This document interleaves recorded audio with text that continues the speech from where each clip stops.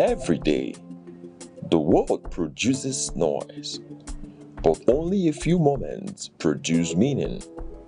Information is everywhere. Understanding is rare. Because facts alone do not enlighten, context does, analysis does, perspective does.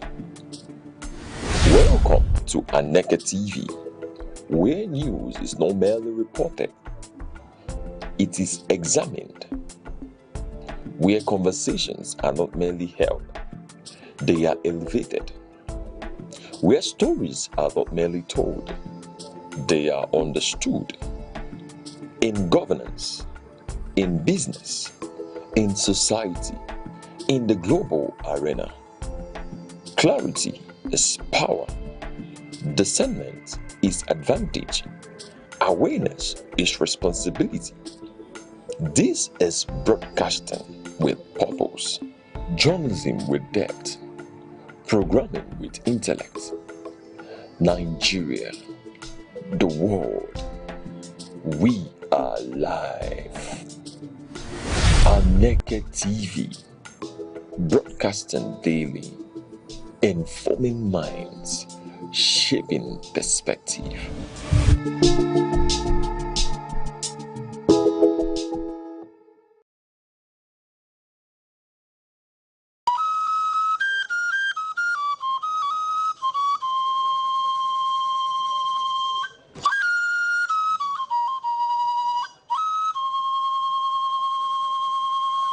There are two types of kola nut produced in Nigeria: kola nitida, otherwise called gworo, and widely eaten in northern part of Nigeria.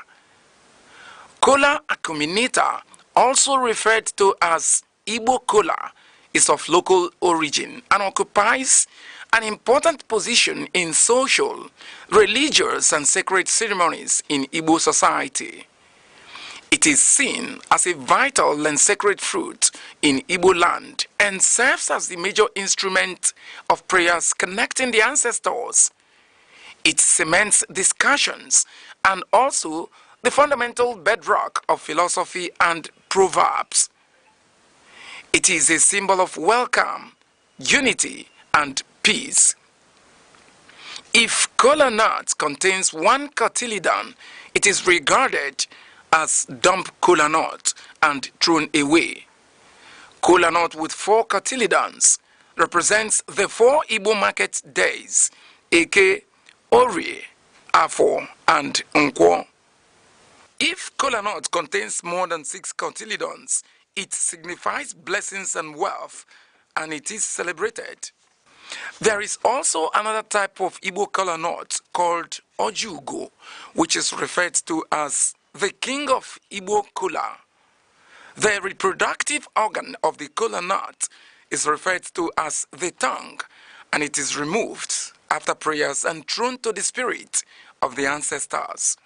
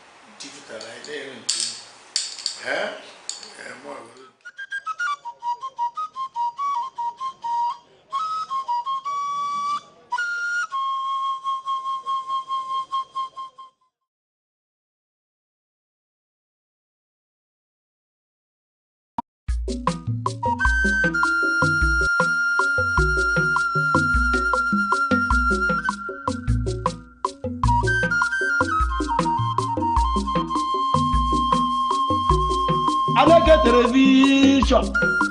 How I get one with the father and I am what you how Mbo Wabian here, Bube, Mbo Wabatawan here, Bube, I got television on the mellow way, Mela Madia, in our uncle, in America, in our Hozu, in our Uncle, the one I got television, the arcades will lose your man, the one I got television, you do man, help the mellow way, Mela Madia, who me would have won, Nanka Bunkai.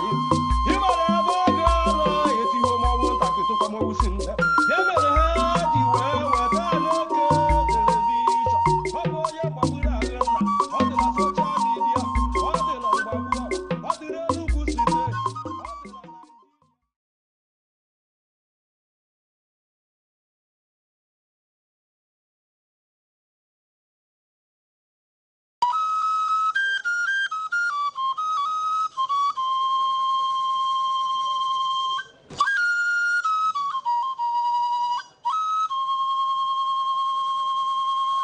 There are two types of kola nut produced in Nigeria: kola nitida, otherwise called gworo, and widely eaten in northern part of Nigeria. Kola acuminata, also referred to as Igbo kola, is of local origin and occupies an important position in social, religious, and sacred ceremonies in Igbo society. It is seen as a vital and sacred fruit in Igbo land and serves as the major instrument of prayers connecting the ancestors. It cements discussions and also the fundamental bedrock of philosophy and proverbs. It is a symbol of welcome, unity, and peace. If kola nut contains one cotyledon, it is regarded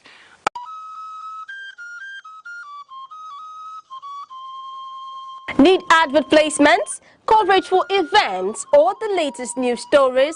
Call 070-3043-7110 right now. Aneke TV, move with the world.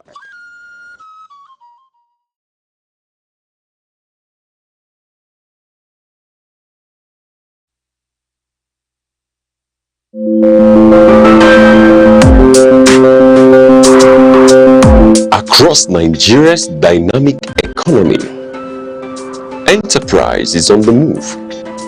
From the resilience of small businesses to the expanding reach of indigenous industries, commerce thrives on innovation, determination, and vision. Finance is evolving, powered by technology and driven by a new generation of entrepreneurs. In a rapidly changing world, digital transformation is redefining how we save, invest, and grow wealth.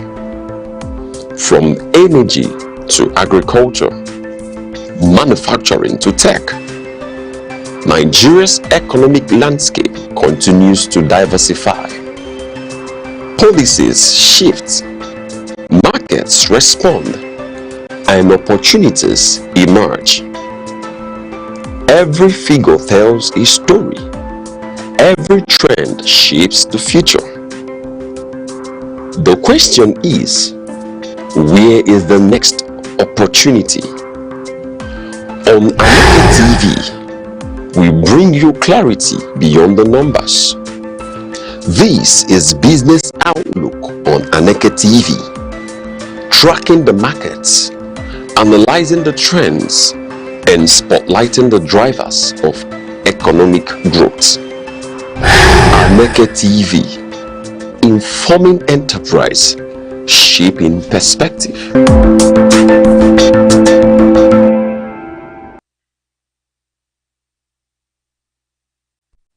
Thanks for joining us and welcome to the market segment here on Aneke TV. It's a bright new market day and we are getting straight into the markets.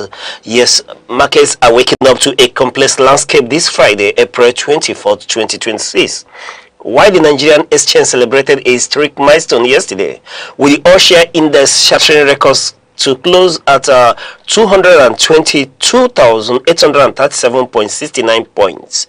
The celebration is tempered by a storm in global energy. Brent crude has surged past the 105 mark due to escalating Middle East tensions, a move that is already sending ripples through our local commodities market and putting fresh pressure on the naira, which softened to 1,351 naira in the official window. This morning, we analyze what this double-edged sword of high oil prices means for your wallet, look at the final dividend qualification scramble for Zenith Bank, and provide the critical insights you need to navigate the final trading day of the week. And this is the Aneke TV Business Desk, where data meets destiny, and your weight finds his voice. I'm Uche Osai. Let's get down to business. Starting with the Nigerian exchange, yes, the Nigerian Stock Exchange, the Nigerian equities market maintained its bullish momentum on Thursday, April 23rd, with the all-share index ASI surging by 1.48% to close at an all-time high of 222,837.69 points. This rally added approximately 88 billion naira to the total market capitalization, which now stands at 143.49 trillion naira. The positive performance was primarily driven by strong buying interest in heavyweights like Dangote Cement, Bua Foods, and alongside significant gains in the consumer goods and logistics sector. The market breadth was nearly balanced yesterday, 31 gainers versus 34 losers, suggesting that while the index is rising due to large cap stocks, the broader market is becoming more selective. Quickly, let's take a look at the top 5 gainers. USCN closed yesterday at 133 naira 10 kobo, making a bullish adjustment of 10%, and the Unilever Nigeria was equally bullish, making equally a 10% adjustment to close at 121 naira. Transnationwide Express closed at 8 naira 71 kobo, making a positive adjustment of 9.97%. Tantalizers was equally bullish as it made a positive adjustment of 9.80% to close its trading book at 3 naira 81 kobo. Dangote Sugar Refinery yesterday closed at 73 naira 50 kobo, equally making a bullish positive 9.78% adjustment. And on the chart of top losers, yes, speaking to top 5 losers, Nscdc yesterday closed at 6 naira 44 kobo, making a negative dip at that of 9.93%. Multiverse Mining was equally in the dip as it closed at 23 naira 35 kobo, making a negative adjustment of 9.85%. Wapik Insurance was equally in a big dip as well as he made a negative adjustment of 9.26% to close at 2 naira 45 kobo. Abi Mortgage Bank was equally in the bearish rim as he made a negative adjustment of 9.24% to close at 5 naira 40 kobo. Yes, Japan Gold did close at 3 naira 1 kobo, making a negative dip. Yes, a very big dip at that of a 5.94% adjustment. And we are looking at our market projection for today. The outlook for today remains cautiously optimistic. Yes, cautiously optimistic. Though some intraday volatility is expected, profit-taking would characterize the day, given the record-breaking heights reached yesterday, expect some investors to lock in gains, particularly in the banking and industrial sector. Now, looking at dividends and corporate action that will spur the market on for today. Yes, market activity will likely be influenced by qualification dates for upcoming dividends. Notably is that of Zenith Bank, which has a qualification date of today, April 2024. Now, another factor that will spur the market on is the macro factor. Sustained pressure on the naira and the recent adjustment of the policy rate to 26.5% continue to shift institutional interest between fixed income and equities. Quickly, let's run along and take a look at the naira performance. Yes, the Nigerian naira in this instance experienced a slight softening during yesterday's trading session, being Thursday, April the 23rd, as increased demand for the greenback across both official and informal channels put pressure on the local currency. The currency saw a marginal depreciation in the official window while remaining relatively stable at higher premiums in the parallel market. And looking at the currency table, the naira was able to close at the official market at 1,351 naira 59 kobo, and on the parallel market, street market or black market, depending on what you choose to call it, it was able to close at 1,465 naira to 1,480 naira. Yes, and then against the British pound in the official market, the naira hold steady at 1,682 naira 40 kobo, whereas at the black market it did close at 1,840 to 1,865 naira yesterday during trading section. And against the euro, the naira traded for 1,438 naira 20 kobo, whereas at the street market it did trade for between 1,560 to 1,585 naira. Yes, and then quickly let's take a look at our market projection for today. The outlook, speaking to the official market, the naira dipped from a recent support level of 1,347 naira against the dollar to 1,351 naira 59 kobo against the dollar, reflecting a mild decline as demand began to outweigh supply flows. Whereas at the parallel premium, the spread between official and street rates currently sits at approximately 113 naira, driven largely by small-scale importers and individuals seeking personal travel allowance. And looking at liquidity, the market turnover remained a primary focus as the Central Bank of Nigeria, continues its managed float strategy to prioritize a strategic sector like manufacturing and energy. Now quickly on the market outlook for today, we'll tell you that naira is expected to face a tug of war between supply side improvements and end of the week demand spikes. Now looking at the resistance level, technical analysts are watching the 1,365 mark in the official window. A break above the this could signal further short-term weakening. And then we're looking at corporate demand to be another factor that will shape the market today. As it is the final trading day of the week, we may see a slight uptick in demand from business settling international obligation before the weekend. And looking at external results and oil, improved foreign exchange earnings from higher oil prices and the reduced need for refined products, imported products, yes, due to the full-scale operation of the Dangote refinery, provide a structural floor for the naira value.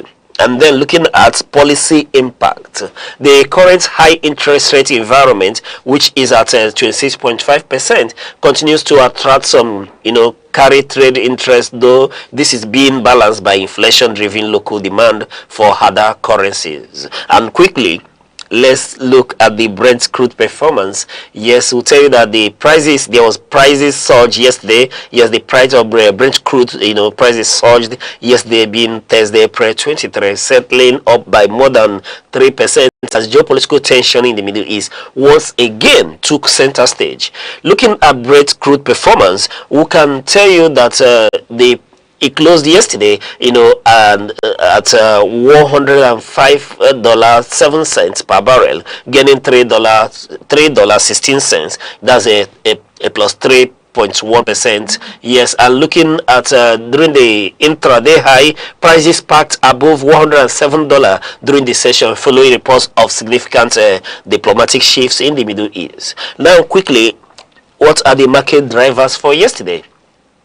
One is Iran diplomacy. The sudden resignation of Iran's chief negotiator with the US sparked fears of a more aggressive stance from Tehran, raising the risk premium on a global supply. Yes, and then looking at the Strait of Hormuz, yes, which is one of the major market drivers, ongoing instability and low tanker traffic through these critical maritime choke points continue to keep the market on edge. Another factor that drove the market is the inventory data. Yes, the inventory data. While U.S. crude inventories showed a slight increase earlier in the week, the geopolitical fear factor completely overshadowed domestic supply metrics. Now, what will the markets be for today? Yes, we'll give you our market projection.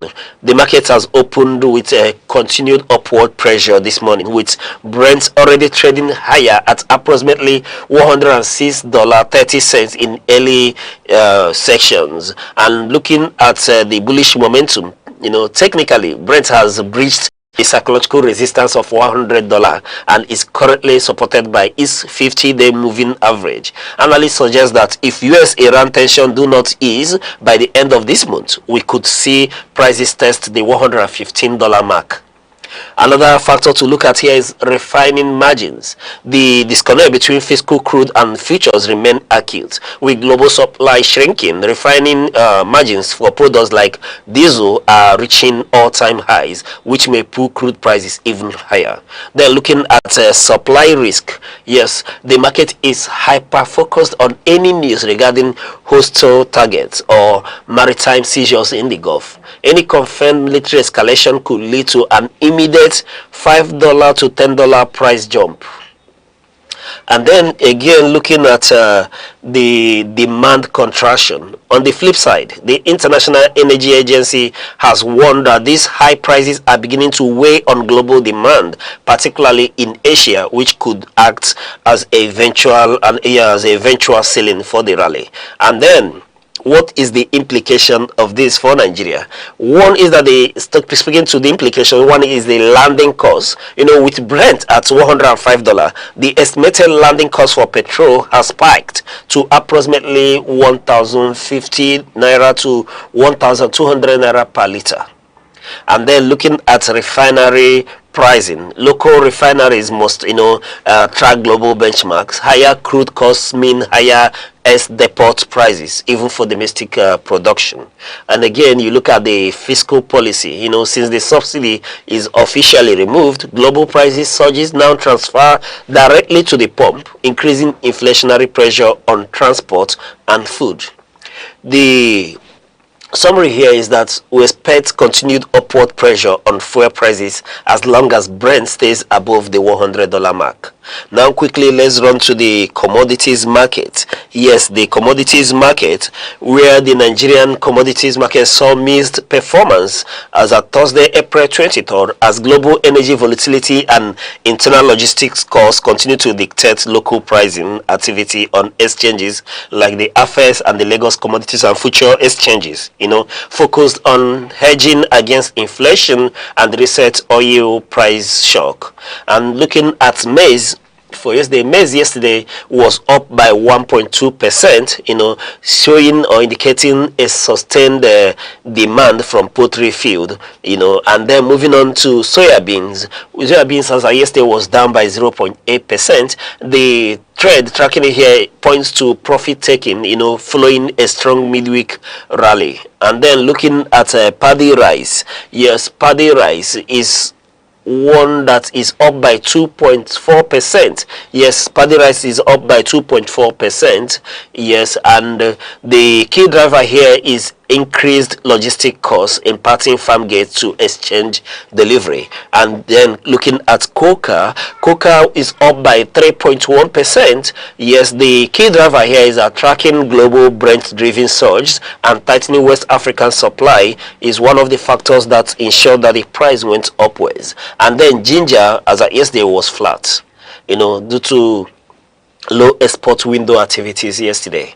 The major issue here is that we'll look at energy transmission. The 3% spike in Brent crude yesterday began reflecting in the affects and the export index, particularly for cocoa and sesame, which are highly sensitive to global freight and energy cost. And then trading volumes were moderate as many institutional players awaited the outcome of today's logistics reassessment following the new fuel landing cost estimate. Now quickly, let's take a look at our market outlook for today. Yes, our market outlook for today: food food inflation pressure. Grain prices, maize, sugar are expected to trend higher today as traders price in the increased transportation costs mentioned in earlier fuel briefing. And then we'll look at export commodities like cocoa is likely to maintain its bullish run, potentially testing new resistance level if the $105 per barrel floor for oil remains stable through the morning. And then we're looking at liquidity. Yes, as the week closes, expect higher cash settled activity on the exchanges as participants look to settle position rather than take physical delivery of goods during the period of price uncertainty. Quickly, let's run to the international market. Yes, we are at the international market is faced a pullback yesterday. Yes, though April 23rd, 2026 as intensifying geopolitical tension in the Strait of Hormuz and disappointing tech guidance overshadows strong industrial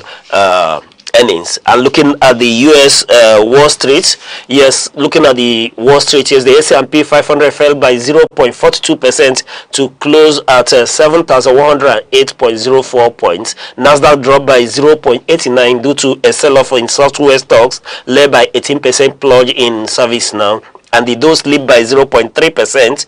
And then moving to Europe, most major indices closed in the red as surging oil prices reignited inflation fears. The FTSE 100 London fell by 0.21%, and that's Germany dropped by 0.31%, though the CAC 40 Paris managed a slight gain of 0.2% earlier in the day. And then moving up to Asia, performance was mixed. Japan Nikkei 225 hit a record intraday high above 60,000 before settling lower, while the Hang Seng Hong Kong and Shanghai Composite both posted losses of approximately 0.25% to 0.7% amid regional war concerns. And looking at the outlook for today, we'll tell you that early trading in Asia today shows a continued upward trend as ceasefire talks between US and Iran seems to be stalling. And then quickly, we'll give you our market advice for today, which is based on the golden rule, and that is don't chase the all-time high on the Nigerian exchange. If you aren't already in, wait for the inevitable pullback to enter fundamentally sound banking or energy tickers. This is where we'll draw the curtains on today's edition of the market segment from Aneke TV Business Desk. Stay informed, stay ahead, keep your eyes on the numbered. I am Uche Osai. Invest wisely.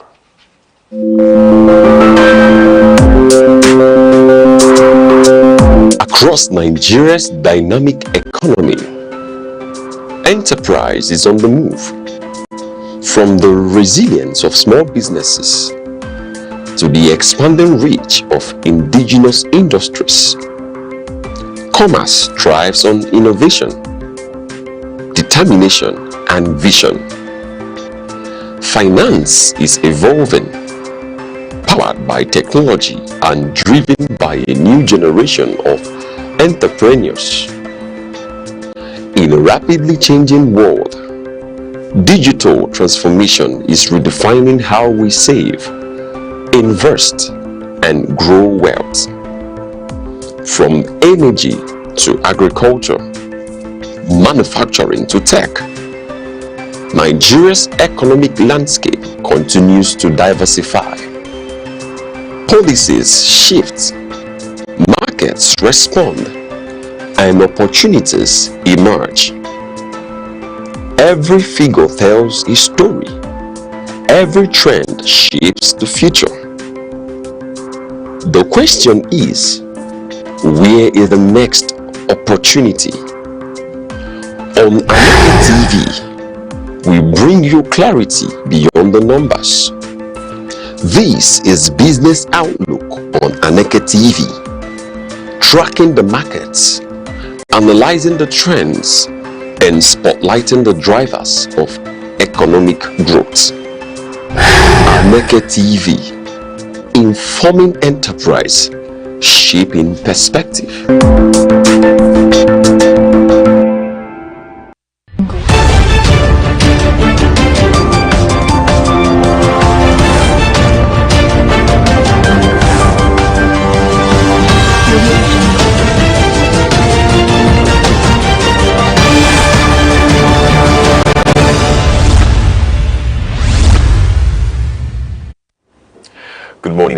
breaking news around the globe on Aneke TV. I'm Good Hope Chukuma. Glad to have you join us. Headlines. APC fixes new dates for 2027 presidential and governorship primaries. On the foreign scene, US President Donald Trump threatens tariffs on UK over digital services tax. On business, President Tinubu seeks Senate approval for $516 million loan. Now the news in details. The Minister of the Federal Capital Territory, FCT, Mr. Wike, has met with the leadership of the Nigeria Union of Teachers, NUT FCT chapter in Abuja to address the ongoing strike by primary school teachers. The meeting focused on resolving disputes over unpaid salaries and allowances affecting teachers across area councils. The minister stated that the responsibility for payment of primary school teachers lies with the area councils, noting that his intervention was aimed at preventing disruption to pupils' education. He expressed concern that similar issues have persisted despite previous engagements and the establishment of a resolution committee. Chairman of the FCT chapter of the Nigerian Union of Teachers, Mohammed Shafa, said the minister had pledged immediate action on the union's demand. He commended ongoing efforts to improve the education sector in the territory. The union, however, said the strike remains in effect pending further deliberation by its leadership. Stakeholders expressed hope that ongoing discussions will lead to a prompt resolution and resumption of academic activities. President of the Senate, Godswill Akpabio, has directed the Senate Committee on Health to investigate reports of a fresh COVID-19 case in Cross River State. The directive followed concerns raised during plenary over public health surveillance and response capacity. The committee, chaired by Ipalibo Harry Banigo, is to verify the reported case and assess the preparedness of health institutions. Findings are expected to be presented at the next legislative sitting. Authorities in Cross River State have, however, dismissed reports of multiple new infections, confirming only a single case involving a foreign national currently receiving care at an isolation facility. The patient is said to be in stable condition. Lawmakers have called for heightened vigilance, urging relevant agencies to strengthen monitoring systems and ensure compliance with public health protocols to prevent any potential spread of the virus. The All Progressives Congress, APC, has adjusted its timetable for the 2027 general elections, announcing new dates for its primaries. The party fixed May 21st, 2026 for governorship primaries and May 23rd, 2026 for the presidential primary election. Deputy National Publicity Secretary Duro Meseko said the changes align with the revised timetable issued by the Independent National Electoral Commission and provisions of the Electoral Act 2026. The party also announced that the sale of nomination forms will commence on April 25th and end on May 2nd, 2026. It confirmed that both direct and consensus methods will be adopted in selecting candidates. The leadership assured members that the process will be transparent and open to all aspirants, dismissing claims that tickets had been reserved for specific individuals. Governor of Bauchi State, Bala Mohammed, has described himself as a freelance politician, signaling a shift from strict party alignment. He made the remark during a meeting with former presidential candidate Peterobi and other political stakeholders in Bauchi. The meeting brought together leaders from different political backgrounds to discuss national unity and cooperation ahead of the 2027 general elections. Participants included prominent figures from the Southeast region. Governor Mohammed noted that evolving political realities require broader collaboration beyond party lines while acknowledging ongoing uncertainties within existing political platforms. Peterobi said the engagement was aimed at building a collective national movement, emphasizing that discussions were focused on strengthening governance and not party defections. Governor of Abia State, Alex Oti, has called for increased voter participation, linking low turnout in elections to Nigeria's economic and governance challenges. He made the call during delivering a lecture in Lagos. The governor noted that voter turnout has declined significantly over the years, warning that low participation allows a minority to determine leadership outcomes. He said this trend undermines accountability and national development. Governor Oti cautioned against vote buying, stating that it compromises leadership quality and promotes corruption. He urged citizens to make informed choices based on competence and integrity. He also emphasized the need for sustained civic engagement beyond elections, encouraging Nigerians to remain actively involved in governance processes. A Plateau State High Court has ordered the remand of 4 suspects linked to the March 2026 killings in Angwarukuba community. The defendants are facing charges including criminal conspiracy and terrorism.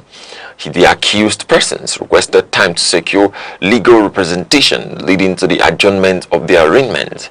The court subsequently ordered their remand in the custody of the Department of State Services pending the next hearing. Governor Caleb Mufwang described the incident as a serious security breach, calling for justice and strengthened measures to prevent further violence. Officials say the decision to prosecute the case within the state reflects a new approach to handling security-related offenses with enhanced collaboration among security agencies. Former Governor of Kaduna State, Malam Nasser El-Rufai, has pleaded not guilty to an amended 5-count charge before a federal high court in Abuja. The charges include allegations of unauthorized access to classified information and interference with national information systems. The prosecution alleges that the former governor intercepted communications linked to National Security Advisor Nuhu Ribadu and obtained a sensitive document without authorization. Although bail was not opposed in the federal case, a separate ruling by Kaduna State High Court denied his application in a related matter, citing the seriousness of the allegations. The case has been adjourned for accelerated trial, with proceedings expected to commence in May 2026. The Abia State Homeland Security Agency has commenced a statewide validation exercise for vigilant operatives across all 17 local government areas. The exercise is scheduled to run from April 23rd to May 8, 2026. Authorities say the initiative is aimed at strengthening community security and ensuring that all operatives are properly identified and documented. The move follows a recent security incident in Umuahia South involving a former vigilance member, which raised concerns about oversight within the system. Community leaders have been directed to cooperate with officials conducting the exercise to enhance public safety and restore confidence in local security structures. The Nigerian Army has terminated the appointment of Barrister Nathan Wike as Company Secretary of Post-Service Housing Development Limited. The decision takes immediate effect. In a statement, the Army said Mr. Ogwike is no longer authorized to act on behalf of the company or enter into any agreements in its name. The military also warned the public against engaging with him in any official capacity, stating that it will not be liable for actions taken after his disengagement. The development marks a leadership change within the organization. Responsibility for housing services for military personnel and retirees. News around the globe is coming to you live from Aneke TV. Remember, you can stay connected with us on social media platforms, Facebook and YouTube at Aneke TV. Now a quick recap of major stories making the news. APC presidential and governorship primaries hold in May 2026. Coming up shortly, US President Donald Trump threatens tariffs on UK over digital service tax. President Tinubu seeks Senate approval for $560 million loan. We'll be right back shortly. 7 days, countless moments, stories that shape the week. from decisions in the corridors of power to developments affecting everyday lives, from moments of challenge to stories of resilience and progress. This is where the week comes into focus. Week in retrospect, only on Aneke TV. Welcome back. President of the United States, Donald Trump, is reportedly considering inviting Russian President Vladimir Putin to the forthcoming G20 summit scheduled for December in Miami, Florida. The development signals a possible shift in diplomatic engagement between both countries. Reports indicate that the proposed invitation follows recent interactions between the two leaders, including a meeting aimed at easing geopolitical tensions. However, the White House and the U.S. State Department have not issued official confirmation on the matter. The planned summit is expected to address key global issues including security, economic cooperation, and ongoing conflicts in different regions. Analysts say the inclusion of Russia could significantly influence deliberations. Observers note that if extended and accepted, the invitation may reshape diplomatic alignments and attract global attention, given international relations dynamics. President Donald Trump has threatened to impose tariffs on goods from the United Kingdom over disagreements surrounding digital services taxation. The move marks a growing trade dispute between both nations. The U.S. administration argues that the United Kingdom's digital services tax unfairly targets American technology companies, including major multinational firms operating within its jurisdiction. British authorities, however, maintain that the tax is intended to ensure that global corporations contribute fairly to the national revenues. The disagreement has raised concerns over potential economic consequences. Trade analysts warn that escalating tensions could impact exports and strain long-standing economic relations between both countries if a diplomatic resolution is not reached. President Donald Trump has secured a 3-week extension of the ceasefire between Israel and Lebanon following diplomatic engagements at the White House. The agreement was reached during a meeting with representatives of both countries. The extension is aimed at sustaining ongoing efforts to de-escalate hostilities along the Israel-Lebanon border. The ceasefire was initially due to expire within days before the latest intervention. Officials say discussions are ongoing toward achieving a more permanent resolution, with key issues including border security and internal stability in Lebanon. Despite the extension, authorities report continued tensions in affected areas, with calls for restraint and adherence to agreed terms by all parties involved. President Bola Tinubu has requested Senate approval for a $516 million external loan to finance infrastructure development. The request was presented during plenary by Senate President Godswill Akpabio. The proposed loan, expected to be outsourced from Deutsche Bank, is designated for the construction of the Sokoto-Badagry Superhighway, a major national road project. The Senate has referred the request to its Committee on Local and Foreign Debt for detailed consideration. The committee is expected to report back within 1 week. Lawmakers are to review the terms of the loan, including its economic viability and implication for national debt sustainability before a final decision is taken. Economic stakeholders have raised concerns over Nigeria's fiscal policies at the 10th Bullion Lecture held in Lagos. The event brought together experts to discuss strategies for economic growth and industrial development.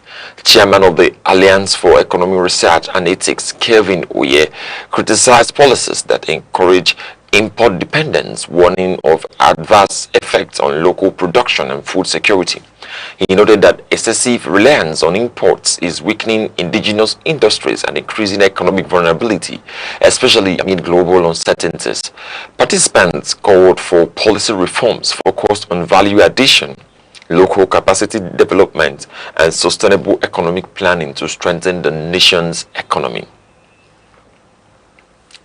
Now in sports, Super Eagles forward Tolu Arokodare has described his debut for the Nigerian national team as a significant milestone in his career. He said representing the country brought a deep sense of pride and fulfillment. The striker acknowledged challenges faced during the season at club level but maintained that his international experience remains a major motivation. He also addressed issues of online abuse, calling for greater respect and professionalism within the sport, while expressing appreciation for the support of his family and teammates. Arokodare reaffirmed his commitment to improving performance and contributing to both club and country. Also in sports, Scottish club Rangers are reportedly targeting Nigerian defender Ryan Alebiosu as a potential replacement for outgoing captain James Tavernier. The move is part of efforts to strengthen the team's defensive lineup. Alebiosu has impressed in the English Championship with Blackburn Rovers, making notable contributions throughout the season. The player's previous experience in Scottish football during loan spells has also been cited as an advantage in the potential transfer. Club officials are expected to make a decision as the transfer window approaches, with negotiations likely to intensify in the coming weeks.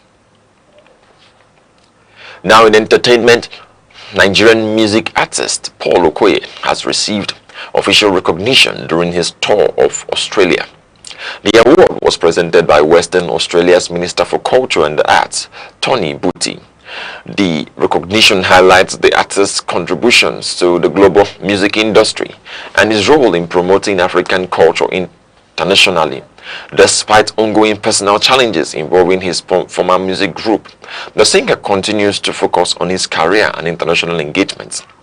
He has also called on emerging artists to prioritize professionalism and personal development as key factors for long-term success in the industry.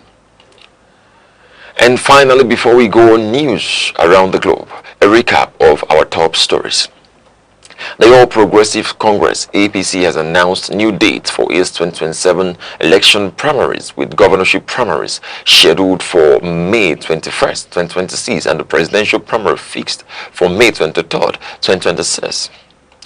The Deputy National Public Secretary of the party, Duru Meseko, said the adjustment aligns with the timetable of the Independent National Electoral Commission (INEC) and provisions of the Electoral Act. The party also confirmed that the sale of nomination forms will commence on April 25th and close on May 2nd, 2026, with both direct and consensus options to be adopted in selecting candidates. On the foreign scene, President of the United States, Donald Trump, has threatened to impose tariffs on imports from the United Kingdom over disagreements surrounding the UK's digital services tax. The US government maintains that the tax unfairly targets American technology companies, while British authorities insist it is aimed at ensuring fair taxation of multinational firms. The development signals rising trade tensions between both countries, with analysts warning of potential economic implications if diplomatic efforts fail. Now in business, President Bola Tinubu has requested the approval of the National Assembly for a $516 million external loan to finance the Sokoto-Badagry Superhighway project. The request, presented at plenary by the President of the Senate, Godswill Akpabio, has been referred to the Senate Committee on Local and Foreign Debt for consideration. Lawmakers are expected to review the proposal and report back for legislative action.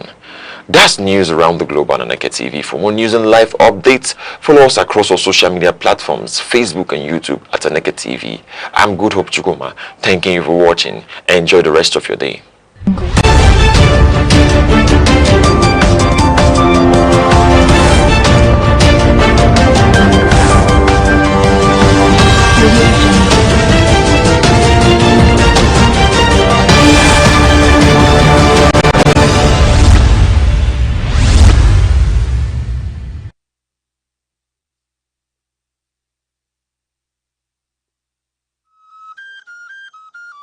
Chinua Achebe taught the world that African stories matter. Through Things Fall Apart, gave voice to the colonized and challenged stereotypes. His legacy is proof that the pen can shape perception and preserve identity.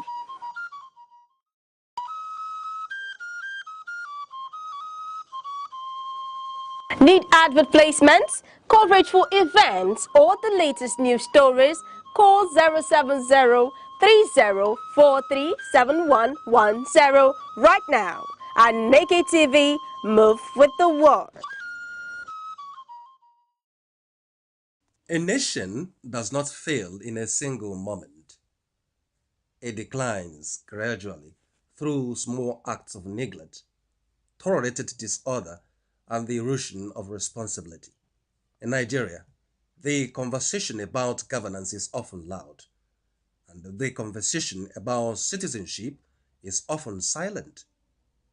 Yet between these two lies the fate of the republic. Civic duty is not a slogan, it is a discipline.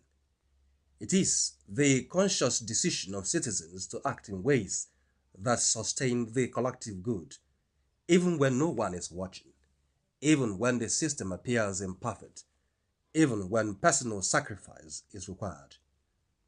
For Nigeria, this is not philosophical, it is urgently practical.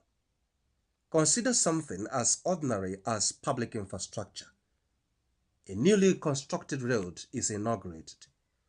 Within months, it begins to deteriorate not only because of poor construction, but because of overloaded trucks, illegal drainage blockages, and the absence of communal ownership. The question then arises, who destroyed the road? The government that built it poorly, or the citizens who used it irresponsibly? The honest answer is both. Civic duty begins where blame ends. It demands that citizens recognize that public property is not government property. It is shared property. And what is shared must be protected collectively, or it will be destroyed collectively. Take another example, taxation. Across many parts of Nigeria, there is resistance to paying taxes, often justified by the argument that government has failed in its responsibilities. This argument is not without merit, but it is incomplete. For taxation is not merely a transactional exchange, it is a foundational principle of statehood. It is the mechanism through which citizens invest in the possibility of governance. When taxes are evaded systematically, the state weakens structurally, and when the state weakens, even the honest citizen suffers. Thus, civic duty requires a difficult balance to demand accountability from government while also fulfilling one's obligations to the state. One without the other produces instability. Then there is the question of elections. In democracy, the vote is the most direct expression of civic power. Yet in Nigeria, voter turnout often reflects apathy, disillusionment, or transactional participation.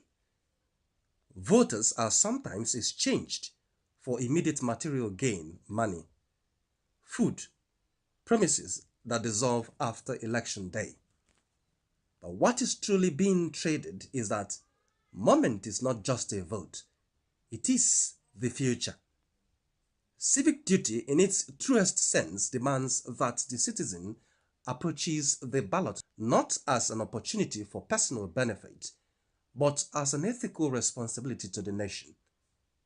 To vote without reflection is negligence. To refuse to vote out of apathy is abdication. To sell a vote is a surrender of sovereignty. Beyond elections lies the everyday practice of lawlessness. Traffic regulations ignored, waste disposal indiscriminately, public officials bribed to bypass due process. These actions may appear minor in isolation, but collectively they form a culture. And culture, once established, becomes stronger than policy. A society that normalizes small violations inevitably becomes vulnerable to larger ones. Civic duty, therefore, is not only about grand gestures. It is about consistent obedience to principles that sustain order. That is also the role of truth in civic life.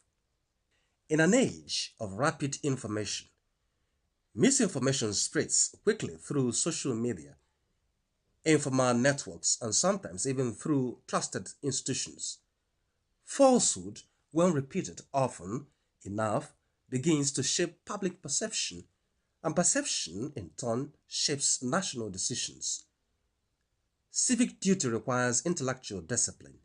It requires citizens to verify before sharing, to question before believing, and to resist the temptation of sensationalism. For a nation that cannot protect truth, cannot sustain justice. Nigeria's diversity adds another layer of responsibility. Ethnicity, religion, and regional identity are powerful forces. They can enrich a nation, but they can also divide it. Civic duty demands that citizens rise above narrow loyalties when they conflict with national interests. It demands that competence is valued above tribe, justice above sentiment, and unity above suspicion. This is not a denial of identity, it is the elevation of responsibility. At its best level, civic duty is moral before it is political. It is shaped in homes where children are taught honesty, not just success. It is reinforced in schools where discipline is valued alongside knowledge. It is echoed in religious spaces where righteousness is defined not only by ritual, but by conduct in public life. A society that separates morality from citizenship creates individuals who are privately virtuous but publicly indifferent. Nigeria cannot afford that contradiction. What then is truly expected of the Nigerian citizen? Not perfection, but responsibility. To obey laws even when enforcement is weak. To protect public goods even when others do not. To participate in governance not only through voting, but through informed engagement. To reject corruption not only in leadership, but in daily interactions. To uphold truth even when falsehood is more convenient. To place the nation at critical moments above personal or group interest. These are not extraordinary demands. They are the minimum conditions for national survival. History teaches that nations are not destroyed only by bad leaders. They are also weakened by passive citizens. And yet, history also teaches that renewal is possible. When citizens begin to see themselves not as victims of the state, but as co-authors of its destiny, something shifts. Responsibility replaces resignation. Participation replaces complaint. Hope becomes practical. Nigeria stands at such a threshold. The question is no longer whether change is necessary. It is whether citizens are willing to embody that change in measurable, daily ways.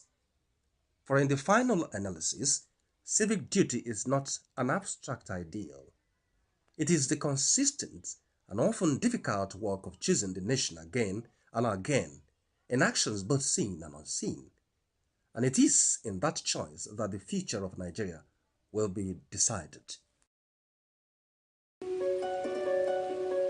In a world that never stands still, where stories break in seconds and moments shape history, one station keeps you connected to your nation, to the continent, to the world. From breaking news to powerful stories, from business and politics to culture, lifestyle and entertainment, we inform, we inspire, we keep you ahead. This is more than television. This is your window to everywhere that matters. Aneke TV. Move with the world.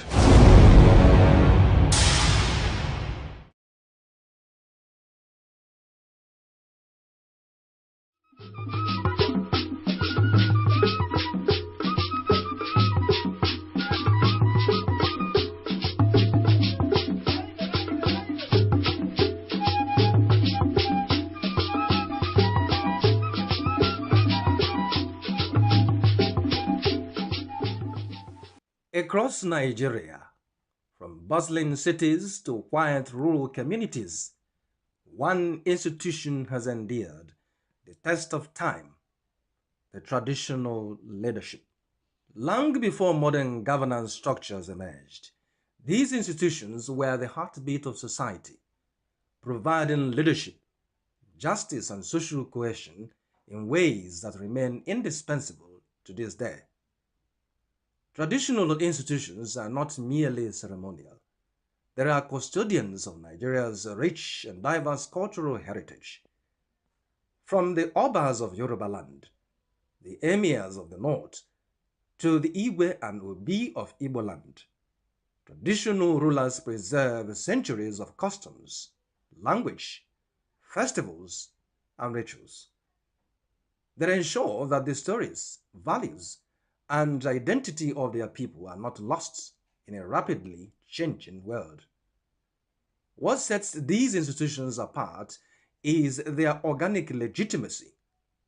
Unlike elected officials whose authority depends on periodic votes, traditional rulers derive their influence from ancestry, community consent, and deeply rooted cultural norms. This legacy makes them trusted arbiters, moral authorities, and stabilizing forces within their communities. Their position above partisan politics allows them to mediate dispute and guide society with a unique combination of wisdom and authority. At the grassroots level, traditional institutions are indispensable for governance and social order. They resolve dispute, manage land and chieftaincy matters, and act as intermediaries between local communities and government policy. In rural areas, where formal structures are often distant or overstretched, the presence of these leaders ensures continuity, fairness, and accessibility in governance. Beyond mediation, traditional rulers are catalysts for development. They mobilize communities for education, healthcare, and infrastructure projects, while acting partnerships from government and private entities. Their influence ensures that development initiatives are participatory, culturally appropriate, and sustainable. In this way, traditional leadership becomes a force for progress as well as preservation. Traditional institutions also play a vital role in maintaining security. By leveraging local knowledge and community networks, rulers provide essential intelligence and oversight, collaborating with security agencies to prevent and mitigate conflicts. Their involvement strengthens community resilience and reinforces the social contract between citizens and the state. Equally important is the moral and ethical dimension of traditional leadership. These institutions instill values of respect, integrity, communal responsibility, and peaceful coexistence. In a society grappling with ethical and social challenges, the guidance of traditional rulers remains a vital instrument for fostering discipline and virtue. In a nation as diverse as Nigeria, traditional institutions serve as a bridges of unity. They manage ethnic and cultural diversity, promote dialogue, and encourage mutual respect, while preserving distinct local identities.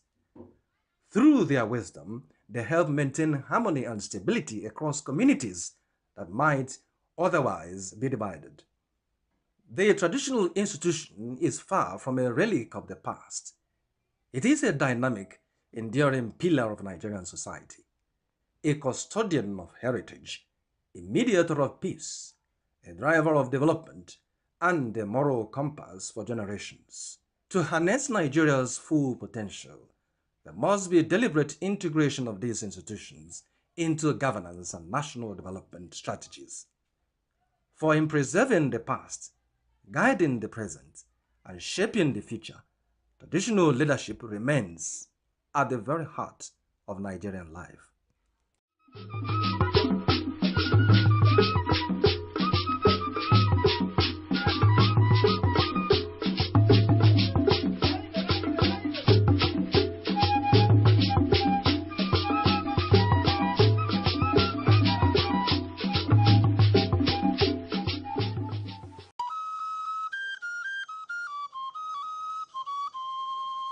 Need advert placements, coverage for events, or the latest news stories?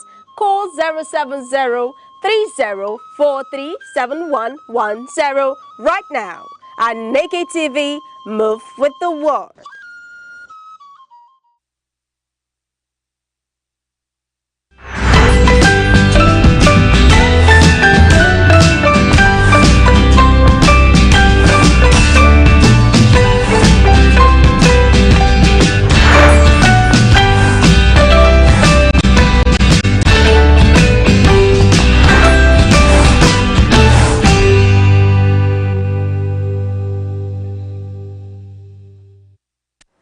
Good morning, Nigeria. Good morning, 042. Please and greetings to everyone watching. You are tuning to Sunrise here on Aneke TV, where every sunrise begins with delightfulness, purpose, and love. Bringing you today's daily dose of brightness and joy. I'm Good Hope Chukuma, coming to you live from our studio here in vibrant Enugu. And good morning to you, our global audience. I'm Uche Osai. They say, keep your face always towards the sunshine and shadows will fall behind you. Well, the sun is up, the coffee is hot, and we're here to make sure you don't just witness this day. You own it. Thank you for letting us into your space. This beautiful morning, we're here to refresh, inform, and motivate. It's Friday, 24th of April 2026, so it's another new and wonderful edition of Sunrise. It's a power-packed morning with the latest news, weather, business, stock updates, hot topics, and that Sunrise spark to help you on the day. So, grab that cup of coffee or tea, relax, enjoy the ride, because the sunrise is here. Coming up shortly, we kick things off with our quote of the day, something thoughtful to shift your perspective and help you stay well driven or focused.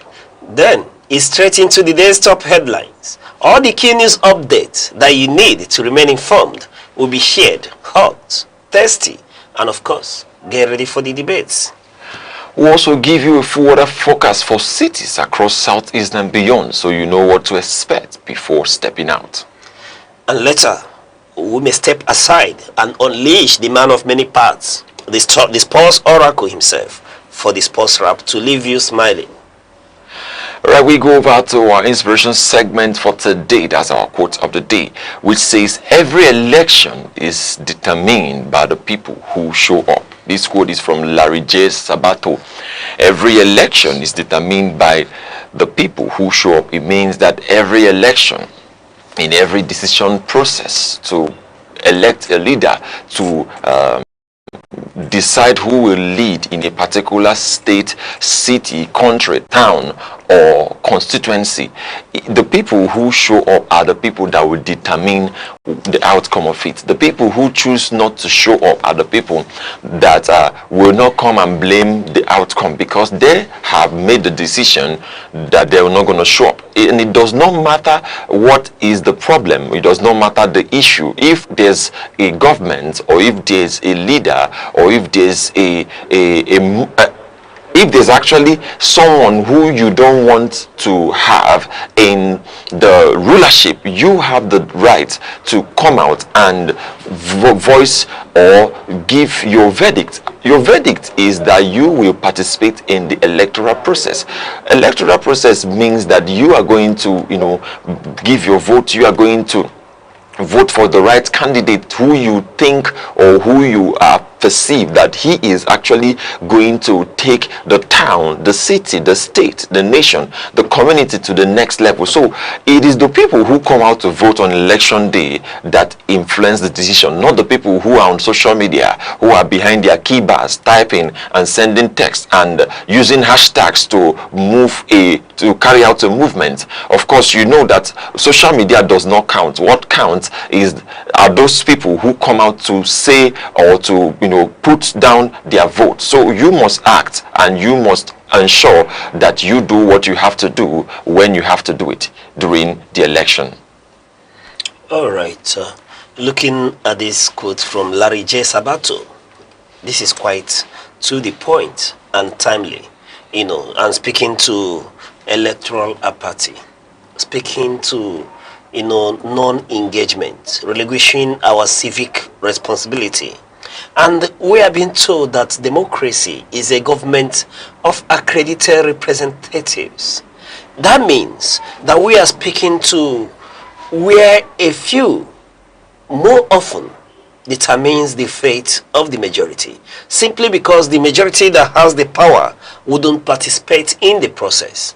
And this morning, in the words of Larry J, he said every election is determined by the people who show up. Yes, it is the people who show up. We determine the fate of each and every one of us. It doesn't matter what you choose to do. When you want to complain, always remember that you relinquished your right to determine the outcome of this very process. The leadership. It is said that the leadership we have is what we deserve because we refuse to participate in the process to choose the right leaders. So we urge you this morning to desist from this tendency of always going to service your generator during the electionary process. When INEC sets a timetable, you now remember that that's the day for you to have the needed dress. You go service your generator, watch the best and all the Nollywood movies you've missed. Some go to play football. That's the day they remember that they play like JJ Okocha, and then they dust their boots and go back to play football. For some, it is a day of competition of who would drink more than the Nigerian breweries. No, it is a day for us to select the rightful leadership.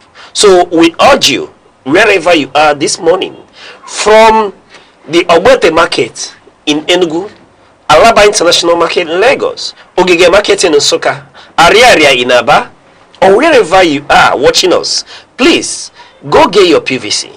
If you do have it, dust it, get ready. The time will call. The bell is already tolling because we are already in the process for us to select the leaders that we need, the leaders that will shape the future of the unborn generation. Do remember that we're here today because there was a generation that made it possible for us. You remember the granite pyramid in the north. You remember the palm oil from the southeast. You do remember the cocoa from the west. People made it possible, and through it, they granted free education. There was a time when the railway system worked. There was a time when water flowed from our tap. Now, we can still achieve that. It's still very possible. And the only way to make it happen is to be ready. Go to our PVC and elect, boldly elect the right leaders. Refuse or accept their cup of rice when they bring. Take their money, but do what it takes to vote for the right leadership. All right, do what it takes to vote for the right leadership. We go on a short break and we'll be right back with the Radar Report. Stay with us. In every generation, there exists a defining force. A force shaped by curiosity, driven by ambition, fueled by possibility. Where ideas evolve into innovation, skills transform into enterprise, and vision becomes impact. Because empowerment is more than progress. It is transformation. The voices shaping tomorrow. The idea redefining possibilities. The generation building the future.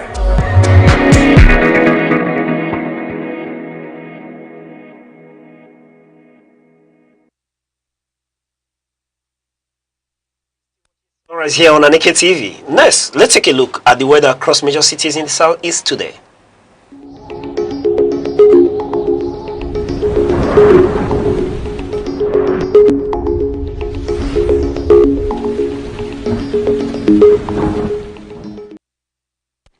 Good morning, Oka, Anambra State. Today in Oka starts warm, around 25 to 27 degrees Celsius, and you may feel a bit sticky early. As the sun rises in Oka, it gets hot, reaching about 32 to 34 degrees Celsius. Clouds will build up later in Oka, and there's a strong chance of rain or thunderstorms, especially towards evening. After the rain, the night becomes cool and refreshing. Good morning, Enugu, and welcome to the coast city. The morning starts cooler at 24 to 26 degrees Celsius, making it comfortable. By afternoon, it warms up to about 30 to 32 degrees Celsius. Rain may come in earlier and possibly by afternoon. Once the rain falls, everywhere feels calm. Good morning, Abakaleke. The day begins cooler at 24 to 26 degrees Celsius, but the area will get hotter later. By afternoon, it can reach about 33 to 35 degrees Celsius, making it the hottest. Later, thunderstorms are likely, bringing relief and a cooler night. Good morning, Imo State, and welcome to my favorite city of Owerri, and thank God it's Friday. Owerri wakes up to a warm and humid start at 25 to 27 degrees Celsius. By afternoon, it rises to about 32 to 34 degrees Celsius, and the heat may feel heavier. Later, expect rain or light thunderstorms. The night is expected to be cool and slightly damp. Good morning, Omaya. The morning starts mild at 25 to 27 degrees Celsius, then rises to about 31 to 33 degrees Celsius in the afternoon. By evening, rain showers are likely, helping to cool things down. The night becomes calm and comfortable.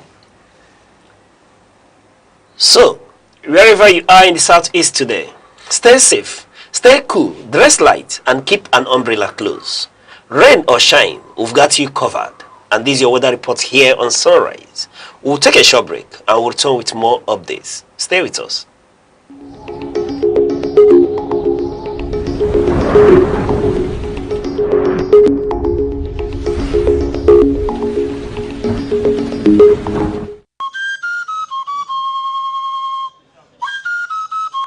From the tiniest cells to the farthest galaxies, life holds secrets we are only beginning to uncover. Why are we here? What connects us all? What unseen forces shape our destiny?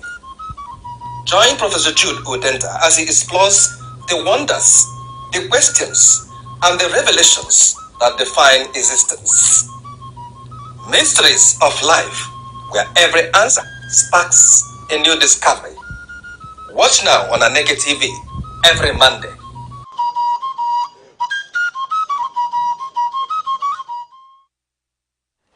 Welcome back. Now let's take a quick look at what's making the front page of major headlines across the newspapers today, from The Nation, Vanguard, Daily Trust, Daily Sun, and The Guardian. And joining us this morning is Aneke TV's finest analyst, Mr. Res Arum, helping us to debone these issues. Mr. Res, it's a pleasure to have you on Sunrise. Thank you, Mr. Chair, for having me once more. It's always good to do it on Fridays. Yes, and it's always wonderful to see you on Friday smiling and letting me know that Nigeria has been fair and fine. Well, when you use fair and fine, you are just putting it to me. So how is Nigeria treating you? Well, it has just been the same all through, and of course I slept without lights up to this morning, and I don't think it's there. Of course, here on Aneke TV, we are on alternative power. Anyway, Nigeria, one thing I know is that it makes Nigerians resourceful, industrious, and the ability to improvise in any situation, making us outstanding wherever we go in the world. We start today with the Punch headline, which says automatic ticket. Tinubu leaves lawmakers' fate in governor's hands. Now on the Guardian headline, we have flag bearers, how caucus consensus candidacy erode internal democracy in parties. Now on the Nation, we have APC targets rancor, free primaries with revised plan. Now on the Daily Sun, we have ex-Nasima boss, gives damning verdict on the economy. Now on the Vanguard, we have Tinubu writes, Senate seeks approval to borrow fresh $516 million loan. We are looking at the Vanguard headline, which says Tinubu writes, Senate seeks approval to borrow fresh $516 million loan.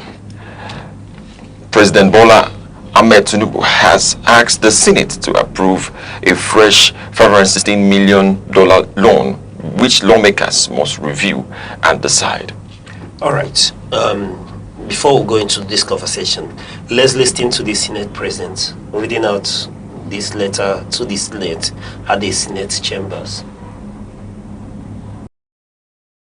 So I join you and my colleagues to commend Mr. President that in these difficult times, when we don't really have money, that it is better to borrow for projects. It's better to borrow for infrastructure so that at the end of the day, we'll have something to see. And then we can pay through even the infrastructure. Repayment can be done through the infrastructure. So this is highly commendable. And I urge the Committee on Local and Foreign Debts to do a job and bring it back to us for expeditious approval. Congratulations for all those in that corridor. But I wish you find a way to curve it towards Calabar.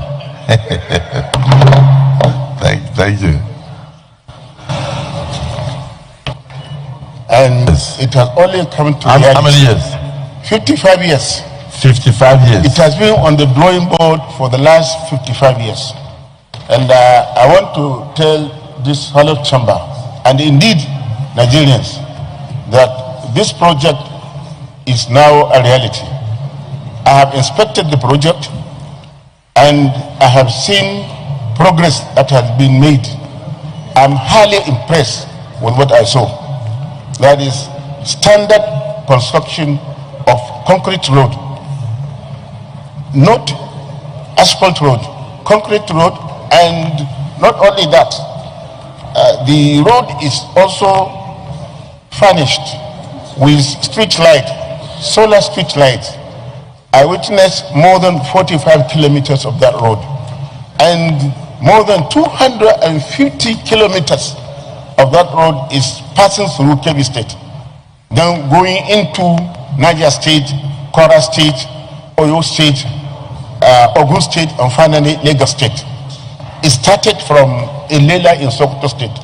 So to us, Mr. President, we must thank Mr. President Bola Ahmed Tinubu for initiating this project. It's a project that will change the lives of so many people in the northwest geopolitical zone, north central, and even southwest. It will reduce the distance of traveling by road from Sokoto to Lagos by more than 70%. In less than 6 hours from Sokoto, you can reach Lagos instead of spending close to about 13 hours. So this is a milestone achievement, and I therefore urge the Senate, immediately the report comes back from the Committee on Local and Foreign Debt, we should expeditiously approve it.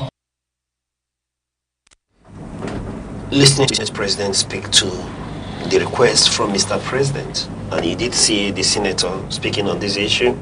Mr. Rice, let's get your opinion. Well, they said they thank the President for initiating the project. Well, the President did not initiate the project. The project has been there, initiated a long while ago, but the President has started the implementation of the project. And so far, it's like the road is not even, that project is not even captured in the national budget.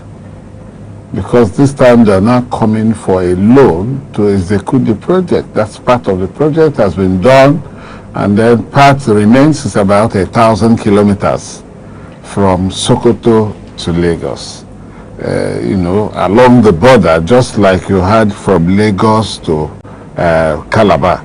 It's also along the border, along the ocean, So it is a very beautiful project for Nigeria.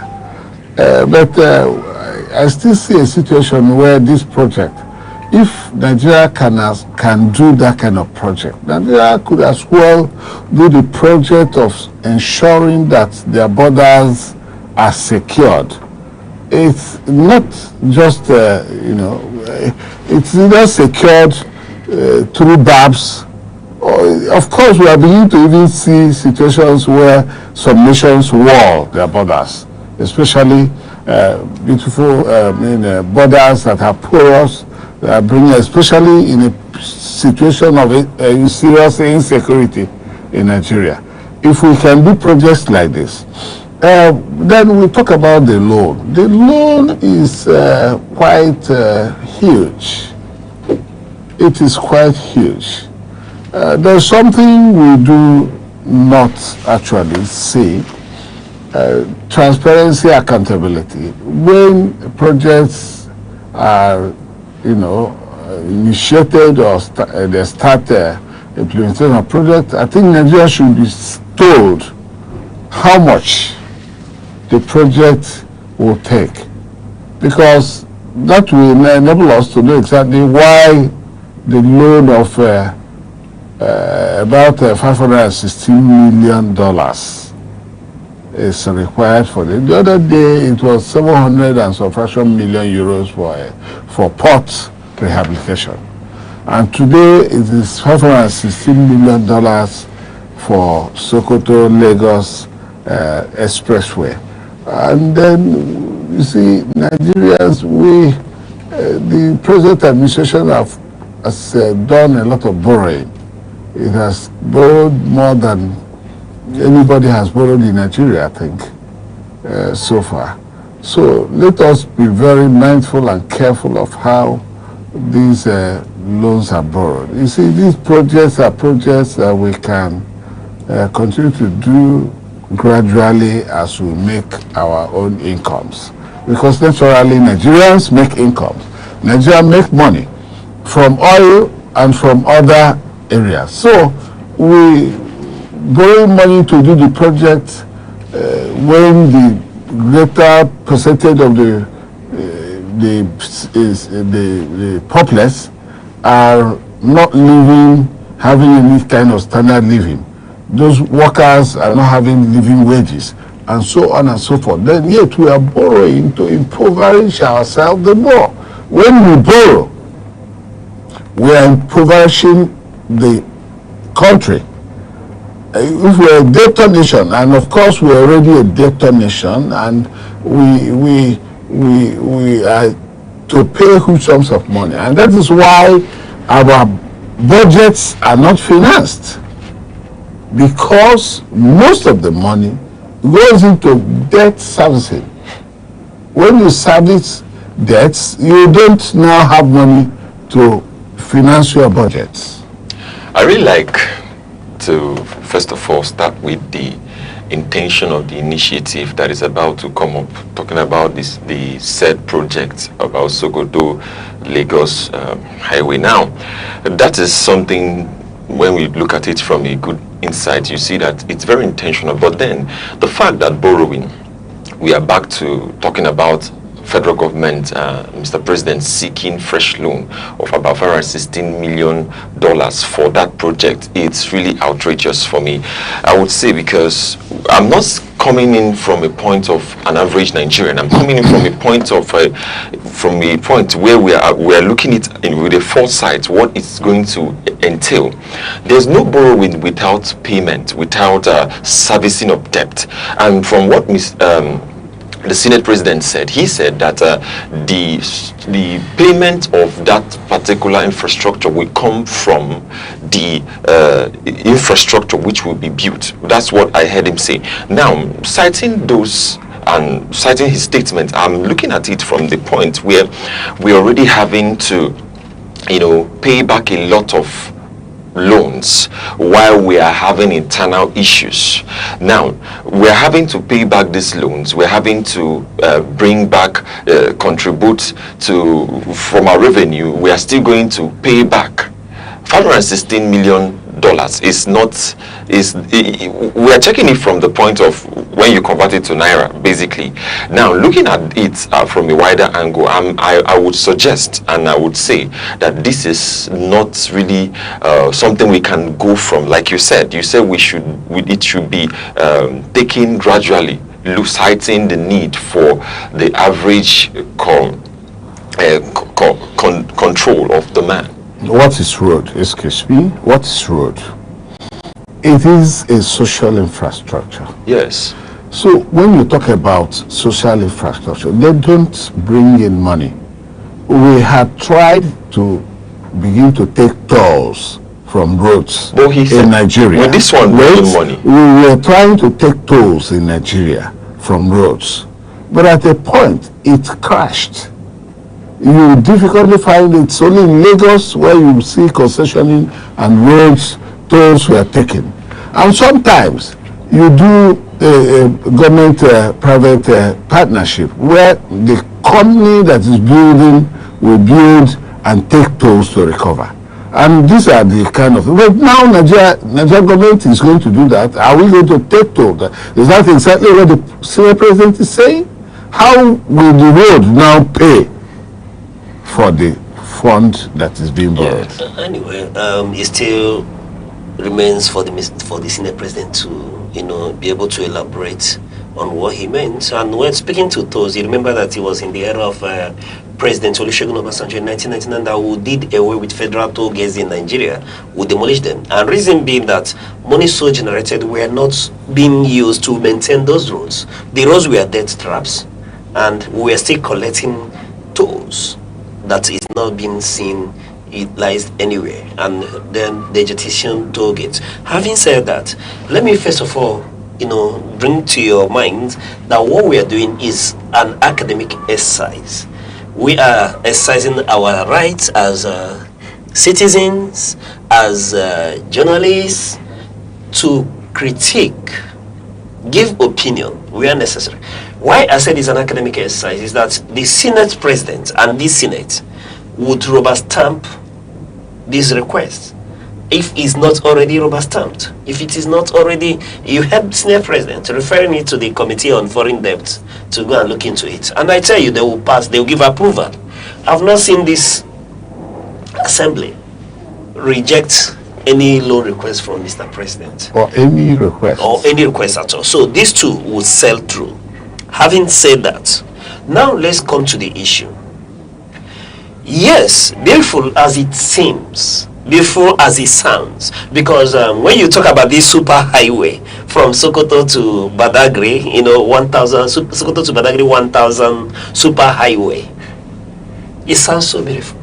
And it's beautiful because it's going to connect the people of Nigeria.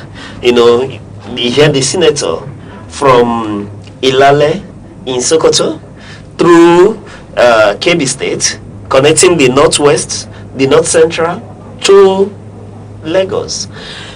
In this instance, it becomes beautiful because, as he called it, a social development project that will connect the people and will facilitate, the movement of goods and services through the hinterland and the urbanized areas as well. However, let's look at where we are as a people. 516 million US dollar loan. This is not going to be the last nor the least of the loans. We are going to see more loans. In 2024, Mr. President did borrow about 2.something billion US dollars to finance the 2024 budget. In 2025 as well, we borrowed around 21 billion plus US dollars to finance the 2025 and 2026 budget as well. We've become a debtor nation once more. And in this year? Yes. And it becomes more worrisome for me that the late Muhammad Buhari borrowed, and we are thinking that at that point in time, we've seen the worst of it all. But now, somehow, I'm beginning to celebrate the late president because he borrowed and he was paying subsidies. The homogeneous amount, despite the corruption-laden nature of the subsidies. He was paying and then was borrowing. But today, it seems that we've outdone that regime with the maras of borrowing going on. And we'll say subsidy is gone. Now, I ask, where is the money from subsidy? Where is it plunged? Where are we tying it to? If subsidy is gone, have we tied the money so recovered from subsidy to any project? And I tell you, if we are intentional and meaningful, that money saved from subsidy should be enough. If the priority is a super highway that will connect the people that may soon end up, may end up in IDP camps. When are they going to use those roads? If that's the priority, when we've not secured the border, like you rightly pointed out, the humongous amount, $516 million US, could give a perimeter fencing of all the borders in this nation. Could help us acquire drones that would monitor, get us sensors that would dictate movement in these areas, so that we can secure the life of the people around this territory, in Sokoto, the northwest, and connecting the north central through Kebbi State. Are they really protected? Are they safe? Then we are given priority. And you rightly made one point. What is the amount for this budget, for this project? Give us the amount. Let us know the cost per kilometer of this project. We'll keep borrowing, and it seems it becomes a bottomless pit that we are plunging. And someone rightly said, and I bet, I don't know if I will go home after this, but are we borrowing to finance the 2027 election? These are the questions that is crossing people's minds. Because at the end of the day, when you think that the Nigerians are paying out of pocket to finance their transportation based on international market price for crude, then you ask, the money saved from subsidy, where is it, and what impact is it making in people's lives? These are the questions, Mr. Reis. Of course, certainly these are the questions that we should ask the government of the day, because when you say, when we remove subsidy and all will be well, and subsidy has been removed and all is all well. In fact, we are even going deeper into penury. Deeper into penury. And when you look at even at domestic fronts, we've been able to borrow way beyond 80-something billion naira in debt from the local fronts and counting. Then externally, and you know, the other day we were analyzing, we were talking about the unborn children who are already indebted in this nation. Sure. When you divide by the area of 250 million population, they are already indebted. What are we bequeathing these children? I'm worried. It is unfortunate for our country that we have gone this down. And if care is not taken, I don't know. But I've always said it, that somehow are we not drifting into a failed state. We are not failed yet. But I believe that some good things could be done. And I believe that this administration still has time. It has some time to really do what it ought to do. Yeah, it has some time to do the needful and do the right thing and what it ought to do. However, you know, a number of times when I raise all these other concerns, I run the risk of being seen as an ethnic apologist. But I need to observe again. When we talk about the super highway, we're talking about connecting the west to Sokoto. What is passing through the east? How are you connecting the eastern Nigeria to the other regions? And then you bypass the east entirely. We talk about railway projects starting from the era of President Muhammadu Buhari.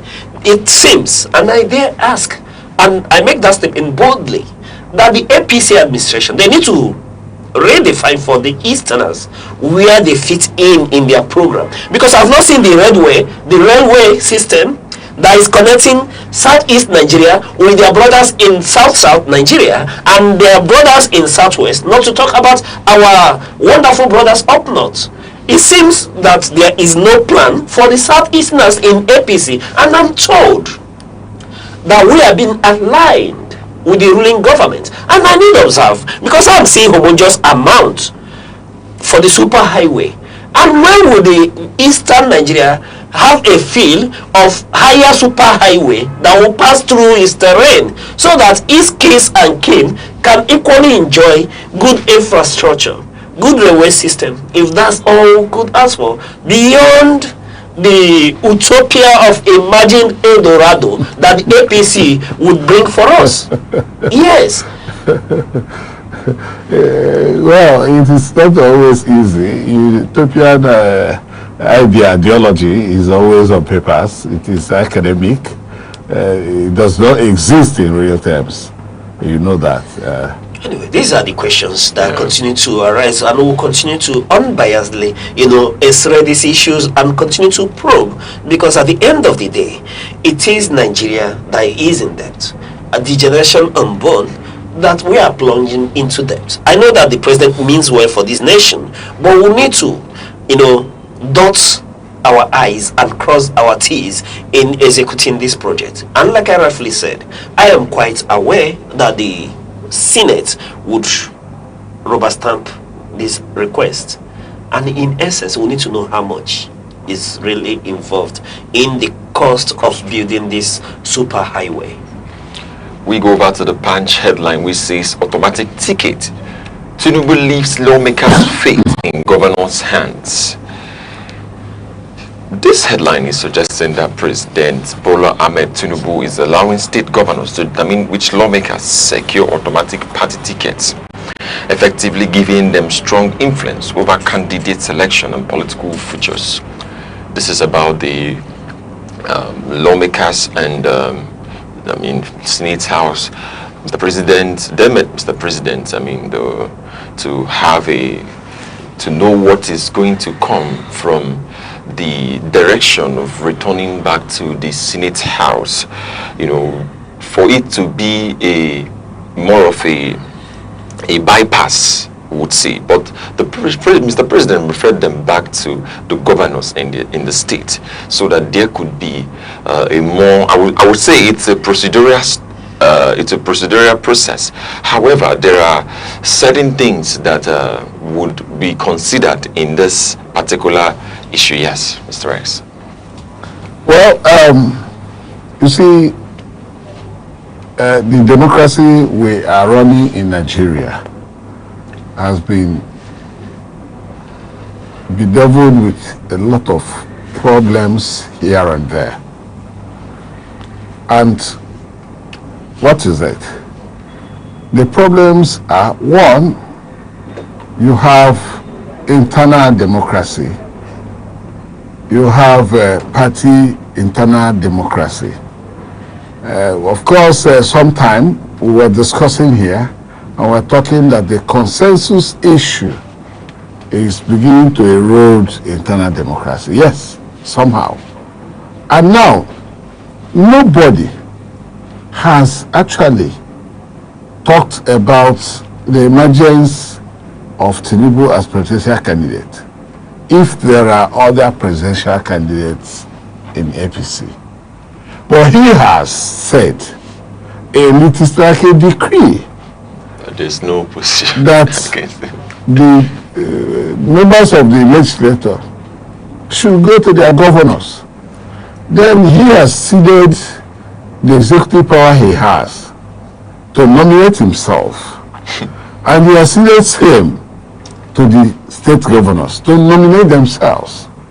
But now the legislators are now on the mercy of the governors. So if there is a strained relationship between a legislator and the governor of the state, automatically the legislator is not coming back to the Senate.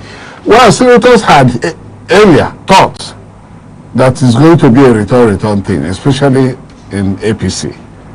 a return thing, so that they will return to finish at least whatever initiatives that the Bola Tinubu administration has started, to finish it. Because if you say a Senate that approves everything, then it means all return to come and approve everything that comes from the presidency. That is what they intended. But now, initially, Ahmed Tinubu was dancing towards a return thing to woo them, to continue to give him all the support. But now he has the S's, and he said, go back to your governors to ensure that you have the blessings of the governors to come back as a candidate. As a candidate. It's not about winning an election anyway. As a candidate. So now those people, these are the mercy of the governors. They are at the mercy of the governors.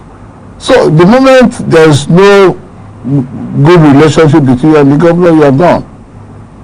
So automatically you're not going to get the ticket to run for the election.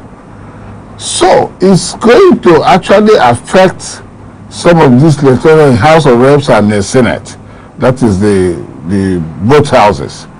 And that may begin to breed electoral crisis in APC. In APC and the chairman of the party on their own said, we are not the ones that give tickets. You go back, either you go through direct primaries or consensus. But you find out that the consensus issue is taking a toll because the governors do the consensus alone. The consensus is not about stakeholders. It's not even about godfatherism. The governors have ultimate power. The governors that do have ultimate power to do the consensus alone. At the moment they say you are going, then it means you are going. So, which means that, you know, the tenets, the principles, and the principles of democracy, part of it has been eroded, you know, by that action. And we envisage some people moving out of even APC within this period, where they can cross carpet to other political parties. Yes, you know, looking at this issue, you know, over time, would you remember those exchanges on democracy and internal democracy? And it's all gone. You know, when we were talking about this consensus thing, we did say that it will be in the hands of the few elites to decide. And I tell you one thing, you know, President Bola Tinubu, the politician, is, you know, cherished or christianed a political strategist, and we've seen him play it quite well. And do remember, when this was coming up, when they were talking about the electoral reforms and they were talking about consensus candidates and direct primaries, today we are seeing it. He has ceded that power. Many of them, their case is foregone. They are not coming back. If you're not in harmony with your governor, or you're for you are not coming back. And he has told them quite clearly, because a lot of them did support this, hoping that it will be hooray for everyone. Like you rightfully say, that all of them are making it back. But today they are quite aware. And while we were talking about this, a quote came to my head, and it says, you know, first they came for the socialists, and I did not speak out because I was not a socialist. Then they came for the trade unionists. I did not speak out because I was not a trade unionist. Then they came for the Jews, and I did not speak out because I was not a Jew. Then they came for me, and there was no one left to speak for me. When it was expected for them to speak in unionism, speaking to the legislators, they kept mum, thinking that yes, it is our party, it is a party thing, and it will favor us. And they sold the interest of Nigeria on the altar of self. And today is coming back to stare at all of us. You know, and why it's so difficult for them in this era is that they may not have the time to even join other political parties to realize their ambition. If you remember and see how the timetable, how short the timetable is, and the way it is, you can't be in one party and two parties at the same time. You go to jail. So in this instance, I will not say I weep for them, and I will not say I will celebrate, but I know that many of them may not return, because we did cite this issue when the ADC, the PDP, the Labour, the opposition was talking about this same issue, and today is becoming a thing. Direct primary consensus candidates. I still maintain that people should have been allowed, the parties should have been allowed to devise a system, that this system leaves authority in the hands of a few. And today we've seen how powerful the governors at the subnational have become, and most of them are aligned. So once you're not aligned, on their own mandate, then there's no space for you to align on the national mandate. And I want to ask, is the Governor Fubara of Rivers State, is he given the same executive power like his counterparts in Nigeria? I would answer you not in its entirety, but I would answer you with another question for want of time. Yes, for want of time. Governor Fubara of Rivers State, has he been welcomed officially into the APC? These are the questions. All right, we go on a short break and we'll be right back with other updates. Stay with us.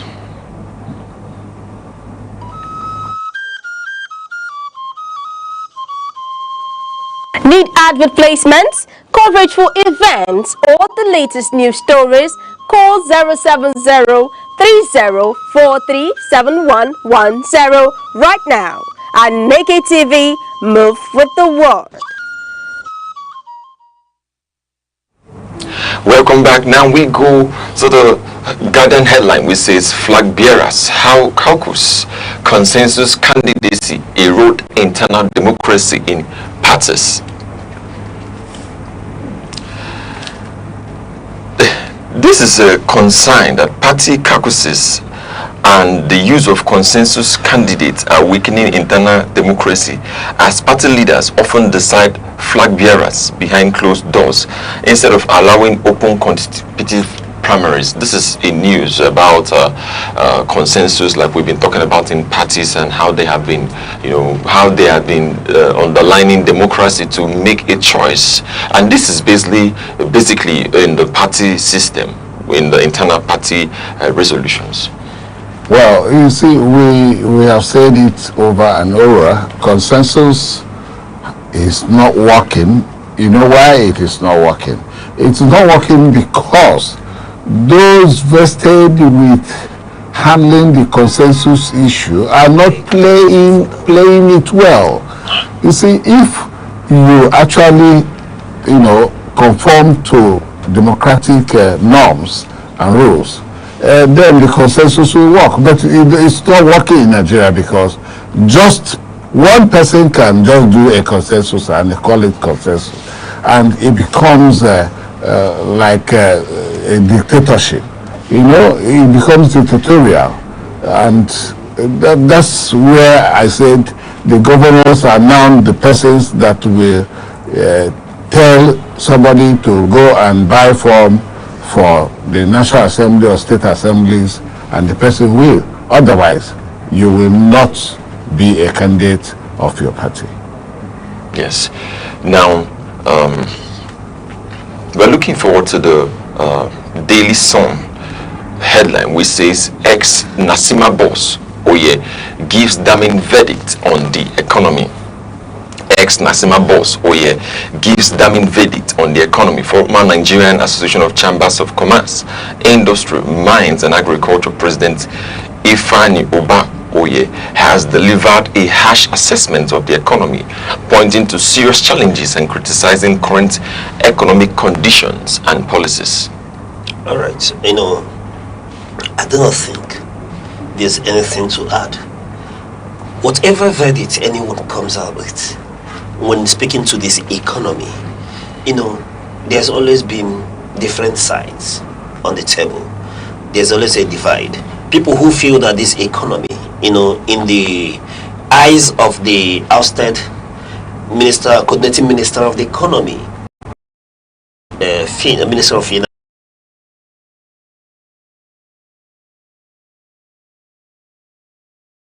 Good. That we are talking about an economy that is stabilizing. But yeah, granted, it may look for corporate organization, for a few well-placed and highly, opportune Nigerians. But there is a bottom line. There's a fundamental question here. And that question is, how has the economy impacted the common man in Nigeria? It will always equate when you look at the macroeconomic outlook and the microeconomic outlook. It all boils down to the very basics. Can the common man in Nigeria be able to afford 3 square meal? If the answer is yes, what is the cost of staple food in Nigeria? What is the price of petroleum in Nigeria? The average man in Nigeria does everything for himself. What does the economy do for the Nigerian man? You pay out of pocket to service your car or pay for transportation based on international pricing of crude oil because subsidy is gone. Then you battle other challenges. Remember that yesterday we were talking about food security in Nigeria, and we are seeing that the fundamentals that will ensure food security is not there. You talk about accessibility, you talk about availability, talk about security, about these things. These are the fundamentals in an economy, and until we answer these very questions, then there may be issues. You see, those who were in the chambers of commerce were the people we knew that runs the economy. I haven't been the chairman or the president of the chamber of Nasima. I have seen it all. And when it comes to begin to say things like he did in the newspaper report that the economy is nosediving, it cannot be faulted, because they are within the place where they have the indices, the economic indices. And when you were talking, Mr. Chair, you talked about how we have a whole lot of rhetorics, paperworks, analysis. These things are on paper. What about the life of the average Nigerian to assess the basic necessities of life, which is one of the primary responsibility of government to provide security and welfare. And in that welfare, you have the basic necessities of life. You have food, clothing, and shelter. And today, we have shelter deficit, we have food deficit, so automatically we have nothing. That is the situation in Nigeria. So our expectation is that when people like Oye talk, Nigerians should listen, the government should listen and begin to adjust. And at the same time, a lot of people may not be comfortable with the appointed new minister because is a specialist in taxation. I don't think he's a specialist in managing the economy. I don't think he has all it takes to actually drive economy, a fragile economy like ours in Nigeria. Those are the issues. And if he's a specialist in taxation, how much more can you tax a hungry man? From where and to what point? However, like you did raise, those question marks need answers. Until we answer them in the affirmative, until then, we can speak about an economy that is consolidating. We can speak about an economy that is sustainable. We can speak to an economy that is good for the average man in Nigeria. And those are where lies your answers. And that's a wrap on today's newspaper review. As always, you can grab your favorite copy from your nearest vendor or catch the full details online. This is also a wrap on today's Sunrise on Aneke TV. Thank you very much for waking up with us. It is always a pleasure. I'm Good Hope Chukuma. And Mr. Rez, it's always a pleasure having you around. Thank you for those in-depth analysis, for the areas you go in and then dug these things up and bring it to limelight. We really appreciate that. Thank you, Mr. Oche. And for you, our viewer, we also thank you for being with us, and we'll ask that you keep watching us on Aneke TV. Yes, keep watching. And I'm Uche Osai. On behalf of all of us here on Sunrise, we'll say thank you for watching and keep watching till we come your way same time on Monday. Bye-bye.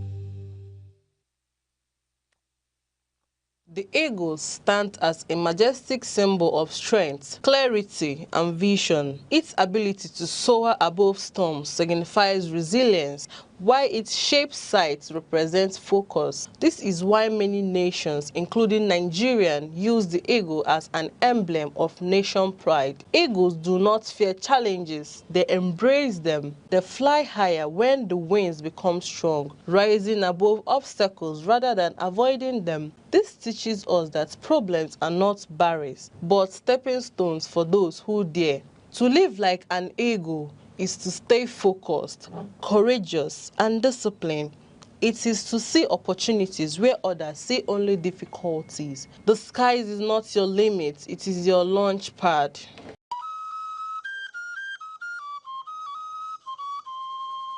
Need advert placements, coverage for events, or the latest news stories? Call 070-3043-7110 right now. Aneke TV, move with the world.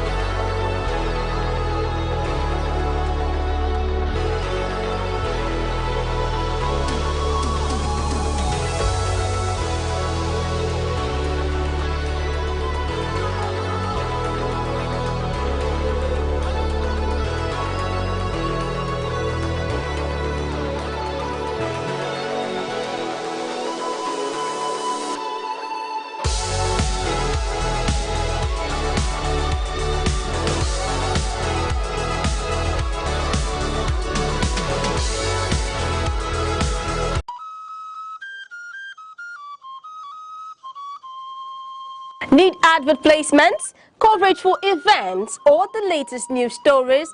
Call 070-3043-7110 right now. Aneke TV, move with the world.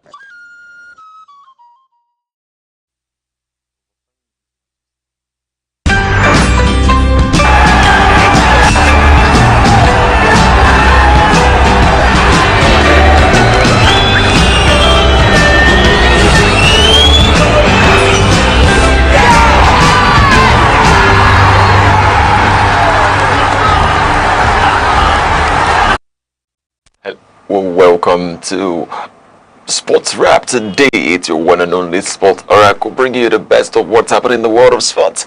And I'm Of course, I'm Good Chukuma, and I'm going to do this today with my very own guy. That's Worldwide. Worldwide, good morning. Good morning. I see you're not done with your setups. No, I'm just trying to check for... You're just trying to... Just to get updated. Get updated, right?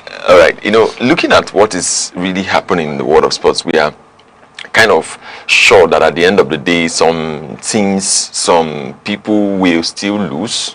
Of course. While some people will still win. There must be a winner. There must be a winner. But that's just the question now. Talking about sports as a competition that demands a winner and a loser to authenticate it, don't you think that is unfair on some people's side? That's why sports is an entertainment. It's not. That's the joy of the game. You know, where there has to be a loser, there has to be a winner. Okay. Where we don't, maybe at the end of the day, we not find such situations where you get a draw. Okay. But at the end of the day, we should know that it's just a competition. It's not a do or die affair. It's supposed to be an entertainment where you just enjoy the moment. You know, you play your game. The better sides get the win. There's no, even the loser does not end up being a loser. Like in boxing, even the loser gets a big share of the money. Okay. You know, even when you lose, it does not ultimately mean you're a loser in a real life settings. It's just like you did your best, but at the end of the day, there has to be one winner. So it's nothing much. It's just like taking first and taking second. It's still something good. Basically, looking at this from the side of competition, and World Cup is edging close. I mean, it's already about 48 days to the World Cup. Yeah. I don't know how teams are prepared for the World Cup, how people are getting ready to, you know, get into that particular competition. Seeing is is actually the best competition ever. It tops UEFA, it tops every, because it's FIFA. That's just the best. It brings countries together. Yeah. You know, we say football is like a universal language. That's what World Cup is about. It brings different countries together, and of course, every nation, every country is getting. In fact, they are almost prepared, apart from injuries now that is affecting some players. You know, Gula, of course, had a recent injury, but he's still likely to be fit before the World Cup, even Yama. But of course, everybody is getting prepared. It's not today you are aware that you are going to the World Cup, so it's best that you get prepared. You know, there will be no excuses that you are not prepared or this, there was no time. Everybody is prepared. It's a global competition and you have to represent your country very well. Actually, with the news coming to me now is a Trabzonspor. You know Trabzonspor? Onana saved 3 penalties to move. I was not aware of that. That was yesterday. No. He saved 3 penalties to move Trabzonspor into the Turkish Cup semis. Wow. Looking at that, that's something worth, you know, to be talked about. But no, if it's something worth to be talked about now, it's not about something worth to be talked about. We're talking about Onana and Onana of Manchester United. Onana is trying to come back to Manchester United. You know, he has said this several times that he still wants to earn his spots in Manchester United. Okay. So him saving 3 penalties, kudos to him. It's not something that other keepers, even the top keepers, do often. So it's really kudos to him for me. Okay, it's actually that one of the matches. This is the first time we're hearing the news about Onana from It's a good news. Yes, because looking at him and his style of goalkeeping, everyone was expecting him to flourish in Manchester United. Yes. No, of course, he's one of the modern goalkeepers. You can't doubt that. He's one of the guys, the modern goalkeepers. Now, he has sent Trabzonspor into the Turkish semi-finals, and we're going to see what will happen. That's the semi-final. That's the one Galatasaray lost. Yes, the one Galatasaray lost, of course. Kudos to them. Now, let's move over to the newspaper, what is happening in the world of sports, and the Punch Extra, how we're going to be rounding up and seeing that the weekend is around, and thank God it's Friday. Let's just see what is happening in the world of sports from the paper stand. So we have that Aroko Dari, he has granted an interview where he has made certain remarks about his time in the Super Eagles, where he played. He said playing for Nigeria felt like I was playing for Real Madrid. This guy is actually selling for Real Madrid, and like seeing Ronaldo for the first time and all these players for the first time. Wow. Tolu Aroko Dari interview. Then we have emotional egos debut. That's what he said when he had granted that interview. Emotional. Yes, yeah, of course, and I believe he's exaggerating this emotion. Of course, he is not, because you have not played for the Super Eagles. You have not even played for Real. No, I'm not even talking about myself. Have you played for Super Eagles? No, look at what he says. He said play for Super Eagles like playing for Real Madrid. Where you have not even played for the Real Madrid. Well, do you not know the feeling of playing for Real Madrid? He's actually giving it on a. He is pitching his. That's why I say he's just exaggerating it and his emotions. Now, looking at this side, we have Mbappe hints on Mourinho Madrid return. Mbappe hints on Mourinho. Do you think this is possible? Do you think there will ever be a time Ronaldo? You know, we can never say nothing is impossible in football. Okay. Mourinho could come back, of course. Ronaldo came back to Manchester United, so Mourinho could go back to Real Madrid. But Mbappe hinting on it is like, are you there when Mourinho coached Real Madrid? I try to say the current coach now, Beloa, is not performing. You know, this thing has sides. This thing has sides, of course. So you don't just say something like that. It's like you are downgrading the efforts of Beloa. Yeah. So, but Beloa is really trying. Yeah, of course, he's trying. You know, football now is not as easy as it was before, where you can win a lot of games. Even Barcelona is facing the same issue. The best teams in the world are facing the same issue, except Bayern Munich. Everybody is topping their game. Because Bayern Munich is just a dominant. Bayern Munich right now, they are the best team in the world right now. And we could say they are the best team in the world. Right but now, they are the best. Is it not a question? I've been asking this question. How did Vincent Kompany move from Burnley to Bayern Munich, B2B? I don't know. What kind of thing? What actually happened? I watched his football at Burnley. At least I watched some matches. I could see his tactics. I could see his kind of play. It was something that was exciting. Like, just that the Burnley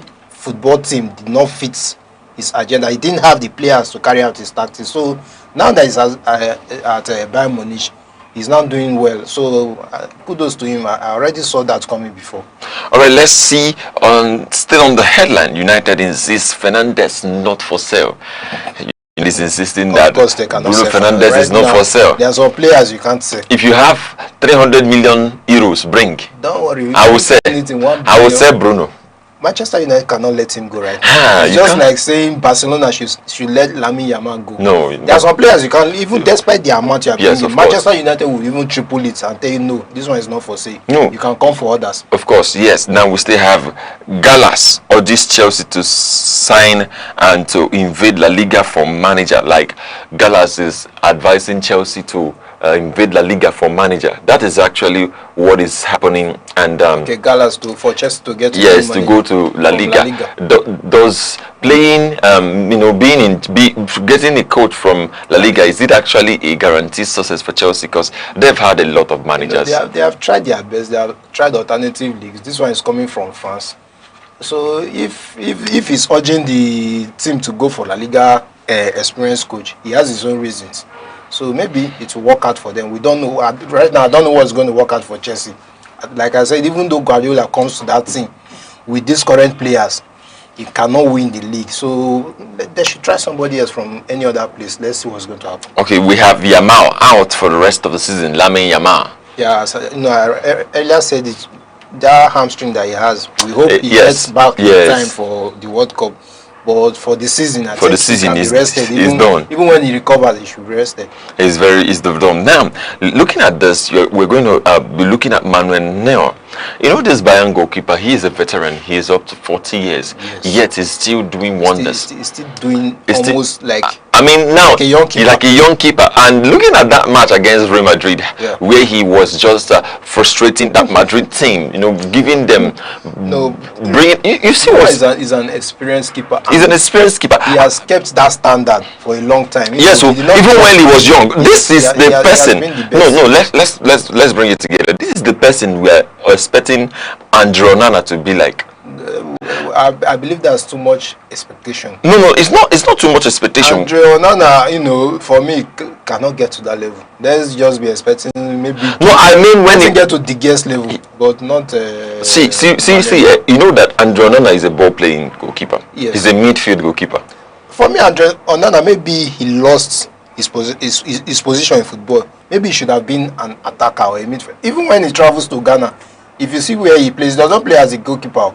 You see him at the forefront playing as a striker when he's training with his friends over in Ghana. So why did he come to the Premier League and he's not a goalkeeper? Sometimes he just feels he wants to play the ball. Because where I think Manchester United should play him is in the midfield. That's what I'm saying. Most of the time he wants to use his legs. He does not want to use his hands. So he prefer just he should wear the gloves on his leg. He used to forget that I'm a keeper.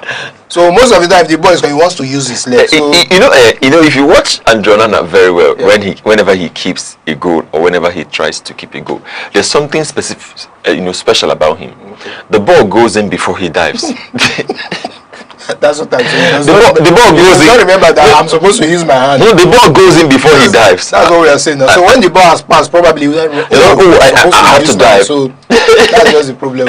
Now let's move over to the Michael Carrick story, where we're having Michael Carrick of Manchester United, where he was asked what is actually happening. Is he going to have or retain his position in where even when Manchester United qualifies for Champions League, and he said he's just focused on just the qualification for now. That he's not even thinking about that should be his focus for now, not whether it's going to. But do you think he can do better as a Manchester United manager? Of course, he has proven that he can do better. So far, so good. Let me tell you something about this. It's gonna be somehow weird. Coaches, how you know the quality of a coach is actually who he selects to play, and also who he buys. You understand? He has not bought any player. This squad is what Amorim was using. And that's why I say he has been a great coach. His relationship with the players won't tell that. Yes. Because by now Ziggs should have been flaring up. Nobody, even when you are not played, nobody's. You are okay. So at least he's giving. Look at Kobe Mino, that was almost, Kobe Mino's mom went for 31st night with Kobe Mino's picture. You had a good player like Kobe Mino, then you will not play him. So Carrick coming in recognizes that this is a great player. Why not put this guy in the pitch? So Manchester United need to sign players like Bruno Fernandes into form. They still have a lot of to lay off because that midfield sometimes you see that it's only Bruno Fernandes that is there. It's only Bruno. What if this guy suffers from any injury? Because there should be Casemiro is leaving this season. More of even defensive. Nobody, apart if you remove Bruno from that midfield now, who is going to give the pass? Well, that's just it. That's just it. Now, Manchester City. Talking about Manchester City, they are about to. It looks like power is about to change hands. Manchester City with Enzo Maresca, the former Chelsea coach. Well, there's this rumor, I saw it on Fabrizio Romano's page. There's this rumor about these two, Enzo Maresca, and both of them even look like. Look so like they are twins for me. Now, there's this rumor that he is going to pass the baton down to Enzo Maresca. I'm talking about Pep Guardiola. Well, that would be a good one for City, because when Chelsea laid off this guy, I was not in support of it, because Maresca is a good coach. You could see his tactics. So if Man City are going to go for him, you will see that the person that he threw away from Chelsea is now doing exploit in Man City. And another thing for me is that, are you sure Guardiola will leave? Guardiola might not even leave that place. Why? As at now. When he's going to... He did not leave when he won 4 Premier League titles, when the occasion was very high. Then he lost one to Liverpool. He did not leave. Now that he's going to win another one, I'm not seeing that much of a reason for him to leave, except he wants to just, retire, have some moment with his family. Because actually, the wife divorced him, so and that really shook up his. That's just the so maybe they could actually have that.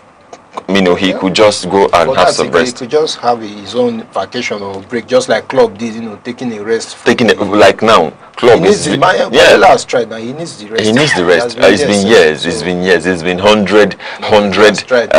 Barcelona, Bayern Munich, Man City, and he has actually done very well. Now, let's just look at the fixtures for this weekend. What is actually going to happen in the Premier League?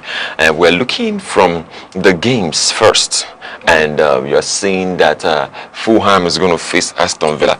Manchester United fans are praying that let Fulham win Aston Villa. Let Fulham win this Aston Villa because of the top 4 spots or what?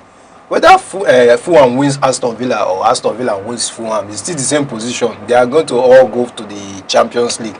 For me, so okay, why are they saying that Manchester United needs to win 2 games before they qualify for Champions League? Yes, of course, because of the points. If eventually, let's just take assumption that they did not win the rest of their matches, they will not qualify. That's if Liverpool that are behind win. So you need 2 more matches to secure that spot. Whether you now lose I think there are 5 matches to go, 6 matches. So out of that 6, if you get to win 2, you're already safe. So no matter what Liverpool plays, whether they win all their matches, you can't get to that point there. That's what. Oh wow! It's making it now. We have Liverpool versus Crystal Palace. This game. What's the prediction about Liverpool versus Crystal Palace? Should know that they need to win the match, but of course, over time, Crystal Palace have not been. Crystal Palace. In fact, Oliver Glasner is not playing. They have always done something to Liverpool. So for me, this match is going to be a tough one. But Liverpool needs to win. Liverpool needs to win, but I'm sure that it's going to. No, it's not going to be. Then we have West Ham versus Everton. Yes, this match is one that is very dicey for me. West Ham versus Everton. Because West Ham now, they are battling for relegation. And Everton are looking for an European slot. That's for the Conference League. So both sides have something at stake. If West Ham gets to lose the match and Tottenham wins their match, that is to say Tottenham going to climb above West Ham. So West Ham will drop it. They will drop at the position 18, sealing their own relegation spot. So both sides now are looking for a win here. So and it's not going to be I don't know who I'm going to pick that this one is supposed to win the match, because it's going to be a difficult one. And we have Arsenal Newcastle. One of my friends told me that Arsenal is still going to lose this match. That Arsenal has to lose 3 straight. That's his own forecast. And I said, okay, they have lost against Bournemouth, they have lost against Man City.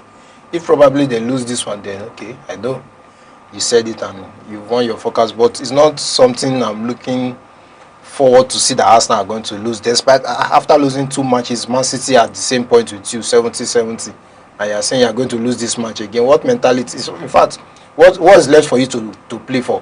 Because the league is gone if you are going to lose this match. The league is definitely gone. Yes. So this is not the match they are supposed to lose. This is a match they are supposed to try and find their way pace to get their 3 points. Yes, and we're also talking about that. We are talking about Manchester United versus Brentford. Wow, another tough match. Another tough match because because Brentford is getting tight now. Yes, because Brentford last time that played Manchester United, they are really up. They know how to shoot from outside the box. They know how to play Manchester United. They know how to play Manchester. There are teams that know how to play teams. For instance, Chelsea and Everton always have issues. Chelsea, Liverpool, Everton too. They always have this kind. Match. That's to tell you that in the English Premier League, there's no small team. That's why I say there is no that argument of who is the best. Who is the best? Who's actually going to take up what we are happening? That's what's going to happen, and we're looking forward to the transfers that are going to come. But I'm asking, who do you think would fit into the midfield of Manchester United? Who do you think would fit in when Casemiro leaves? Because now, looking at the transfer, a lot of rumors are coming that Enzo Fernandez, he is going to leave Chelsea because of certain issues that he has cited before the end of the season. But looking at it, if he's leaving Chelsea now, I'm not sure he's going to come to Manchester United. Where do you think he will go? It's either he's going to Man City, because Man City are also eyeing him, or he's going to Real Madrid. If he comes, if Manchester United qualify for Premier League, they will qualify for Champions League. Enzo Maresca, I'm not sure he will want to come to Manchester United. Not Enzo Maresca. Sorry, Enzo Fernandez. Enzo Fernandez, yes, that's actually. But who can fit into that midfield? Who can play with Bruno? Who has that capacity? Is it Premier League proven or Sporting CP proven? Players, when they come, they might have their own standard. They might have their own kind of game. But if it's going to be Premier League proven, then it's an advantage for Bruno, because the person already knows the game, already knows the league. But if it's coming from Sporting, he's going to adapt. Okay. All right, here we are bringing it to a close on this edition of Source Sports Wrap on Aneke TV. Thank you very much for joining us. I'm Good Hope Chukuma, the Sports Oracle. Thank you very much worldwide for doing this. And until we see you same time, same station on Monday, and we'll be analyzing matches that came across the weekend, as we are going to be indulging in the week to have our running over what's going to happen, what's going to qualify for Champions League next season, and other games, and or even in basketball and in F1 race. Till we come to your way, same time, same station. Have a wonderful weekend. Bye-bye.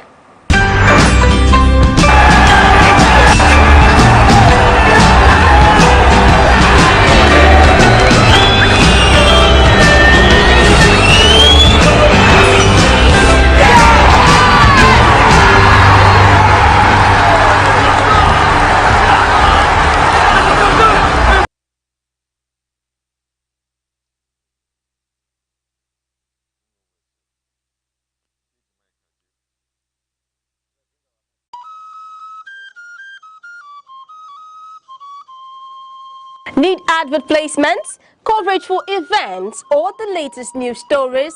Call 070-3043-7110 right now. Aneke TV, move with the world.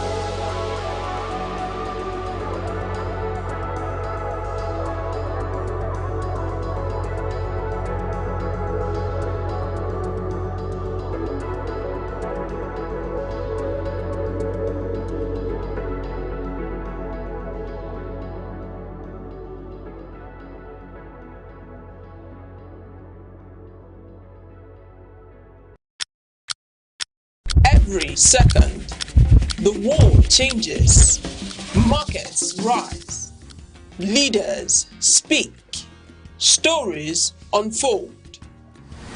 To keep up, you don't just need news. You need clarity. You need speed. You need perspective. That's why Aneke TV brings you the global pulse. Accurate, reliable, right when it matters most. Aneke TV. Move with the world.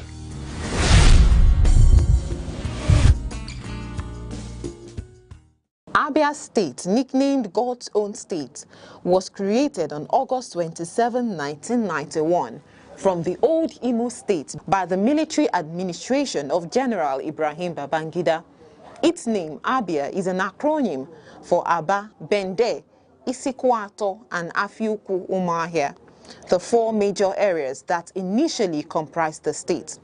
The state lies in Nigeria's southeast and is inhabited predominantly by the Igbo ethnic group, who are known for their enterprise, hospitality, and vibrant cultural practices. Before state creation, the region was part of the eastern region.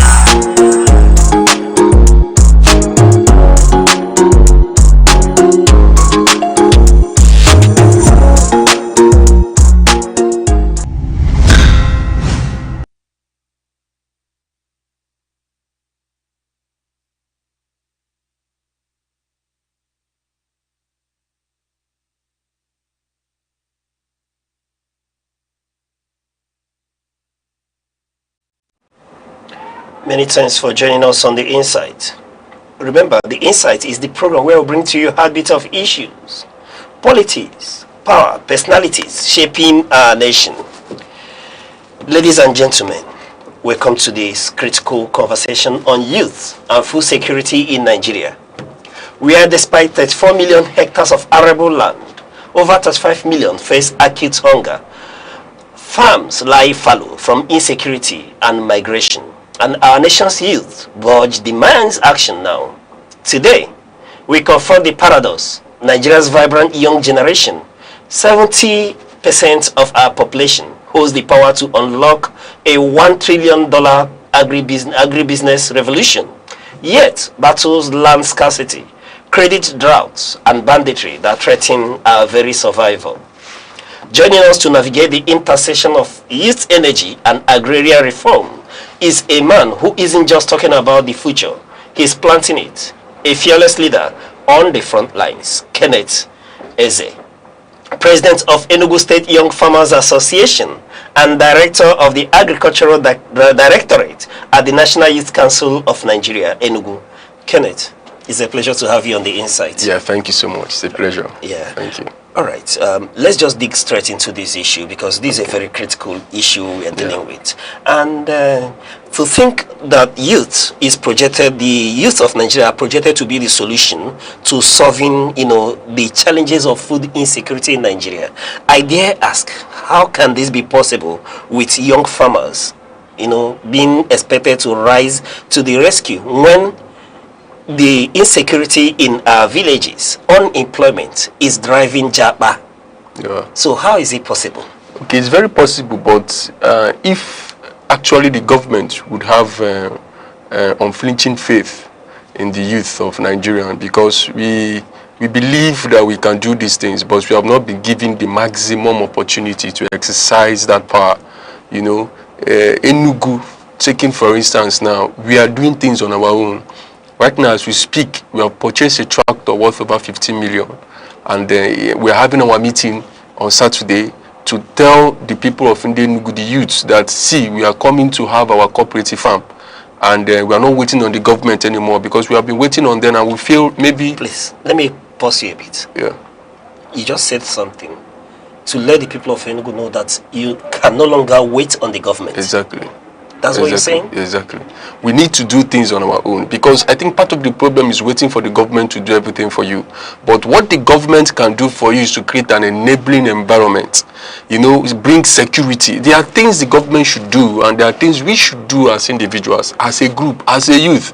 Because if we keep waiting for the government to keep spoon-feeding us, I think we will not get along with anything in life. So what I'm saying is that in as much as we depend on the government to do some things for us, we should do things on our own. Just like believing in ourselves, even if no one is believing in you, we have to believe in ourselves, come together as a group, contribute money, and go to farm.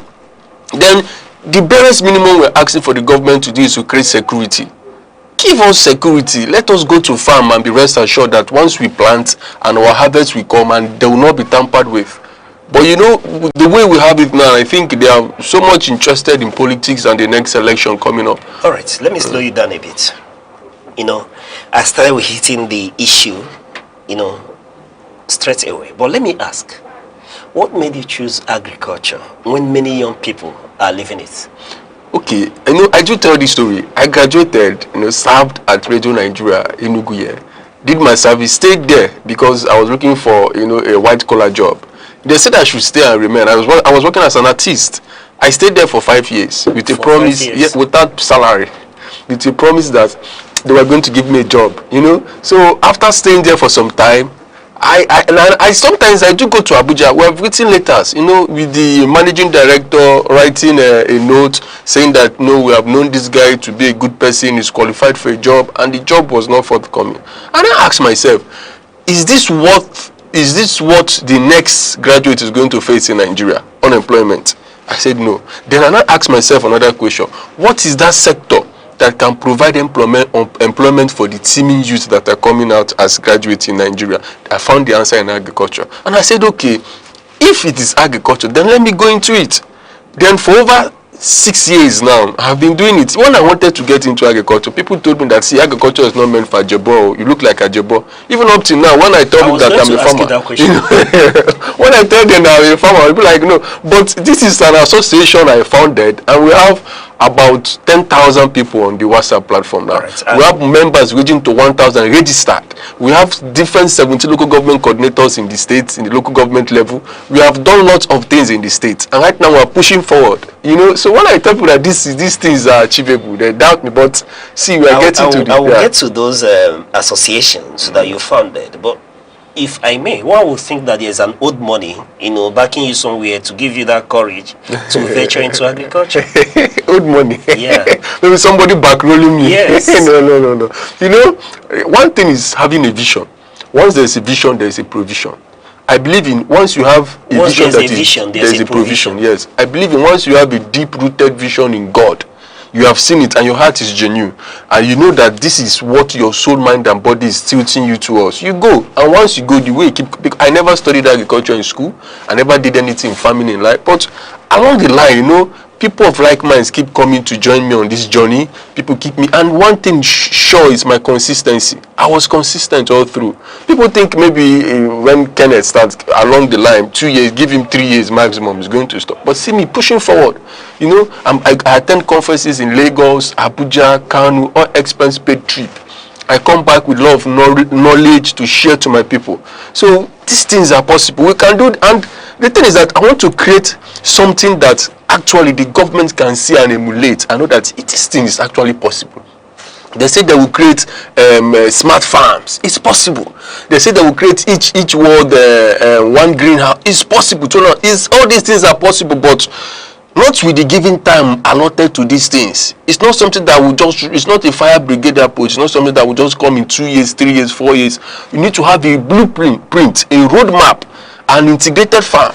So what we want to do in NCFA right now, in negotiation farmers, is that we have gotten 88 hectares. I want to have an integrated farm system, the farm settlement. Right. So I'm partnering with the church to make this come true. All right. I see that you're roaring to go, but I'll slow you down a bit. Let's get back to the basics. We are talking about food insecurity. Yeah. For the sake of our audience, what are we really looking at here when we talk about food insecurity? Okay, when we talk about food insecurity, what it means is that the food that is good for the human body is not readily available. The food that is good for the human body, nutritious, okay, is not readily available. Okay. You might go to the market now and see food, but is it good for the human body? Because we have our tomatoes, we have our banana, we have some things that have been damaged, ready to be thrown away, but you see people still buying these things. This is part of the food insecurity we are talking about. Then we talk about food insecurity. See, when farmlands are no longer safe for our farmers, these things are food insecurity. When farmers can no longer convey their goods, their produces from the farmland to the market, all these things are food insecurity. When the consumer cannot have a good meal, these things are food insecurity.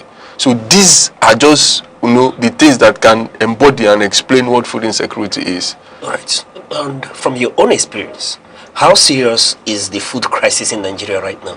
It's very, very serious. Very serious. And one thing is that the global politics now, that they are trying to go into what they call bio-warfare, using agriculture as a tool, to drive their agenda and all that. So it's a different discussion for the day. But what I'm saying is that, farmers are no longer safe again. People are scared to go to their farmlands. That is how serious it is. They're no longer safe again. Yes. That is how serious it is. We have complaints. The other time we even went to the National.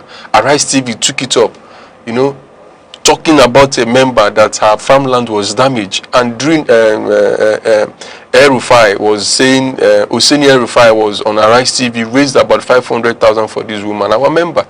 We have the records, we have everything is there, but we really need to solve these things by ourselves. Sometimes we need to partner with the government. So the government, I believe, they are human beings like us. And maybe if they are having shortcomings or weaknesses in some places, they can meet us. Sometimes why some of this food insecurity happens is that government just take decisions and do policies without involving the real farmers. All right. What you're telling me in essence, what you're saying in essence is that this report that about over 35 million Nigerians will go hungry by August this year, 2026, is real. It's real. It's very real. But we speak to a Nigeria that has, over millions hectares of arable farmland. So the challenge itself that we are dealing with, does it, like you rightly pointed out, issue about security? What else are we looking at? Is it that farmers are not producing enough, or that the land is no longer productive as it used to be? What are the challenges here? Okay. Right now, when we talk about having access to finance is key. Credit loans, grants and all that. Right now on our platform, we are being told to register with Bank of Agriculture to get our bank details for the Ministry of Agriculture. And everybody, we are doing that, registering, getting. We are very optimistic that maybe, there will be some kind of level of financing to help us to move forward, to encourage us. Because another thing is climate change. If you go to other countries, developed countries, they encourage their farmers to farm by giving them credit facilities, loans and grants. But here, the case is different. Another reason is that we have political farmers also. People that will go and collect some of these things, seedlings, fertilizers and all whatnot. And if you ask them where, they will go and sell those things. They don't have a farmland. They're not even involved in agriculture at all. Political farmers. They have more access to this credit facilities. Yes, because they are closer to the government. You see, when why the thing is that people in governance, what their major interest is how they will win the next election, not actually if they are delivering, their agenda, what they have come to do.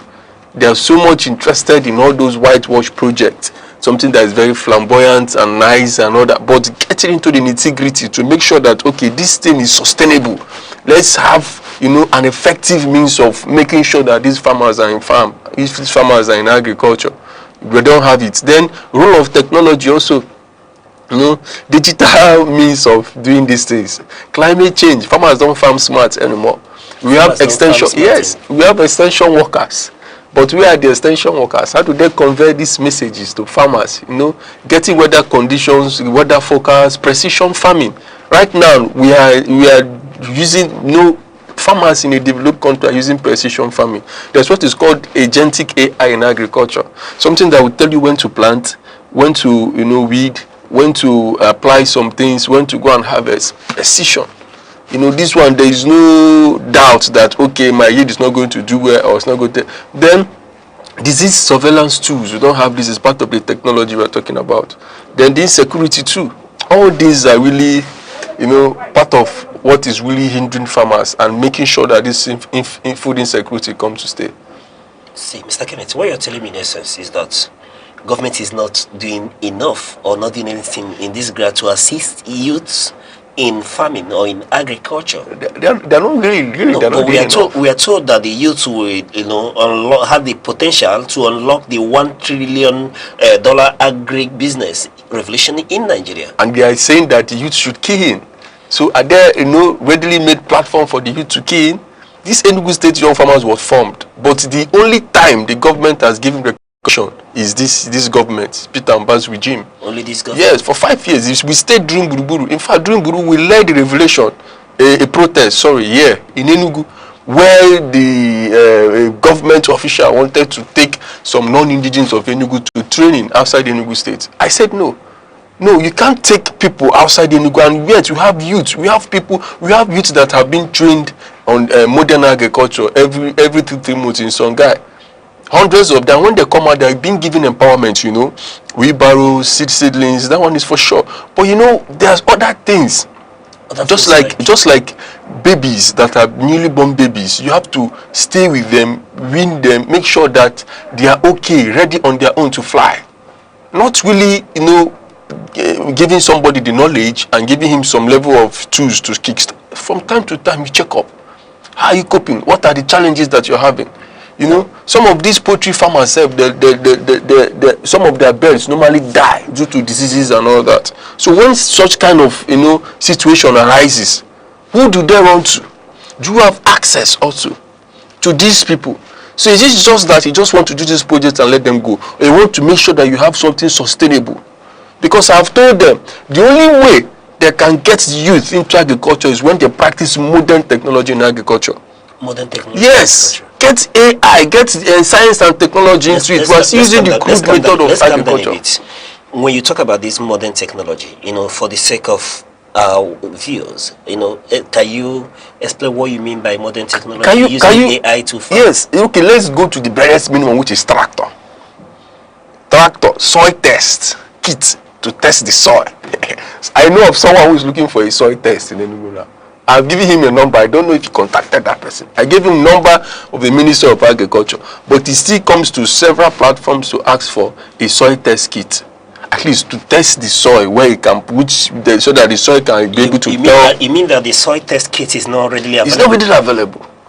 Okay, talking about the tractor, for instance. You know, there are a lot. Tractor, which we know that is a mechanized form of farming that everybody should have. At least each farmer should have a tractor. But finding a tractor is really, really difficult. I just told you we bought our tractor just arrived yesterday.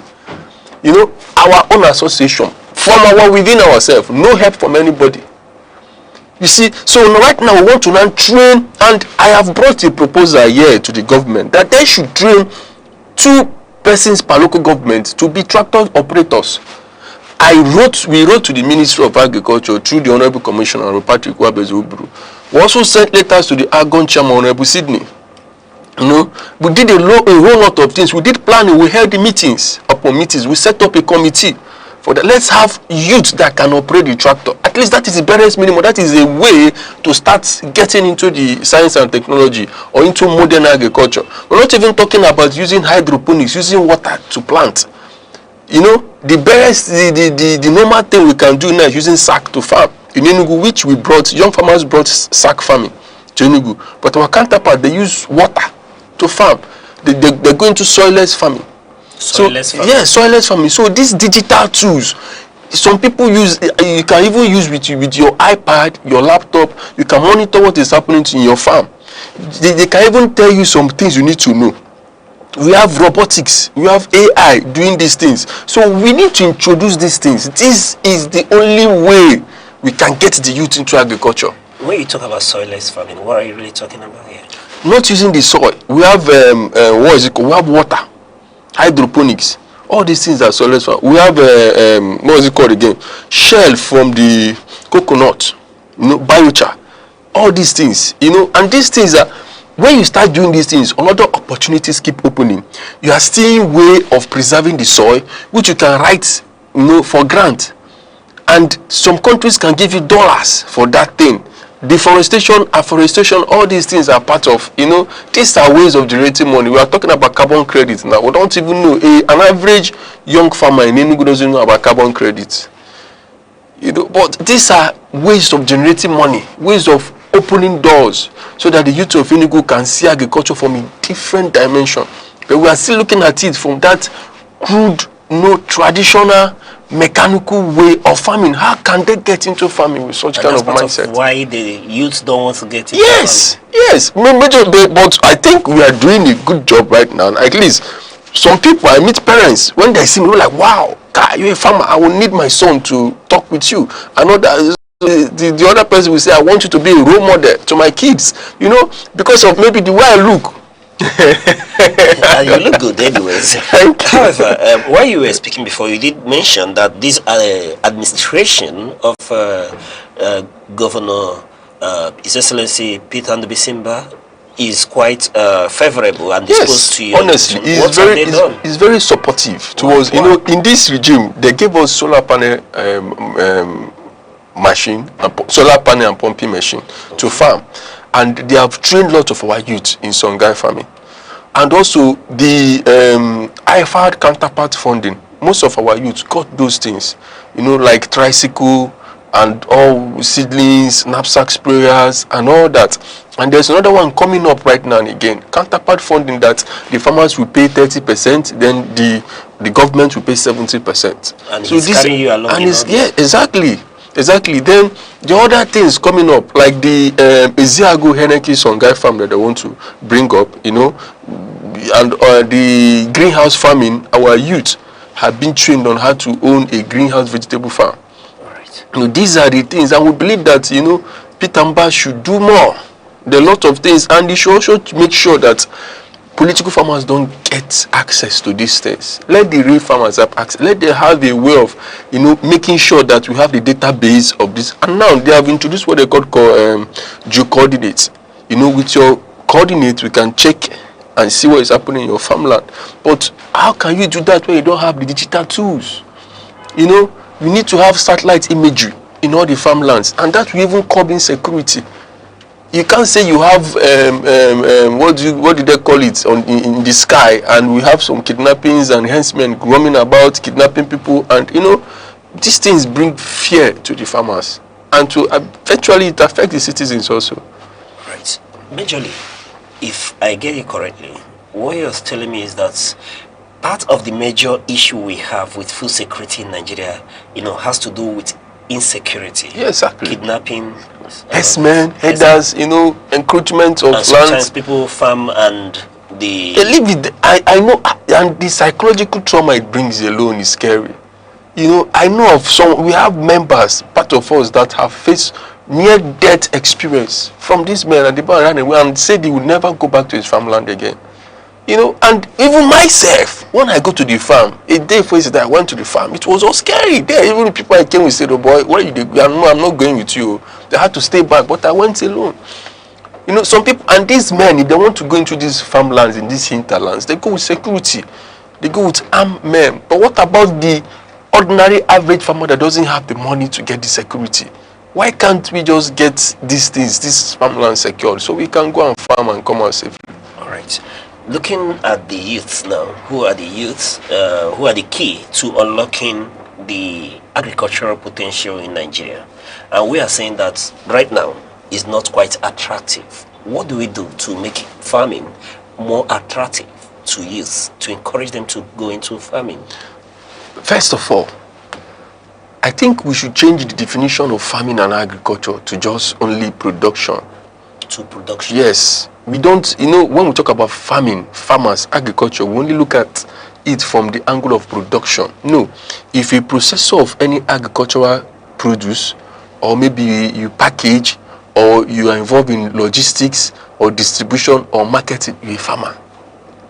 If you are involved in any of these agricultural value chains, you're a farmer.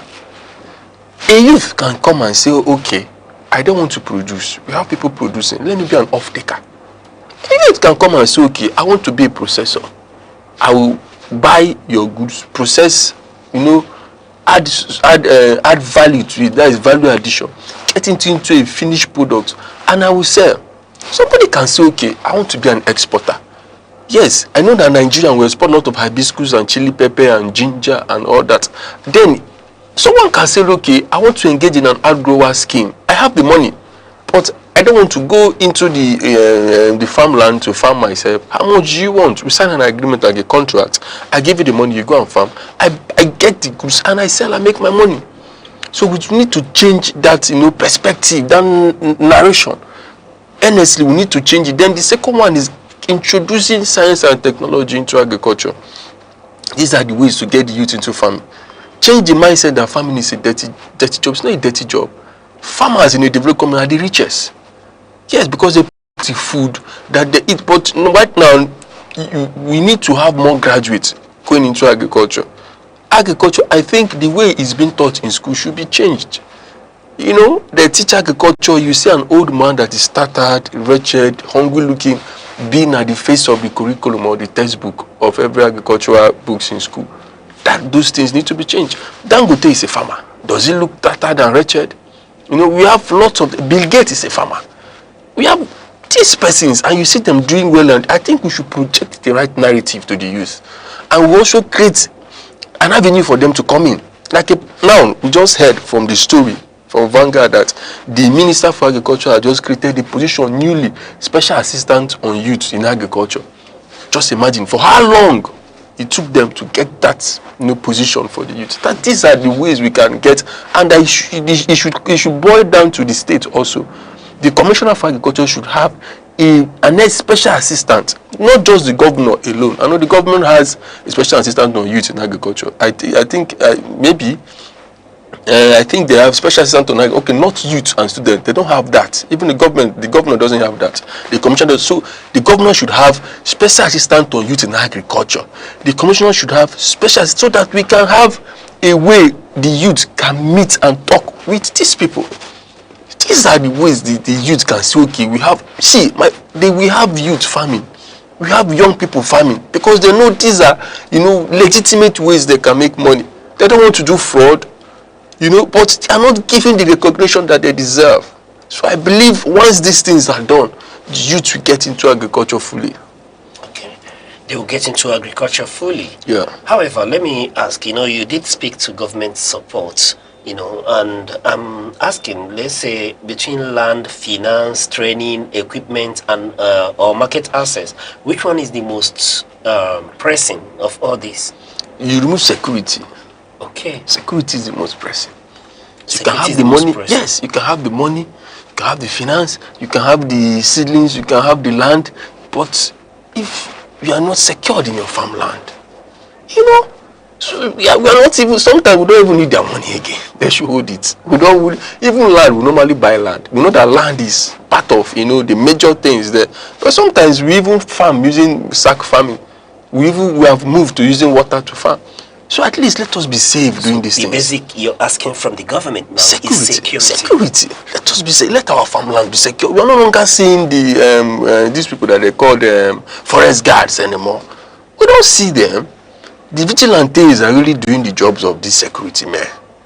which they know they are being, the local government or the Igwes and the PGs are the ones funding this thing. But they should have security. Then the next in line is finance, capital, because we know you can't do without, you can't do above your money. People want to move from subsistence farming to commercial farming, but the only way they can do this is having a lot of capital. They should have one interest loan grant and credit facility given to them, not 2 digits, one. So these things are, and financial knowledge also is part of it. Contract arrangement, how to, get into an agreement with someone and all that. Then get a processing company for us to add value to our finished goods. I don't know why we keep bringing things from other states to Enugu when we have farmers that can produce these things. So I believe that young farmers can achieve that whenever we want to get something into the state, at least let's search inwards. How are we really, how supportive are we to these farmers? These wise farmers in the state, just like when Nigeria closed the border so that farmers, these things can be done. We can protect what comes into the state. Are these things what our farmers can produce by ourselves? Do we even know them? Do we even hold them accountable to say, okay, I'm giving you these bags of seedlings. Then by the end of maybe this farming season of 9 months or 8 months, I should have these tons of, harvest from you. Do we hold them accountable like that? Or we just give them and say, let them go, and we depend on food that is being imported into the state? Right. On that note, we'll go on a short break, and when we return, we'll continue probing these issues. Stay with us. The Insight with Uche Osai. Having the political will to confront whatever is the challenges. Igbo man wrestles with the tortoise that had a lot of ingenuity, a lot of ideas, and the tireless. It will take the bold mind of government in power to say, let there be electoral reform, no matter what is done. I was there. We did everything. All of us came and supported him with our last block. In-depth analysis, expert views, real voices, uncover the stories shaping Nigeria today. Deep dive, honest, unfiltered, only on The Insight with Uche Osai on Aneke TV. Join us.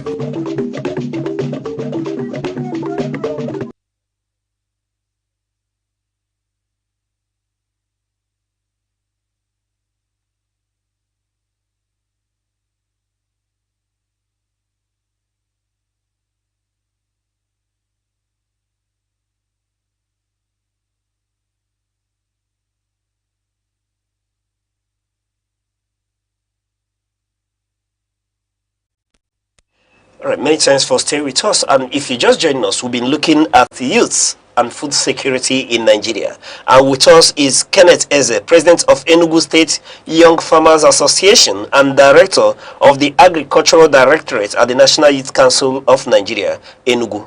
Mr. Kenneth, it's been a pleasure speaking with you so far. Thank you so much. But before I dive into other issues, yes, you did speak to expectations, the areas you want government to assist in this instance. But so far, being that you're in this industry, is not every time we see youthful farmers. Yeah. What would you say has been the milestone so far in terms of achievement in assisting Nigeria, Enugu State, in terms of ensuring food security?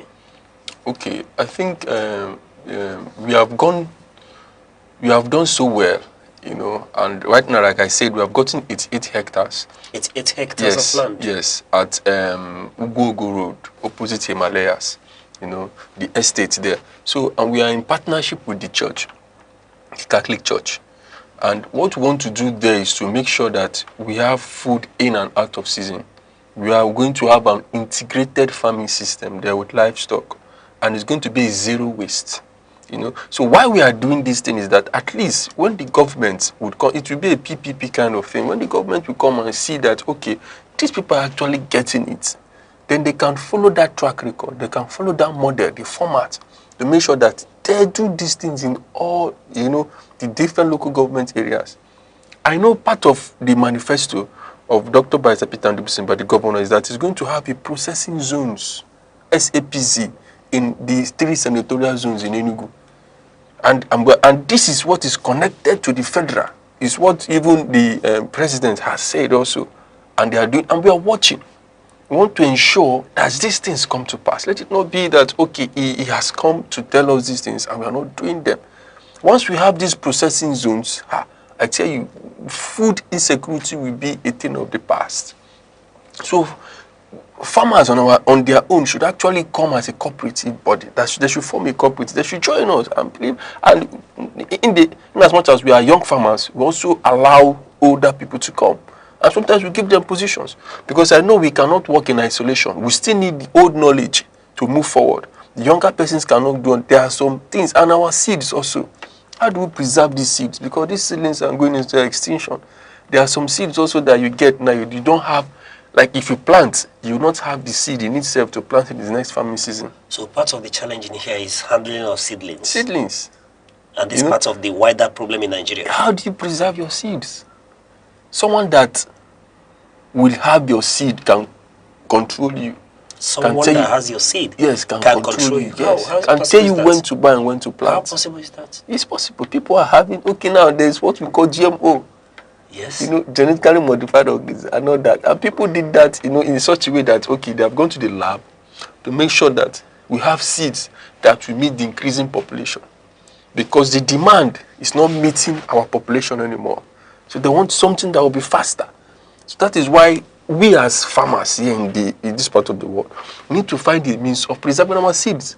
I remember those old days. My mom, when they got maize, they normally place it above the fire heat to preserve it for the next farming season. So how many of us are doing that?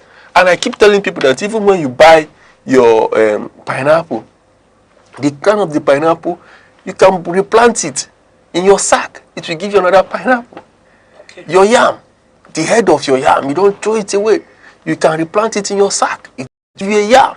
That's one yam seedling can give you 5 or 4 tubers of yam. Even your watermelon, your pepper, your tomatoes, these are the little ways we can do to preserve our seeds on our own and replant them. So that this issue of food insecurity will not be only on the farmers alone.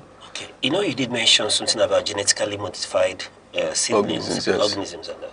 Is that part of the challenges when we talk about food security in Nigeria? I think that thing came as a way to help. But you know, something that somebody has thought and said, okay, I want to help, but I can actually withhold this thing and something will happen. You know, they just found out that, okay, since I'm trying to do this thing to help, but at least at the same time, if you don't do to my bidding, I can withhold it. I make you do before I release these things to you. And there's been this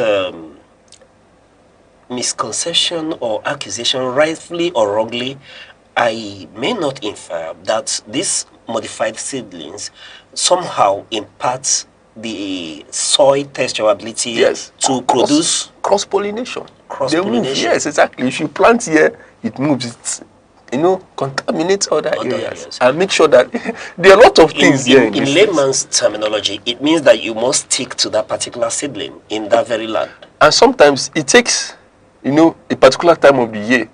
That particular land, it becomes a problem. There are some things you know. Do you know that some of the seeds we have their own organisms inside of them that will make you to go and buy herbicides? Sorry.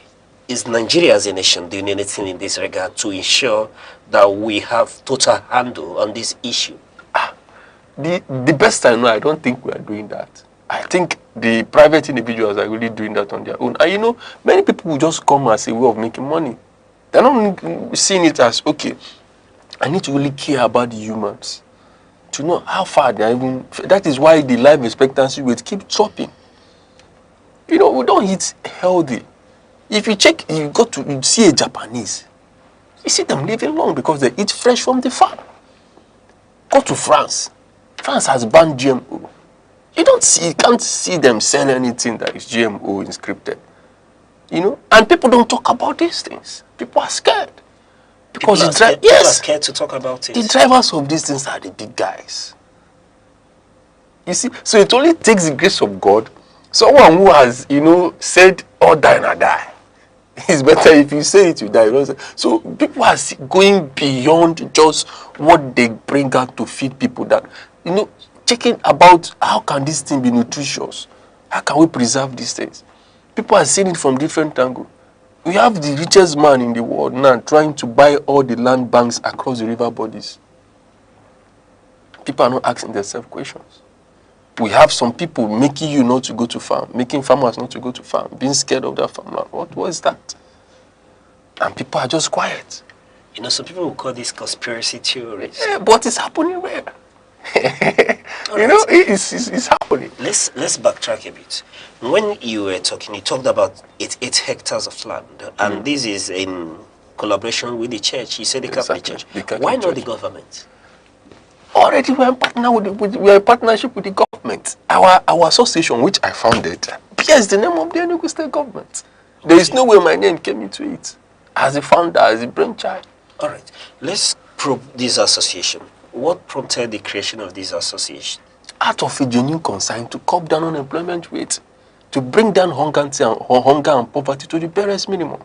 Okay. You know, I came out, I searched for a job for 5 years without seeing any. But right now, if you tell me to go back to where I was looking for a job, that they should give me a job of a director, I will refuse. I wouldn't go there. Because obviously you're looking good. Yes, I'm better now. And that should encourage more use. Exactly. So how has it been so far with the organization? So far, so well. You know, this regime, the government of Dr. Petermbah, made, you know, lots of youths to become eager to go into agriculture, to go into farming.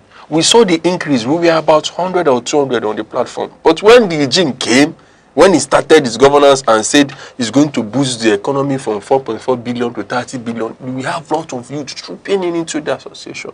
We moved from 200 to 1 million to 1,000 and something people right now. Even when we have other, you know, WhatsApp platforms of different local, the 70 local government coordinators, you cannot see anyone below 150. Yes, and we have partnerships. We are spreading around in the southeast. Right. We have Abia State Young Farmers. We have Ebonyi State Young Farmers. We have Imus, which I'm the president. Okay. Now, beyond, let me give you some minutes to sell this organization to a youth who is wary of going into farm. But hearing what you're saying, what is attractive in this organization to attract more people to partake? Well, the thing there that is attractive is that once you join, even if you don't know jack about agriculture, we will not shame you, we will not tell you you don't know, we'll give you a seat. Because even a president, I was once like you. So we'll give you the opportunity. We don't want people that are already doing it. We want people that have the faith and belief and the vision to know that, okay, I want to have a stake in the agricultural production of the state. I want to make sure that people eat well. I want to have a legitimate source of income that can curb down this problem of unemployment, hunger, and poverty. So when you come, we'll give you a seat. We'll lead you by the hands. We'll tell you, and we want to make sure that everything that you are doing, we are part of it. Anywhere that you have a challenge, we'll come in there to help you. If you're looking for anything, be it seeds, seedlings, now we have a cooperative. We'll help you save money. It's called our special savings. We have ordinary savings. We have a shareholding capital. Sometimes we save money. We have this project of saying, okay, we want to buy a real estate farm. Everybody will contribute money. We buy, we share. You have a plot of land. You have yours according to how much that you have brought in. Sometimes we go for trainings outside the state. You know, these are the things we show to make sure that young people are keen in. They are keen in, but I just think that we need more, you know, support from the government. Like creating of these positions, special assistant to the governor of youth and students in agriculture. These things will open a lot of things. We now hear students in school talking about agriculture, seeing agriculture from a different perspective, from a different lens. Because right now, if you tell somebody that what I studied in school, say, agriculture, I want to be a farmer. But they don't know that is the real deal. That is the real deal. I didn't study agriculture in school. But right now, I think it is my passion that is driving this thing. Because right now, if you go to the school right now, if you go to the faculty of agriculture and ask them there, 80% of the students, they don't want to practice agriculture. They don't want to practice farming. They don't want to go into it. Maybe they're just doing it because maybe they applied for a course, they couldn't get it, they gave them agriculture. And I said, okay, let me settle for this. Yes, it's a certificate. I want to go to and look for what I want to.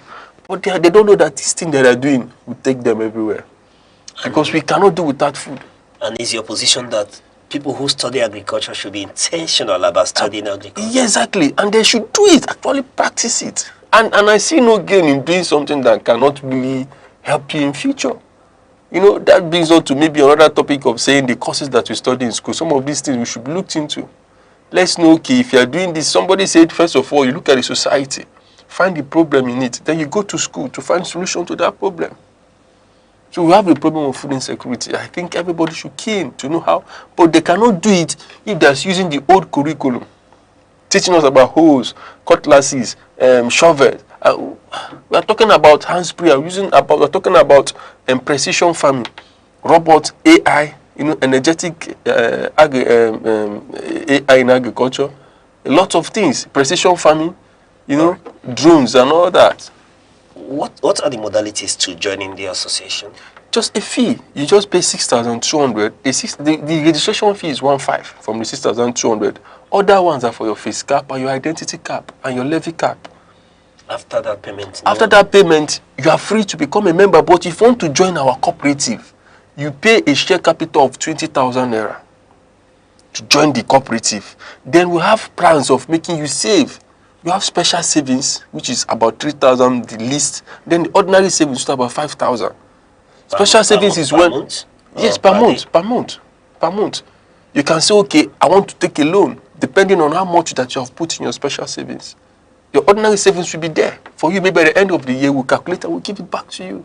Okay, you have access to it whenever you want. Yes, we are getting an app. We are getting an app right now.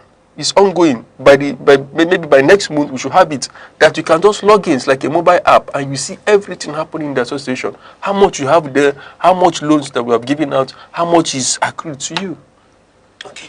You know, when we were speaking, you did say a lot how this governor, speaking to the governor of Enugu State, how he's so intentional about agriculture and youth involvement.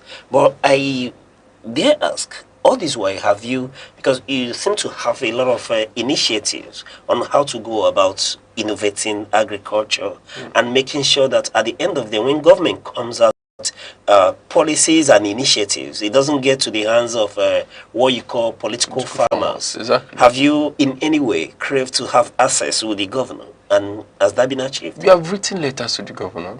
You know, we have spoken with the commissioner about seeing the governor. You know, but whenever you write, it doesn't get to his desk, or maybe he doesn't see the need to call us up. You know, but we are hoping that someday at least we'll be called upon to give him that, you know, suggestions and ideas and opinions. But I think he knows. Yeah? It doesn't deter you in any way with what you're doing. No, just the commissioner. But the governor himself, no. But I feel he knows we are there. He knows where it is. He recognizes us. Maybe coming to a gathering of farmers and all that. But having an access to tell him this, we have not. Okay. Now, going back to the issue, we've been speaking about food security in Nigeria. And let me give you a moment to speak to the government in terms of practical solution to ensure that we have food security. There's availability of food, there is access to it, and that is affordable. Now you're speaking to the government. What do we need to do? Just for the sake of emphasis. Okay, I want the government, first of all, to get the database of the real farmers. Real farmers. Farmers that are doing the actual thing. Then you encourage them, give them, you know, support. Ask them questions. What are your challenges? What is making you not to produce, or what can make you produce these things? Then you give them those things directly. And also hold them accountable. Ask them questions like, okay, these things we are giving you, when are we expecting the output, the result? Because most times they give them these things and they go to bed. Sometimes they are just so concerned about, okay, let the pictures and the videos go out there, let them know that we are doing something. But you know, these people need to be watched. If you ask them this question, they will tell you, see, look at what, then the support, the financing, and all that should be. Then, whenever they are having or drafting a policy, we have the House Committee member on agriculture. How many times has he called the farmers to sit down and discuss policies affecting them in the state? How many farmers know their House Committee members in a House Committee on agriculture representing them? None. So they need to sit down Whenever they are mapping, okay, this year they will tell you so billion has gone to agriculture. Then farmers will now be hearing 100 billion allocated to palm oil plantation, AUP, this, that. The other day I went to see that they were asking me the 100. I said, I don't know. I wasn't there. I'm not part of the committee. How would I know how much I came, how much? So farmers like this should know. We have the AFAN. We have all Farmers Association of Nigeria. We have the president there. It should just be a figurehead. Should part and parcel of these things, and then his members should hold him accountable too. Oga, you have gone to this meeting. What did they say? What are they saying? Why is it, guys? Are these things that say how is it going to help us?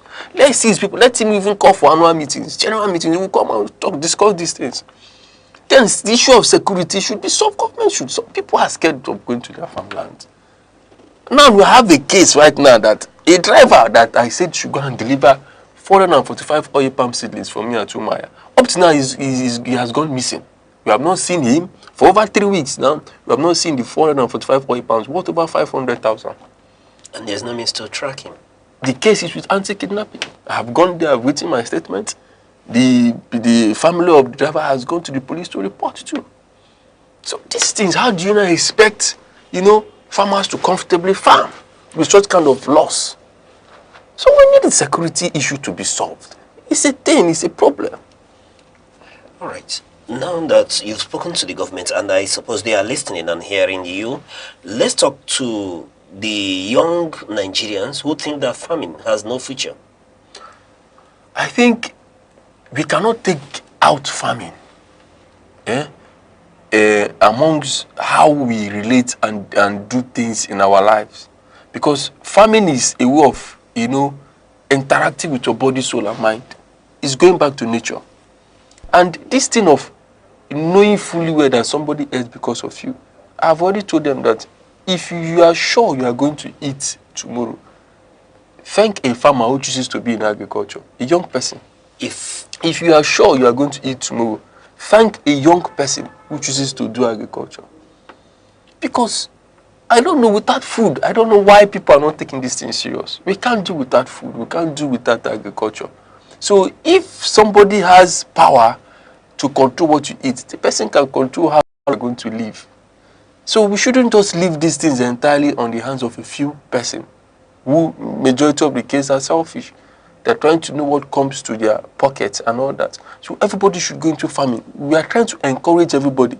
We have made mention of sack farming also. I sell sack farming. I sell the sack kit. I encourage people to go into sack farming. So if you tell me you want to plant, I will tell you, okay, see my rate, 3,000 a bag. I'm going to get the manure, the sand, the seedlings. I will do everything. Just bring it to your doorpost. Tell me, see, put it there. I'll go and keep it there for you. This is what I do. I've sold about 100 bags to my client at Centenary. Of a bag will contain yam seedlings, pepper, tomatoes, and ugu. I sell tomato, and part of this is that I think the rich are actually the ones getting this idea of what is really happening. And at the end of the day, they make profit out of it, or just for sustenance? No, sometimes they even eat it just to sustain, to make sure that they are eating fresh, to make sure that they are sure of where this food is coming from, to make sure that, okay, this food that they're eating follows an organically way of producing it. So people go and add chemicals and all that, that is not even good for the human body. So these are the things that reduces, the life expectancy rate of an average Nigerian. So by the time okay, I am sure of this seed, where it's coming from, I'm sure of the, the ways, the practical ways of cultivating this seed to make sure it comes to harvest. When I eat it, I'm sure of it giving me the nutrition that I need. All right, as we round up that now, for emphasis, what must Nigeria do to win the battle against hunger? Just for emphasis. All hands must be on deck.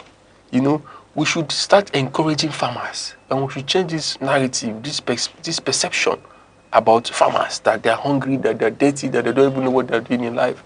We should ensure that we give them the support, and we should stop, patronizing some of these foreign goods outside. We should patronize our own. The goods and the produces that farmers have brought in should be bought over. Government should offtake, not closing the borders, to get these foreign things into the country. I think by so doing, we can help, farmers to go further in this thing. And also, they should also learn sack farming also. Like I've said, Whenever you want to throw away that waste, check if it can be replanted. The yam, the potatoes. Potatoes even get the head, put it in a water, then it start breaking the vines. Use and replant. Even your onion bulb also, you can do it. Your pineapple, your watermelon, whatever the case is, that seed can be replanted. Thank you. All right. Maybe some other time we may go to the farm so I will see these things practically and people would see what you're talking about. Exactly. But it's been a pleasure speaking with you, and we've been speaking to Kenneth Eze, President of the Enugu State Young Farmers Association and Director of the Agricultural Directorate at the National Youth Council of Nigeria, Enugu. And we've been looking into food security. Yes, youth and food security in Nigeria. And this is where we'll draw the curtain today on this edition of The Insight. I still remain your host, Uche Osai. Bye-bye.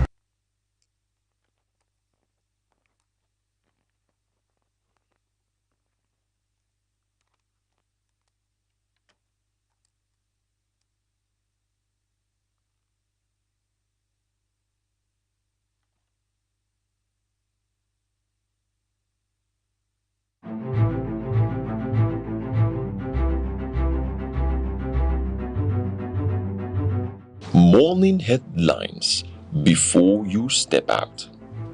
Midday updates while you work. Evening analysis when the day winds down. Wherever life takes you, Aneke TV keeps you informed, connected, and ahead. Aneke TV. Move with the world.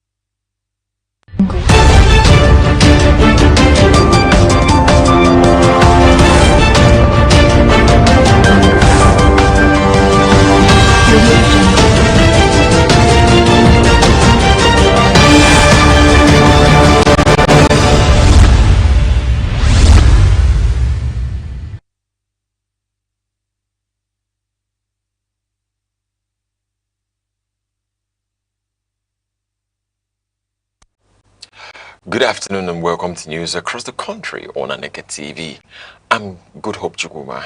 Headlines. 200 disengaged workers appeal to Governor Bala Mohammed over abrupt termination. CBN raises ATM card fees to 1,500 naira, scraps monthly maintenance charges. Details of the news.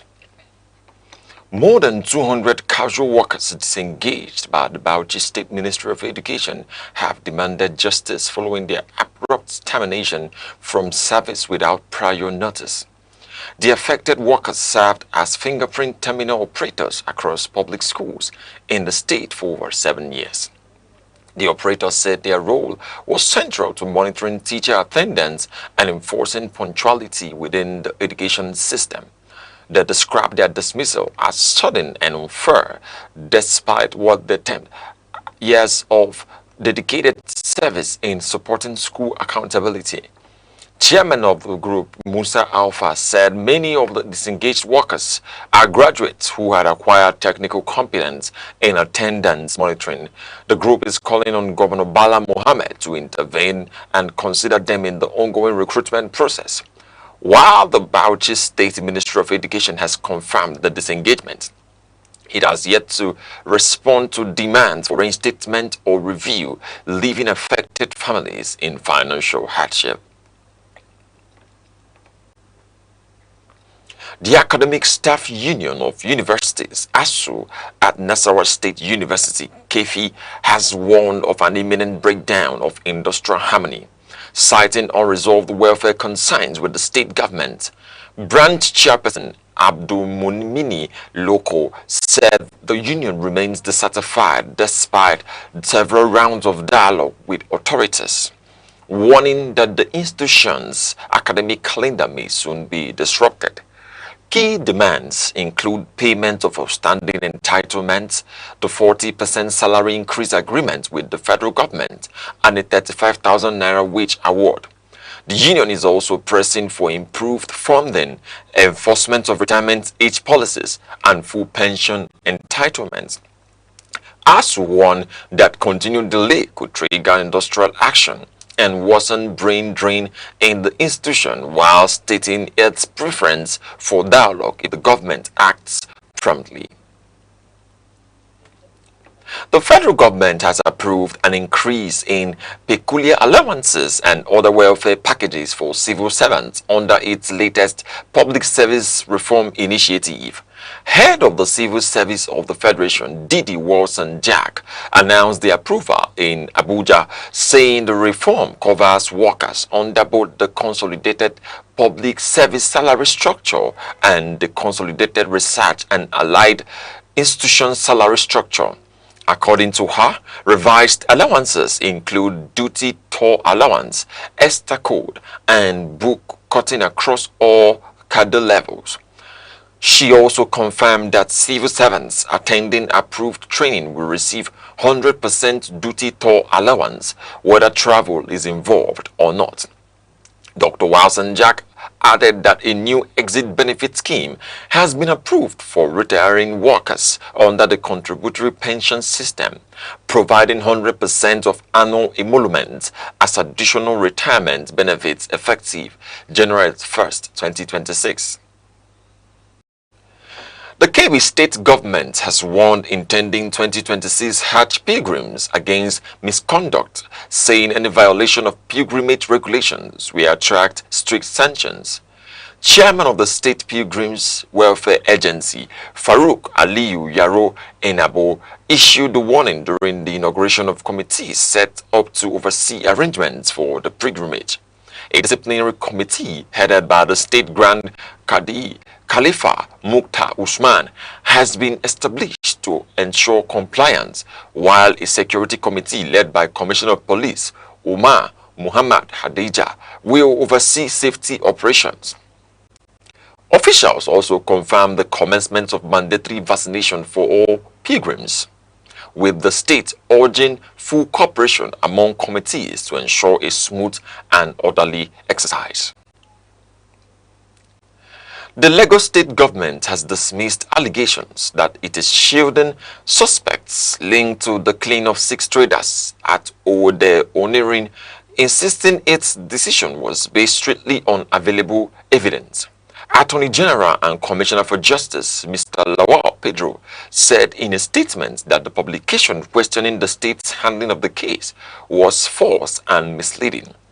He explained that after reviewing case files from the police, including witness and suspect statements, the Ministry of Justice found no prima facie evidence linking the suspects to the deaths of the traders. According to him, available evidence indicated that traders allegedly attacked police officers during a land dispute, during which a service rifle was seized and alleged use in the incident. He maintained that the decision not to prosecute was based on legal advice and evidence evaluation. You are watching Aneke TV news across the country. Remember, you can follow us on Facebook and YouTube at Aneke TV. Now a quick reminder of major developments in the news. 200 disengaged education workers seek Governor Bala Mohammed's intervention over termination. Coming up shortly, CBN increases ATM card issuance fee to 1,500 naira, removes monthly maintenance charges. We'll be right back shortly. 7 days, countless moments, stories that shape the week. From decisions in the corridors of power to developments affecting everyday lives. From moments of challenge to stories of resilience and progress. This is where the week comes into focus. Week in retrospect, only on Aneke TV.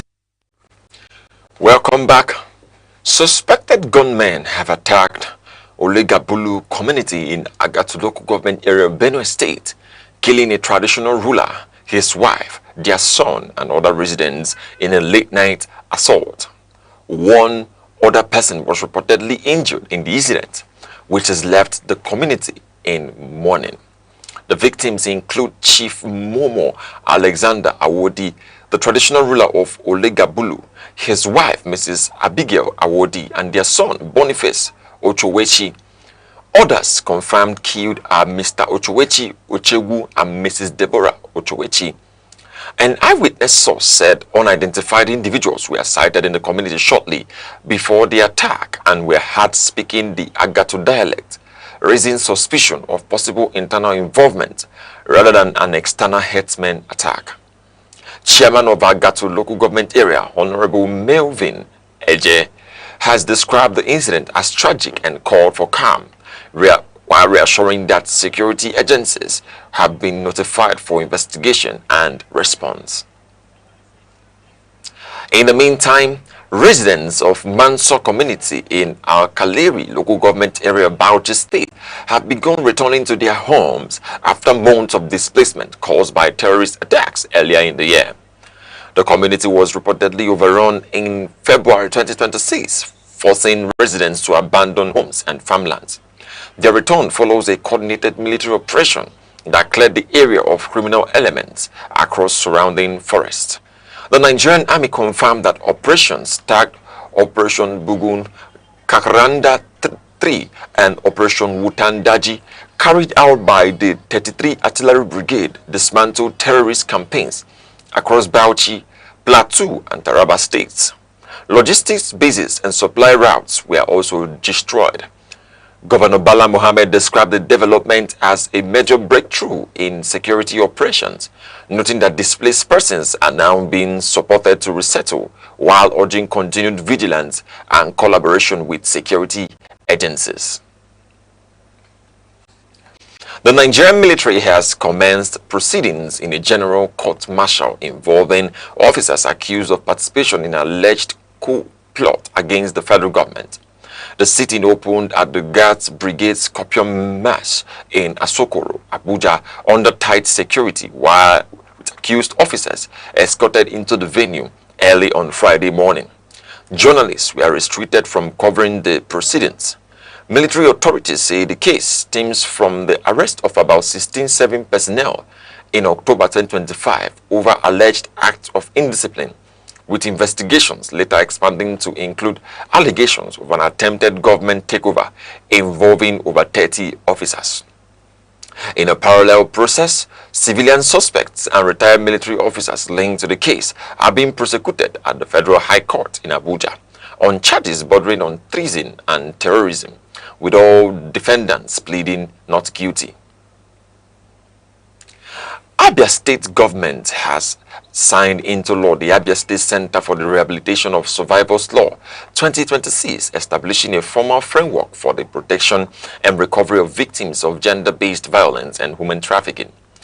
Governor Alex Oti assented to the bill, which provides for the creation of rehabilitation centers, offering medical, psychological, and reintegration support for survivors of rape, domestic violence, and defilement across the states. The initiative, strongly supported by the First Lady, Mrs. Priscilla Chidima Oti, is aimed at strengthening access to justice and encouraging victims to report cases without fear or stigma, while improving prosecution of offenders. The Central Bank of Nigeria, CBN, has approved a 50% increase in the cost of issuing and replacing ATM cards, raising the fee from 1,000 naira to 1,500 naira under its network revised charges framework. According to the CBN's draft guide to charges for banks and other financial institutions 2026 edition, the monthly maintenance fee on naira-denominated cards has been abolished, while foreign currency cards will attract an annual $10 maintenance charge. The Apex Bank also introduced reforms requiring merchants to bear point-of-sale transaction costs while capping merchant service charges at 0.5% or at maximum of 10,000 naira per transaction. Virtual cards will remain free of issuance charges. In a circular signed by Dr. Rita Sike, Director of Financial Policy and Regulation, the CBN said the reforms aim to strengthen financial stability, promote digital payments, and enhance financial inclusion across the country. Agricultural experts in Anambra State are calling for increased adoption of improved crop varieties and organic farming methods to boost food production and public health. Manager of the State Agricultural Development Program, Mr. Godwin Akujieze, said farmers are being encouraged to work closely with extension officers to adopt high-yield and vitamin-rich crops, including improved yellow cassava varieties and hybrid maize seeds. He also advised farmers to reduce reliance on chemical fertilizers, warning that excessive use of inorganic inputs poses risks of soil health and food safety. He recommended increased use of organic manure such as compost and poultry waste. Extension officers have been deployed across local government areas to support farmers, particularly in rural and riverine communities, as part of efforts to improve yields and strengthen food security in the state. The Naira opened trading at approximately 1,352 Naira to the United States dollar in the official foreign exchange market, reflecting relative stability at the start of Friday's session. In the parallel market, the currency traded between 1,400 Naira and 1,430 Naira to the dollar, maintaining a narrow gap between official and unofficial rates compared to earlier volatility.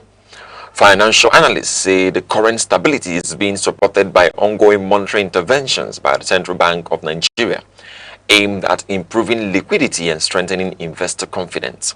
They note that sustained stability in the official market remains critical to easing inflationary pressure and supporting broader economic growth. Now in sports, the Nigeria National League (NNL) Super 4 playoff draw has been conducted in Lagos, setting the stage for the final phase of the 2025-2026 season. The draw ceremony held at the Marriott Hotel in Ikeja featured former Super Eagles internationals Daniel Amokachi and Victor Ibeba as special guests, drawing attention to the growing profile of the competition. Sporting Lagos, Doma United, Inter Lagos, and Ranchers Bees will compete in the tournament scheduled for Remo Star Stadium, Ikenne, from May 1st to May 8th to determine the overall NNL champion. The competition will also confirm final promotion placements to the Nigeria Premier Football League, with defending champions Warri Wolves handing over their title ahead of the decisive fixtures. Turkish club Fenerbahce has filed a formal complaint against Galatasaray forward Victor Osimhen over the protective bandage he wears on his right forearm. The club claims the customized medical wrap used to support an injury sustained in a Champions League match may pose a risk to player safety and is not compliant with International Football Association board regulations. The complaint comes ahead of Sunday's Intercontinental Derby, with Galatasaray leading the Turkish Super League by 4 points with 4 matches remaining in the season. Galatasaray has yet to respond officially, while the Turkish Football Federation is expected to review the complaint before the high-profile fixture. Now in entertainment, Nollywood actress Stella Damascus is celebrating her 48th birthday, attracting widespread tribute from colleagues and fans across the entertainment industry. The actress marked the occasion with themed birthday photos featuring a 48-cup cake, symbolizing her milestone and sparking celebratory messages from stars including Kunle Remi, Edia Aisen, and Blossom Chukwujeku. Damascus, known for her long-standing career in Nigerian cinema, has recently reflected publicly on her personal growth and life journey, highlighting themes of gratitude and resilience. She remains one of the Nollywood's most respected figures, with a career spanning decades and a reputation for professionalism, versatility, and influence within the entertainment industry. And now to end the news across the country, here are the main points again. More than 200 casual workers disengaged by the Bauchi State Ministry of Education have appealed to Governor Bala Mohammed to intervene over what they describe as sudden and unjust termination of their appointments. The affected workers, who served as fingerprint terminal operators across public schools for over 7 years, say their dismissal was carried out without prior notice or fair hearing. Chairman of the group, Mr. Musa Alpha, said the operators played a key role in monitoring teacher attendance and enforcing punctuality within the state education system.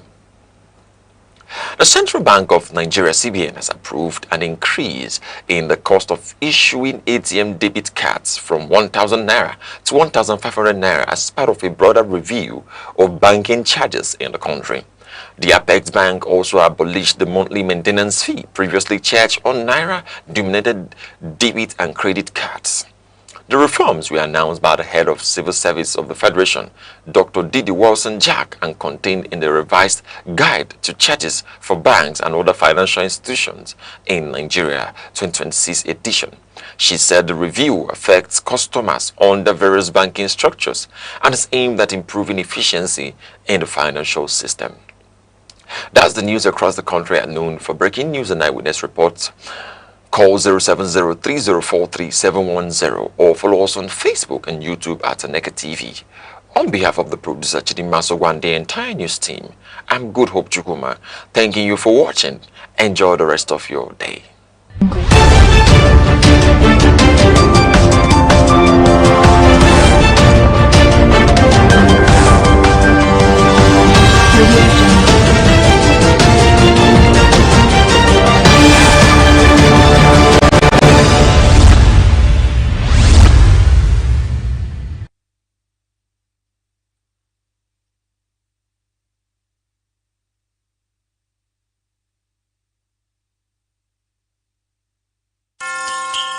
Time, the silent witness to human courage, the keeper of memory, the archivist of greatness. Across the vast landscapes of Africa, from the savannas to the bustling cities, voices once rose, ideas once bound, and visions once dared to challenge the limits of their age. They were not merely individuals. They were epochs in human form. In literature, minds such as Chinua Achebe, Wole Soyinka, and Ngugi wa Thiong'o reclaimed the African narrative. Through ink and imagination, they dismantled distorted histories and restored the dignity of African identity. Their words were not just stories. They were mirrors, reflecting a people long misunderstood, and windows opening the world to the depths of African civilization. In the realm of science and knowledge, pioneers like Philip Emeagwali proved that African intellect could reshape the frontiers of computing and technology. Their work was a quiet revolution, reminding the world that innovation knows no geography. And in leadership, towering figures emerged when history demanded courage. Men like Nnamdi Azikiwe, Kwame Nkrumah, Nelson Mandela, and Julius Nyerere redefined freedom, not as a privilege bestowed, but as a right reclaimed. They spoke for millions. They endured prisons, exile, and resistance. Yet, their vision transcended the politics of their time. They dreamed of a continent awakened. Today, their echoes travel through generations. In every African classroom, in every curious mind, in every dream that refuses limitation. For history is not merely what has passed, it is the foundation upon which tomorrow stands. The past still speaks. Its lessons remain. Its voices endure. This is not just remembrance, it is inheritance. Echoes of the past, where history breathes and legacy lives on.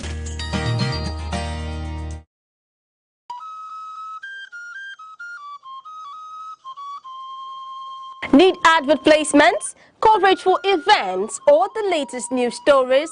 Call 070-3043-7110 right now. Aneke TV, move with the world.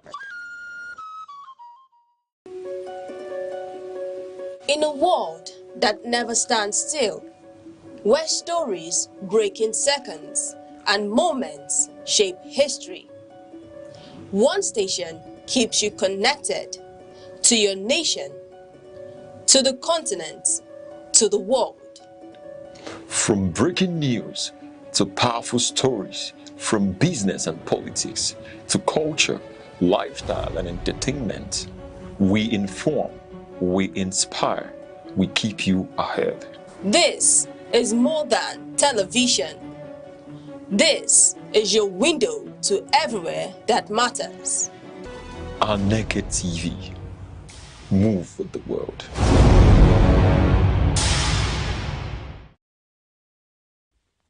In a nation defined by diversity and potential, the question remains, what kind of leadership will guide Nigeria into the future? Across government, business, media and civil society, one principle has emerged as non-negotiable: ethical leadership. Globally, leaders like Germany's Angela Merkel and New Zealand's Jacinda Ardern demonstrate that integrity and empathy are more than virtues. They are instruments of trust and stability. Merkel's pragmatic management of economic crisis and Ardern's compassionate yet decisive responses to national emergencies highlight the value of principled governance. Nigeria's lesson is clear: citizens follow leaders who are consistent, transparent, and accountable. In the private sector, ethical leadership drives success. Companies like Patagonia, with its environmental stewardship, and Microsoft, committed to data privacy, prove that profits and integrity can coexist. Nigerian businesses can learn from these models, prioritizing transparency, fair employee treatment, and community engagement to strengthen both the economy and public confidence. Religious and civic institutions also hold enormous influence. In Sweden, faith-based organizations collaborate with governments on social welfare while respecting secular governance. In Nigeria, religious leaders can guide communities through ethical engagement, promoting peace.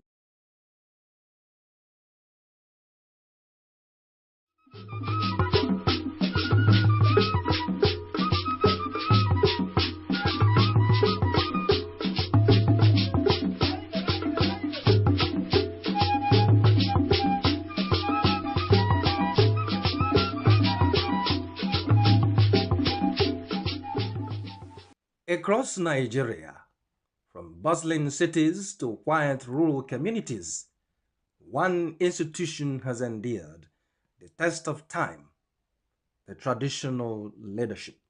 Long before modern governance structures emerged, these institutions were the heartbeat of society, providing leadership, justice, and social cohesion in ways that remain indispensable to this day.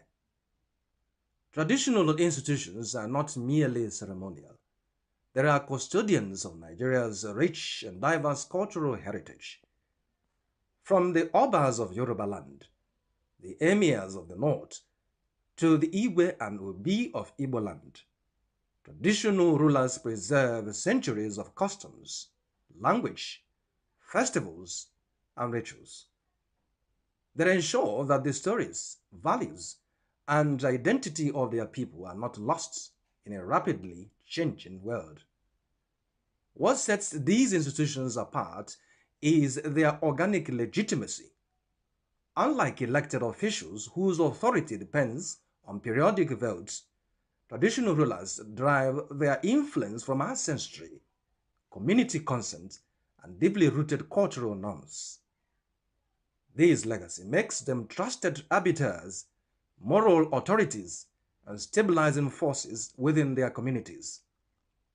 Their position above partisan politics allows them to mediate dispute and guide society with a unique combination of wisdom and authority. At the grassroots level, traditional institutions are indispensable for governance and social order.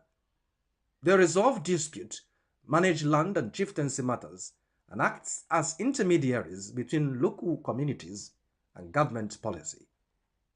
In rural areas, where formal structures are often distant or overstretched, the presence of these leaders ensures continuity, fairness, and accessibility in governance.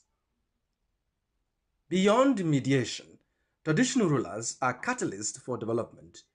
They mobilize communities for education, healthcare, and infrastructure projects, while acting partnerships from governments and private entities. Their influence ensures that development initiatives are participatory, culturally appropriate, and sustainable. In this way, traditional leadership becomes a force for progress as well as preservation. Traditional institutions also play a vital role in maintaining security. By leveraging local knowledge and community networks, rulers provide essential intelligence and oversight, collaborating with security agencies to prevent and mitigate conflicts. Their involvement strengthens community resilience and reinforces the social contract between citizens and the state. Equally important is the moral and ethical dimension of traditional leadership. These institutions instill values of respect, integrity, communal responsibility, and peaceful coexistence. In a society grappling with ethical and social challenges, the guidance of traditional rulers remains a vital instrument for fostering discipline and virtue. In a nation as diverse as Nigeria, traditional institutions serve as a bridges of unity. They manage ethnic and cultural diversity, promote dialogue, and encourage mutual respect, while preserving distinct local identities. Through their wisdom, they help maintain harmony and stability across communities that might otherwise be divided. The traditional institution is far from a relic of the past. It is a dynamic, enduring pillar of Nigerian society, a custodian of heritage, a mediator of peace, a driver of development, and a moral compass for generations. To harness Nigeria's full potential, there must be a deliberate integration of these institutions into governance and national development strategies. For in preserving the past, guiding the present, and shaping the future, traditional leadership remains at the very heart of Nigerian life.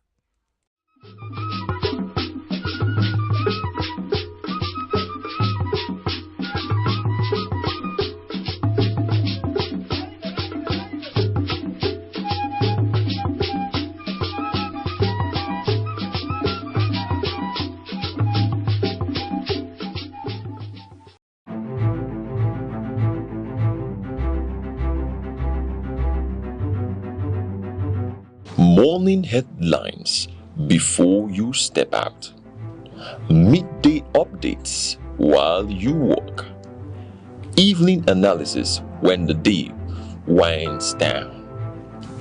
Wherever life takes you, Aneke TV keeps you informed, connected, and ahead. Aneke TV. Move with the world.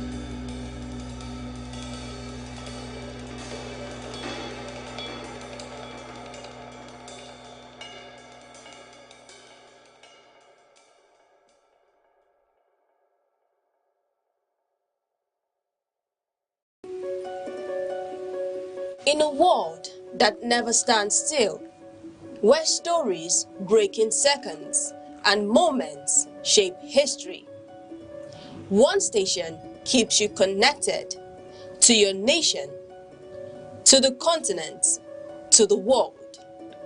From breaking news to powerful stories, from business and politics to culture, lifestyle and entertainment, we inform, we inspire, we keep you ahead.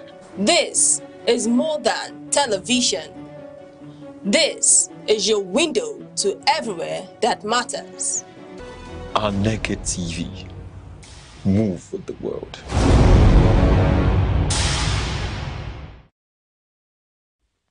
In a nation defined by diversity and potential, the question remains, what kind of leadership will guide Nigeria into the future?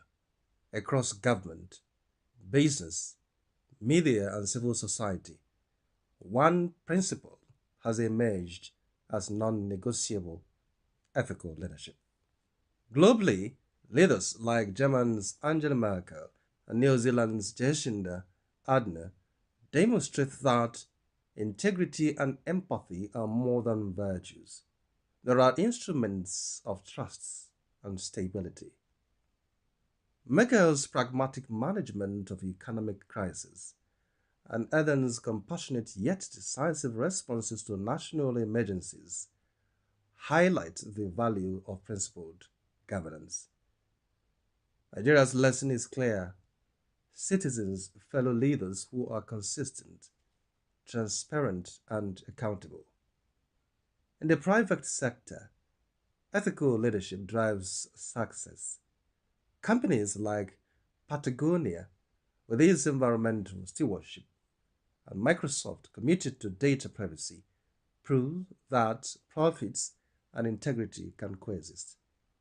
Nigerian businesses can learn from these models, prioritizing transparency, fair employee treatment, and community engagement to strengthen both the economy and public confidence. Religious and civic institutions also hold enormous influence. In Sweden, faith-based organizations collaborate with governments on social welfare while respecting secular governance. In Nigeria, religious leaders can guide communities through ethical engagement, promoting peace, civic responsibility, and financial transparency. The media serves as the nation's ethical compass. From Watergate in the United States to anti-corruption investigations in South Korea, responsible journalism exposes abuse of power and strengthens accountability. Nigerian media, by upholding truth and resisting political pressures, can elevate public discourse and encourage ethical governance. Youth and civil society movements around the world illustrate the power of principled activism. Evidence-based campaigns in Kenya, climate initiative in Europe, and grassroots civic actions globally show that organized engagement reinforces accountability.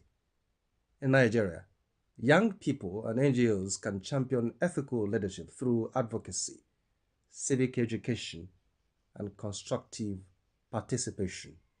The path forward is practical and systemic. Transparent public finance, digitized services, whistleblower protections, merit-based appointments, and civic education are all critical. Ethical leadership must be embedded in institutions, daily operations, and individual conduct. When leaders govern with integrity, businesses act responsibly, institutions foster unity, and citizens uphold civic duty, Nigeria's potential becomes tangible. Ethical leadership is not just a moral ideal. It is a strategic roadmap to progress, cohesion.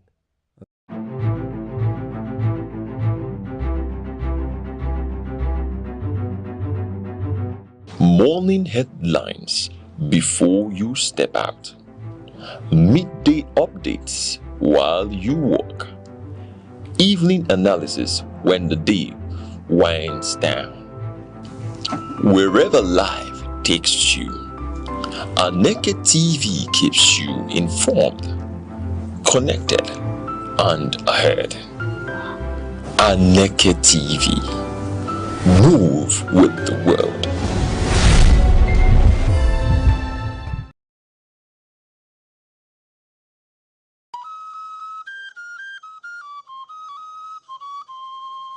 Need advert placements, coverage for events, or the latest news stories? Call 070-3043-7110 right now. Aneke TV, move with the world.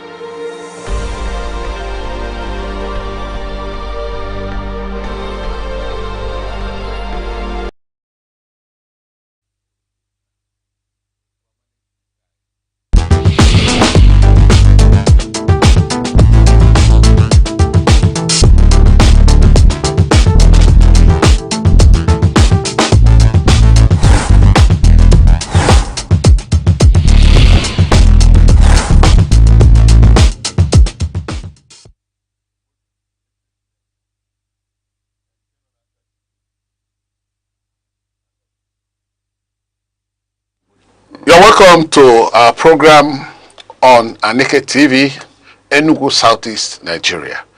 I am here to present to you Arena, which is a program where we dissect and discuss issues of national and international interest.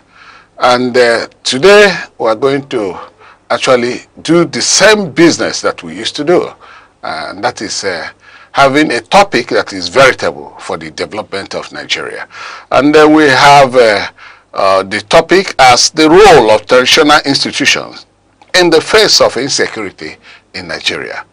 And interestingly, I have His Royal Highness Igwe Chinedu Nyawobodo, JP, a public affairs commentator, as my guest for today's program. You're welcome, sir. Yeah, thank you, my brother. Good afternoon. Good afternoon, viewers.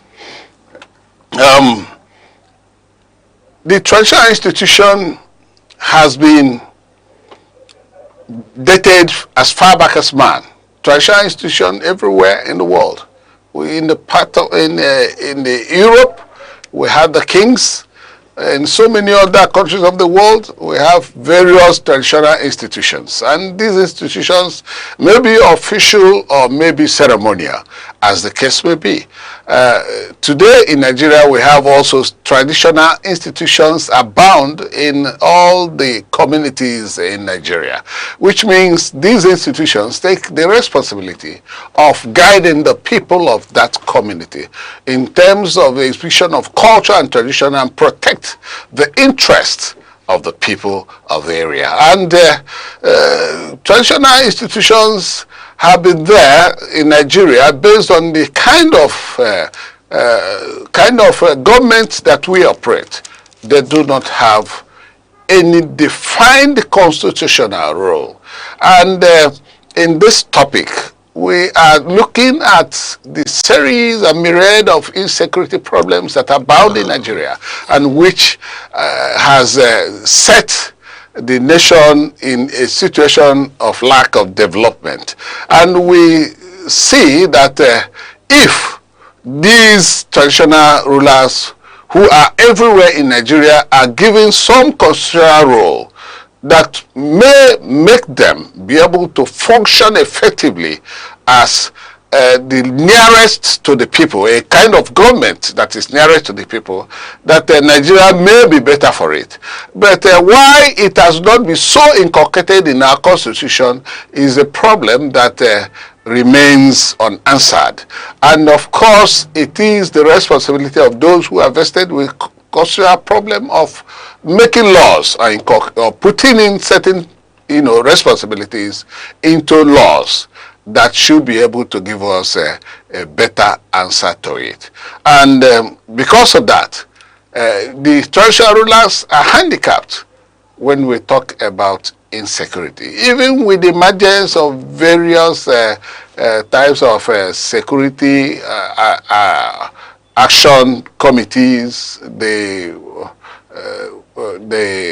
vigilantes, the hunters, and all that in the various parts of Nigeria, it has not really, given us the desired result. And so, we are going to talk on this topic with a view to seeing that those who have the power to get things done, that they begin to look into this problem or think out of the box. Because when you do one thing and you get the same result all the time, which is not helping the situation, you should be able to think about doing it a different way so as to get a different result. And Your Highness, the situation of the role of the traditional institution in Nigeria, how do you view it from your perspective? Yeah, like you said earlier, traditional institution is as old as man existed. Looking at it from the perspective of my own area, we used to have Ishan in those days. And who was the Ishan? When you become the eldest of the community, the seat of government moves to your house. That was government by gerontocracy. And then government by gerontocracy to warrant chiefs, to chairman of community councils, and now Ndigwe.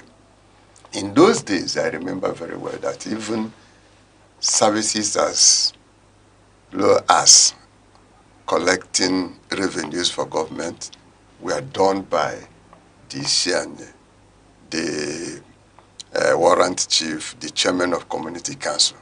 But unfortunately, when we changed to Igwe, it's a different thing.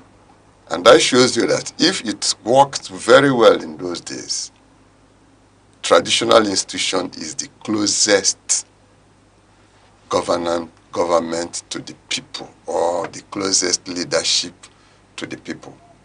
Having said that, it then means that if we want to get our security right, like you're saying, that traditional institution must be equipped to be actually the chief security of that community. You know that every crime committed on earth is local, is committed at a place. And that place has a traditional ruler. And that traditional ruler with his lieutenants should know that environment better, the nooks and crannies. And I have always told people that effective policing, I don't just mean the police as a service. Effective policing of your environment starts from intelligence gathering. And we should not overlook the local intelligence of the people.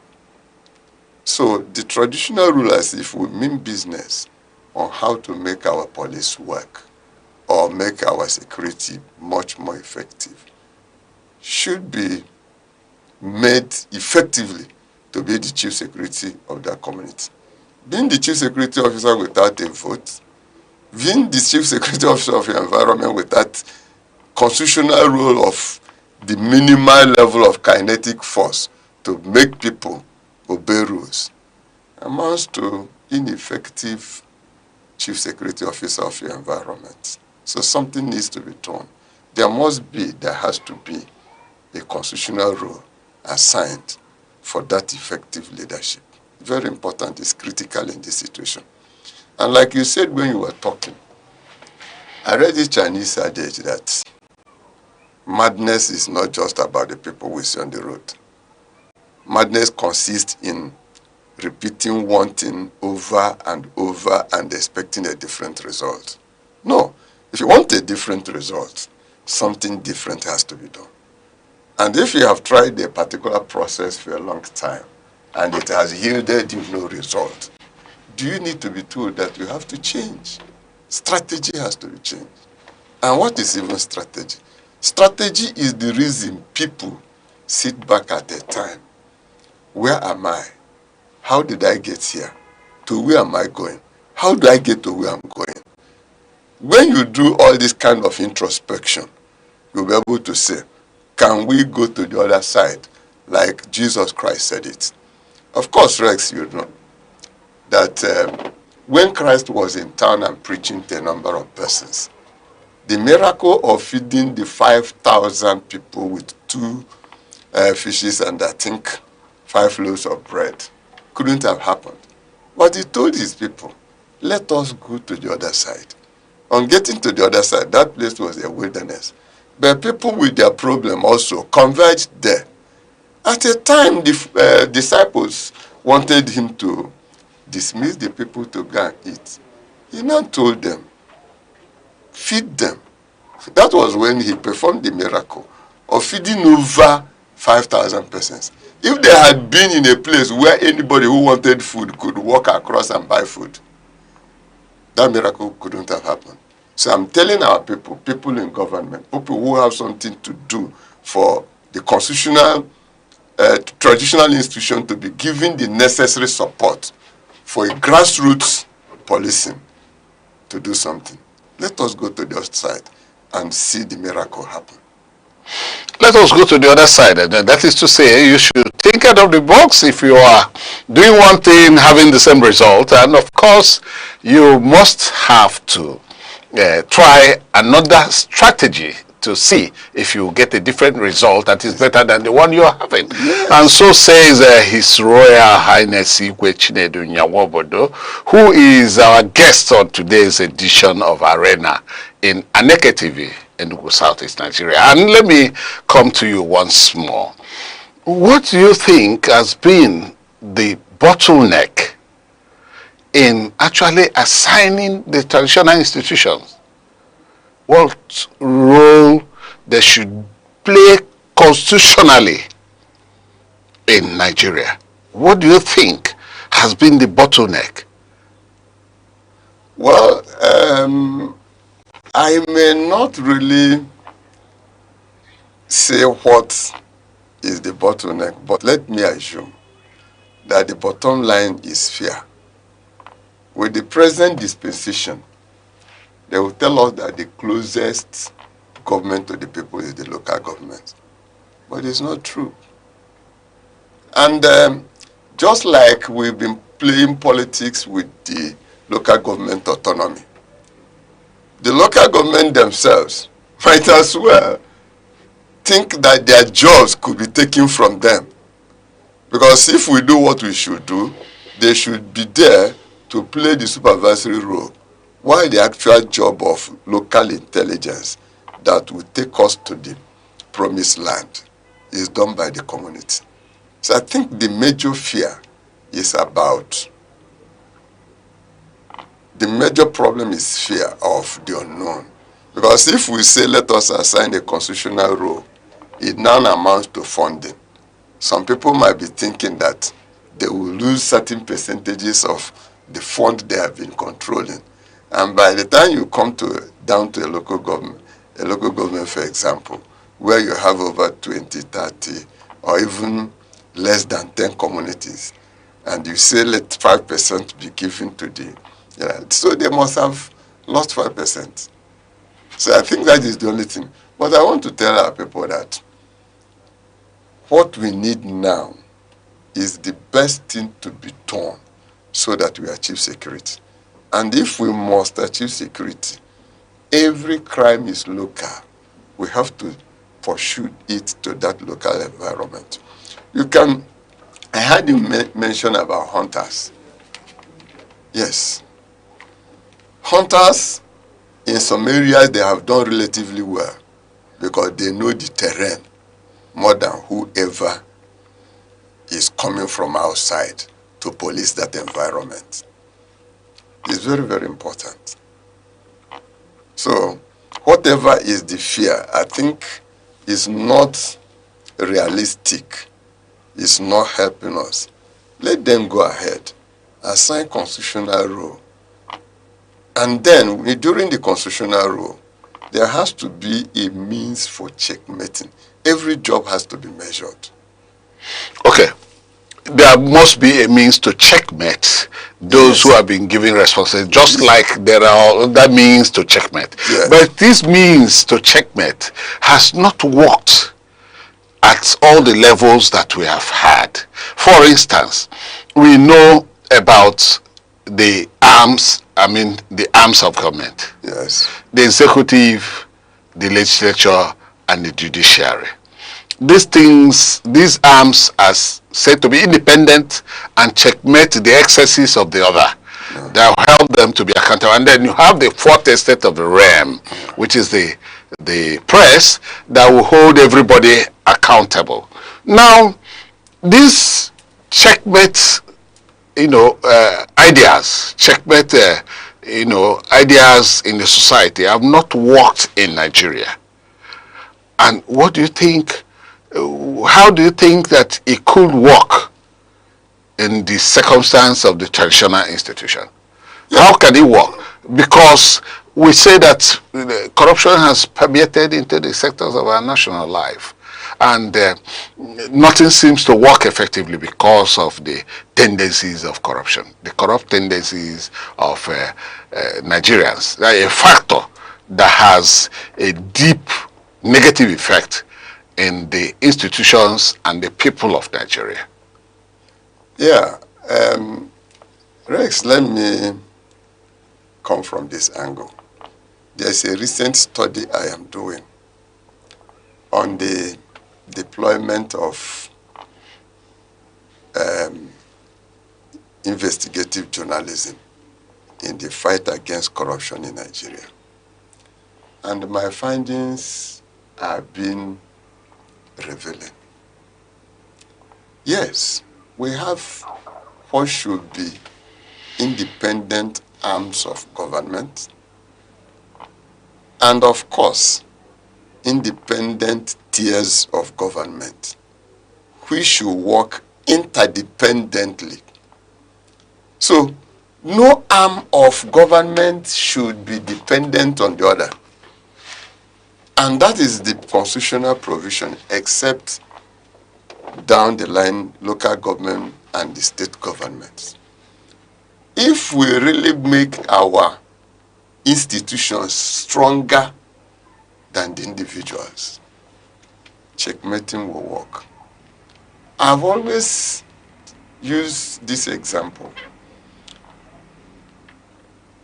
A long time ago, the Supreme Court of India ruled against shutting themselves from the public, and that it means whatever they do in the court has to be monitored by the people, so that you know that when you're making mistake, the public is seeing you. And nobody likes washing his dirty linens in the public. Nobody wants his dirty angle be published. This this Freedom of Information Act should be made to work. But unfortunately, the rules we have in our country, they will want you to do a sprint with your two legs tied. For example, let us look at the Freedom of Information Act, where the media should checkmate everybody. But of course, the same act says that when people refuse to yield the information you want, that you can go to court. And this is our court with the snail speed. But that is not even the problem. The study I'm doing, I wanted to know the earning levels, what our journalists earn. Greater percentage earn less than 70,000 naira a month. Is that 70,000 naira a month in the present era? Is that the money he will now use to pursue legal activities? Because the journalist has to do it at his own expense. And if that is the case, there is no way it is going to work. And 70,000 minimum wage Where does it take a journalist that chooses to be an investigative journalist? To where does it take him? No place. And you now see that self-censorship plays more effectively, so that that person, instead of publishing, will not negotiate with you, and whatever they find is tainted with embellishment that we had the real story. So we need to do a number of good things. Pay the journalists well. They don't need any permission. Our journalists should be made not to have any permission to cover any arm of government. And that is the reason I advocate responsible journalism, where you are made to suffer whatever you commit. If you publish wrongly, you answer for it. If you publish the correct thing, you should be protected. You don't have to take permission from people to cover them. But you can see in Nigeria, certain meetings, certain activities will be going on and say, this is out of camera. Why out of camera? You are working for us. So no society will work like that. We have laws that we are not implementing because we have strong individuals against strong institutions. We should let our laws work. Yes. Chapter 2 of our Constitution, Section 22, gives the media the responsibility to hold every public office holder responsible and accountable to the people. But that law is being mitigated. That law is being worked against. It's unfortunate. Again, you know that investigative journalism, like you mentioned, how we checkmate, comes with risk. Our insurance system does not work well. If it works well, you are not paying the people enough to be able to insure themselves. But of course, the institutions, if we make it strong, should assure every journalist so that if anything happens, then the people he's leaving behind will be losing nothing.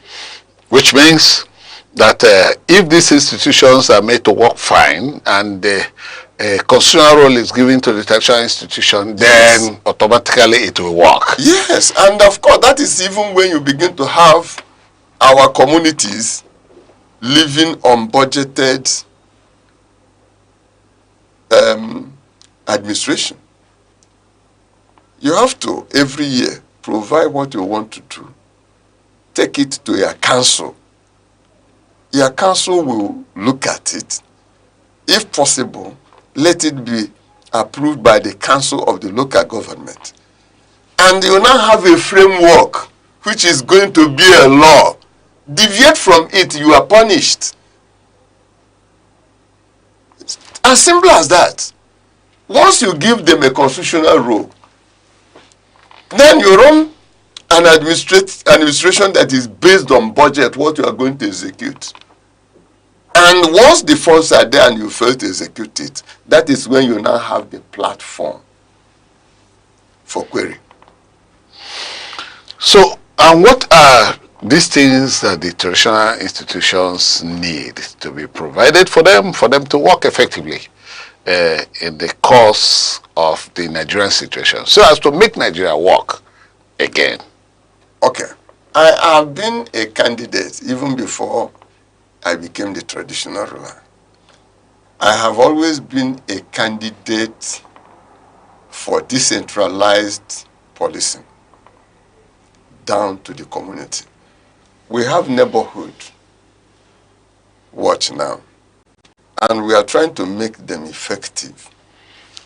We have what we call the forest guard, which is now going to become National Forest Guard.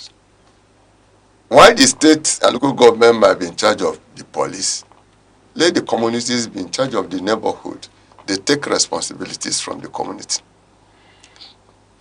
The way our communities are now, if you look at the laws of traditional rulers law, and of course the laws about the town union, you will see a parallel leadership in the community where the Igwe reports to the chieftaincy affairs, the town union by the present law reports to the rural development, and the main commissioner is in charge. In a situation like that, who controls who? You only say that the Igwe is number one by words of mouth, but it's not there in the statute books. So any intelligent person could always want to hinge on the provisions of the extant regulations to even fight in the Igwe. And when such things begin to happen, leadership is derailed. So let us make these institutions, right from the community level, become strong and responsible to the people. And how are they responsible to the people? Let what the Igwe is doing be checkmated through the media. But of course, in the present time, including the hunter, who should be the media, appear to be even more corrupt than the hunted. And in a situation like that, nothing works. But all things boils down to ineffective institution, weaker institution versus stronger individuals. Once you are strong in the society, I was reading, I recommend this book.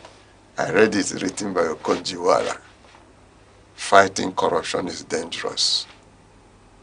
And that book exposed me to facts more, because once you have strong individual, no matter what you are doing is immaterial. There was one reform he wanted to do within the Ports Authority. And a particular person had to even stop her from going to see Mr. President, because that person was a strong aide to His Excellency. When I was reading that book, I began to wonder and asking God, God, when do you intervene so that we begin to have a stronger institution? This is somebody who was chairmaning the economic management team. And they are stopping him from going to see the president because he is strong. As bad as that. So the bottom line is that if we want everything to work, from the community to local government to state and to the national government, let us have strong institutions. When we have traditional rulers institution, it should not be about Igwe. It should be about Igwe conforming with the rules. It should be about the chairman of the local government conforming with the rules.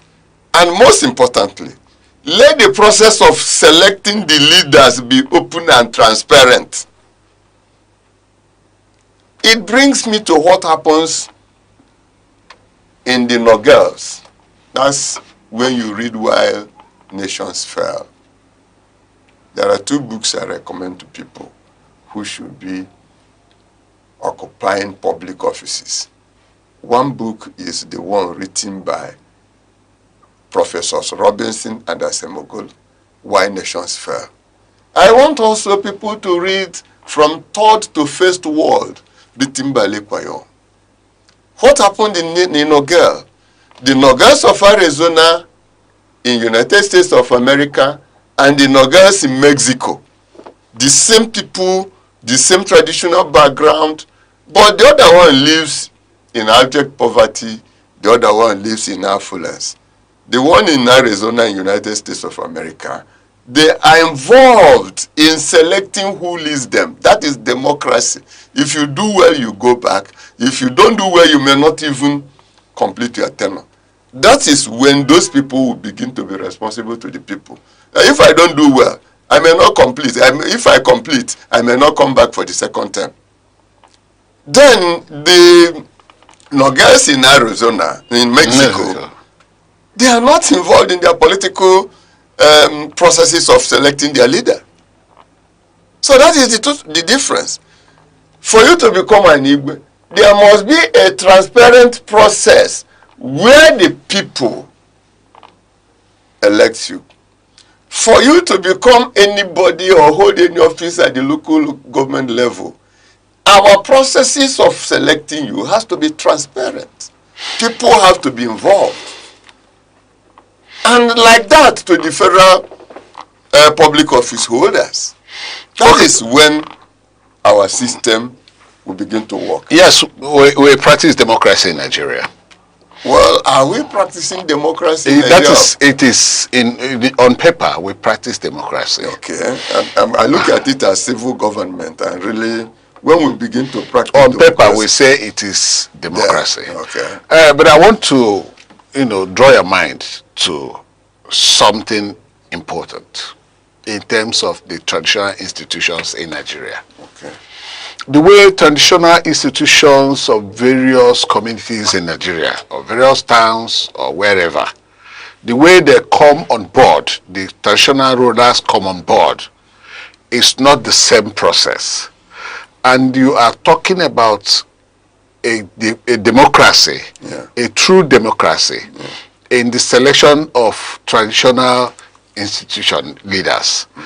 So, you see, and we do not have a law provided, because the laws that set up traditional institutions in various places differ. That is, some are through lineage, some are through some local constitutions of communities, community constitutions, and they are not the same all through. So it will be only a situation where you have a uniform mode of getting members of the traditional institutions and their leadership on board, that you will have what you are actually asking us to do. Let me help you here and help our viewers. I was in Cuba in 2012, and I spent 2 weeks in Cuba. We looked at how they run and what was the strength for them to withstand the blockade by Americans for 50 years. When we were talking in one of the workshops, they define their own democracy, but of course, they run communism or communist system of government. Democracy is government of the people, for the people, and by the people. What does it amount to? No matter the system, allow the people choose who leads them. Let me look at, from that angle, let me come to the process of monarchical system of government. If we choose Kanu, for example, or we choose Onitsha, for example, they are the kingmakers. And they know that they run this hereditary. People inherit. But as people move around, the space of selection keeps expanding. The kingmakers will now sit down, do what they ought to do, and then once somebody emerges, if the processes are followed, the person will be widely accepted. Then, that is the kingdom. If you come down to our side where we run chiefdom, when we run open government, I don't know why this word is escaping from me, where people talk, this egalitarian society. I don't know why I'm losing this word that came to my head now, but I will remember it and I will tell you. You allow the process, the constitutional provisions. If you come to my community, we have constitution. And the constitution states who conducts election for the Igwe. The constitution specifies who qualifies to contest. The constitution says we move from village to village. The village whose turn it is to provide the next Igwe. This is what you do. These are the kind of persons you bring. And when you bring those kind of persons, let them come and contest. And let the process of electing or selecting him be transparent and open. that person will be widely accepted. Okay. It's not about when you say it is by hereditary. If 3 persons are qualified from the hereditary system, then allow them. If 3 people are qualified from a system that uses hereditary to set up their traditional ruler, they should be allowed to contest among themselves. That is and it. that says that is where once the His process Royal is Highness Igwe Cherido submitted. We are going to pause for a break. When we come back, we'll continue. All right. Don't go away. Join us on Arena, Aneke TV's premium current affairs program, where politics, development and governance come live. Every Monday, Wednesday and Friday, we host top professionals and thought leaders who speak their minds on issues shaping Nigeria and the world. It's inclusive, enriching and absolutely captivating. The roadmap is, let's have our environment secured so that investors can come. If you don't know what economic security is, kidnapping will tell you what it is. You kidnap ransom. Customers are going to get these meters, and like we said, it's at no cost. There are things that dialogue can handle. But when you leave it, you want to use a kinetic approach alone. You cannot. For discussions that promise insight and deliver truth, stay tuned, stay informed, and keep watching Arena only on Aneke TV.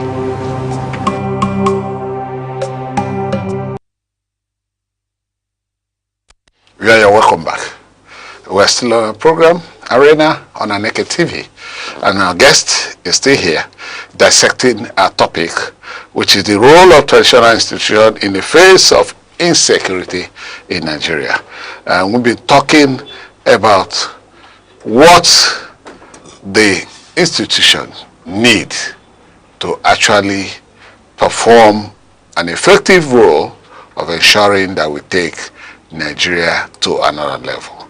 So, what are the other things that we require to empower the traditional institutions to function effectively? Yeah, like I told you earlier, funding is of essence. Funding. We are in a society where every bit of taxation is collected by the state government. Whatever remains becomes an internally generated revenue for the local government. The Igwes are paid stipends, and those stipends may not even be enough to buy water you serve your visitors every month. So there is no way our traditional institutions will be as effective as we think it should be, as we expect it to be, without funding. And if you want it to run the way it is running now, expecting contributions from members of the community, the economy is so stressful down the line that you are not going to have enough to run the system.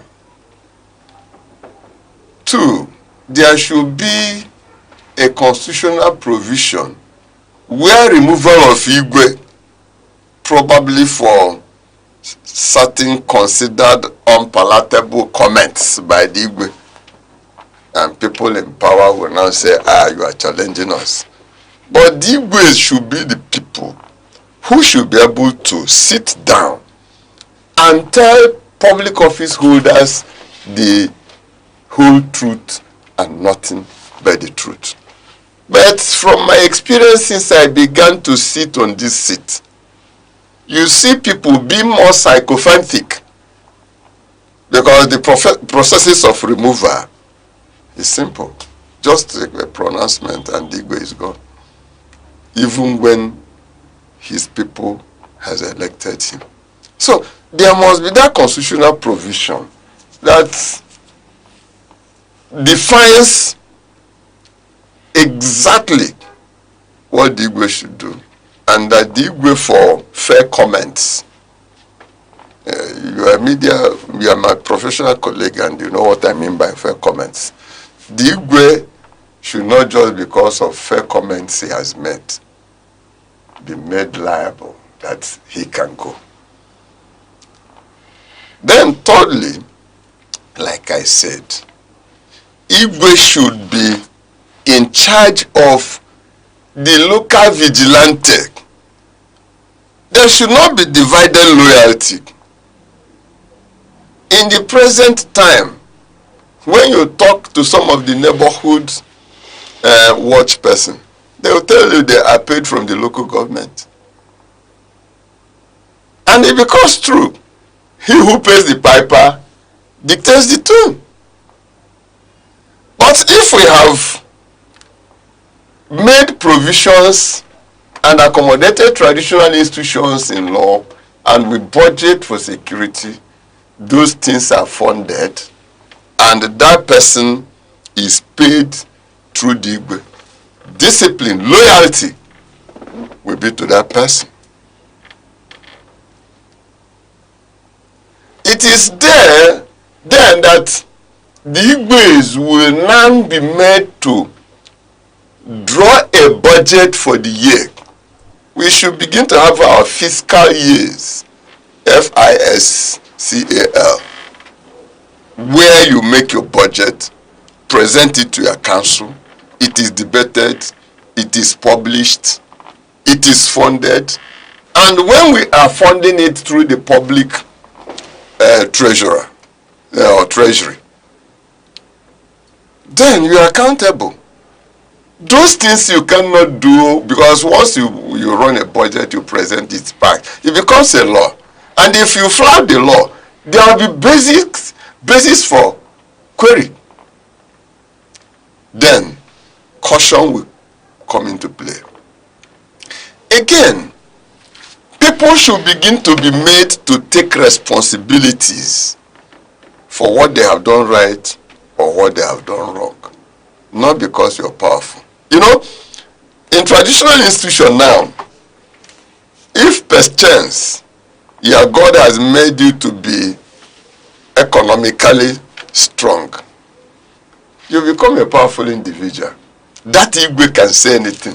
That Igwe can do anything, and nothing happens. Another person who is not as economically powerful as that particular Igwe may look at that person and do what he has done. He is gone the next day. No system works well like that.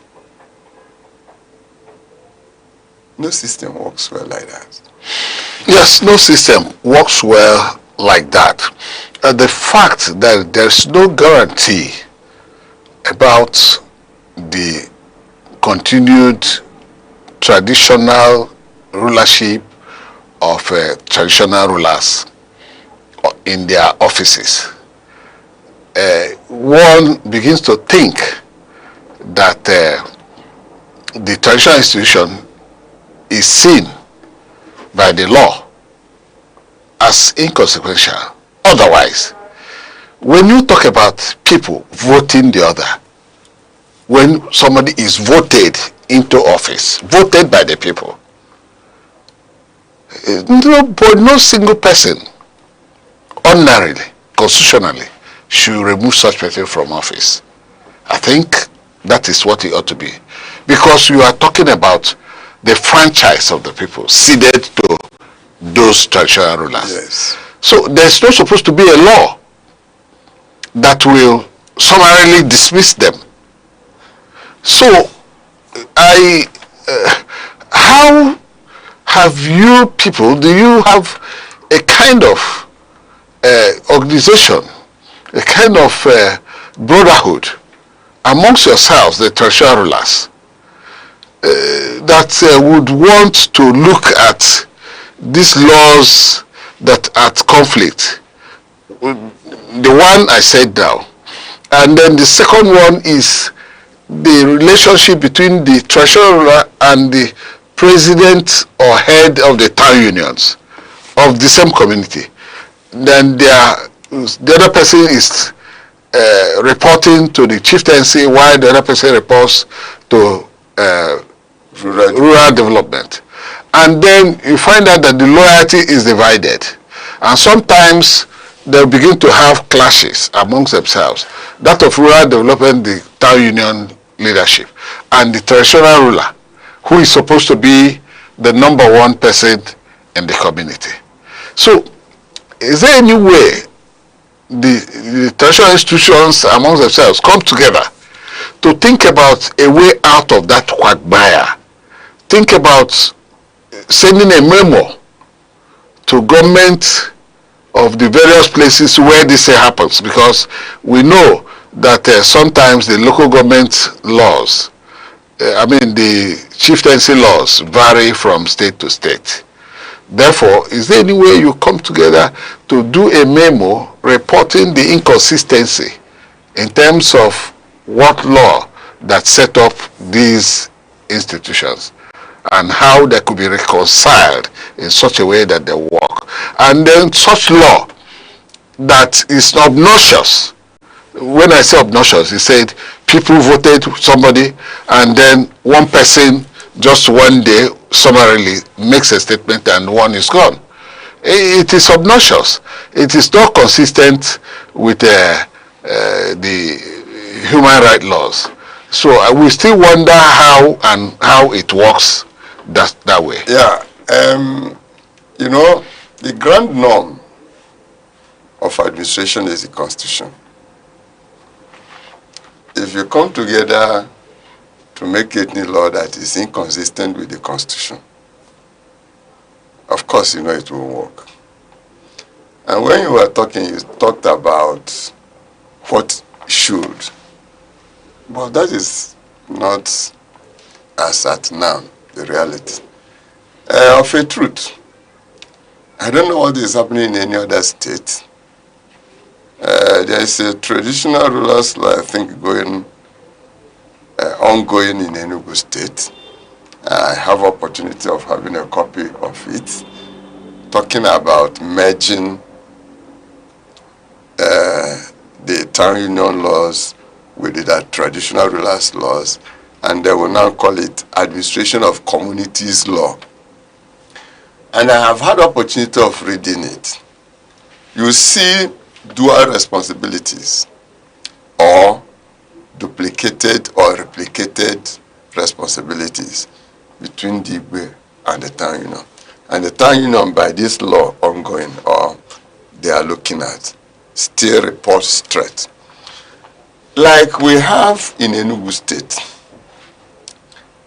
or any other state, the governor is number one. Everything going to the government at the center should be going through the governor. I don't know what you're saying, whether you understand what I'm saying. And I'm of the opinion that for our communities to work well, there should be an organogram. That organogram will show who is on top, who is next, down the line.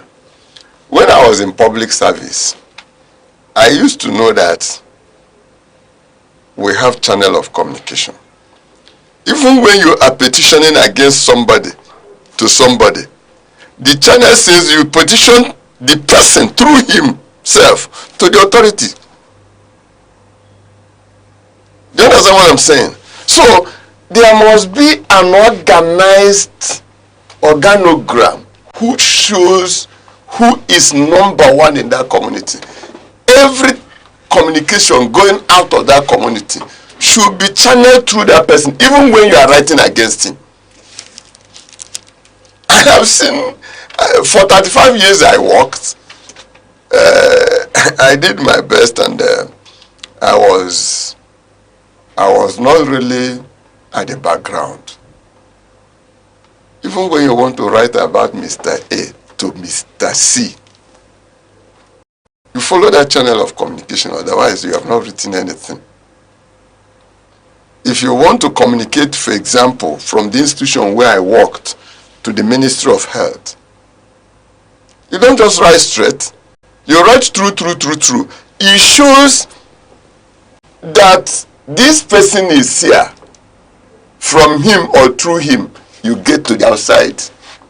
world, if it is not done, it's like anarchy playing out. I am interested in making the system work. And the system has to work when we have organized leadership. Otherwise, like you said, I see it that that traditional institution, in the face of all, is being treated as inconsequential in leadership. Those things we have highlighted, let there be law. Like our constitution gave federal government responsibilities, it gave state government responsibilities, it gave local government responsibilities. Down the line, the last tier of government should be the community leadership. And the constitution has to give the constitution some responsibilities. The communities. And, yes, and you have people you account to, from community to local government to governor and so on. But in the end, you can see somebody get up one day in the community and ride straight to His Excellency, circumventing the community leadership, circumventing the local government leadership across Nigeria. And you still see the state government looking at it instead of saying, "Man, go back and follow the channel." Route it very well. They route it very well. And of course, somewhere the governors had also that responsibility to hire and fire. Of course, whoever they give the staff of office, whether by hook or crook, becomes the traditional ruler. Yes. And whoever they remove the staff of office from whether by hook or crook, ceases to be the traditional ruler. Yes. It's not very palatable, actually. It's not, because that is exactly why that is exactly why the Sultan of Sokoto sometime was removed by the governor of the state. Yes. That is exactly why the Emir of Kano was removed just by another governor came in and brought him back. So you see, it is as if maybe there is no order and defined arrangement in the governance system. Yeah, just like I told you, for you to be a vocal Igbe, you must primarily be economically strong. That your people chose you to speak for them does not really matter in the present system. If you are fortunate and you have occupied several offices, you've accumulated wealth reasonable enough, you have made your contacts, even when you're wrong, you are right. Which means you imply that somehow the rule of law is not very prevalent in Nigeria. Because you talked about very strong persons. Yeah, and such strong persons, the rule of law does not apply to very strong persons. But I may differ on that, because we know that some persons are now being held and tried in court for certain things they did, which government deem are criminal. Yeah, not really. You shouldn't hold somebody responsible for deeming. It should be on facts. But that's not what I'm saying. If you look at those of them being held now, and you relate it to political comments and actions, after all, those persons have been wrong and they did those things in those days. And nobody talked about them until there became a friction. You know, I'm just being sincere to myself to tell you that if our system works the way it should, once you are elected, no matter how strong, no matter how little, no matter how weak, people should consider that the office you are holding is a collective power given to you on trust. Okay. And that trust from people, the people should be the consideration, not even the person. Okay. In the present circumstance, what do you think in a final analysis, because of want of time, that should be done finally to make the traditional institutions to actually help to take Nigeria to the next level? Okay, we had said it, we had repeated it a number of times, but by way of summary, yeah, we are saying that traditional institution that has been touted to be the #1 chief security in the community should be made to be that by process of law. The traditional institutions that are really the nearest to the people should be made to be stronger by the process of law. And so submitted His Royal Highness Igwe Comrade. He is still a comrade. Igwe Comrade in Yawobodo, who is here on Arena. Thank you for being here for us. Thank you. And this is where we're going to draw the curtain on this edition of Arena on Aneke TV in Southeast Nigeria. Just join us next time, same session, and we'll be right there to actually talk on issues that will unite you and that will take Nigeria forward. Thank you, and God bless you.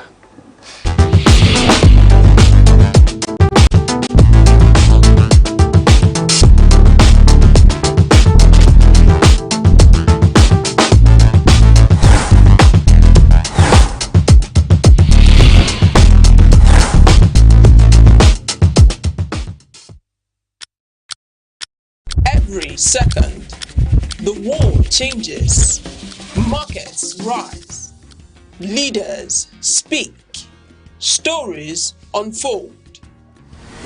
To keep up, you don't just need news, you need clarity, you need speed, you need perspective. That's why Aneke TV brings you the global pulse. Accurate, reliable, right when it matters most. Aneke TV. Move with the world.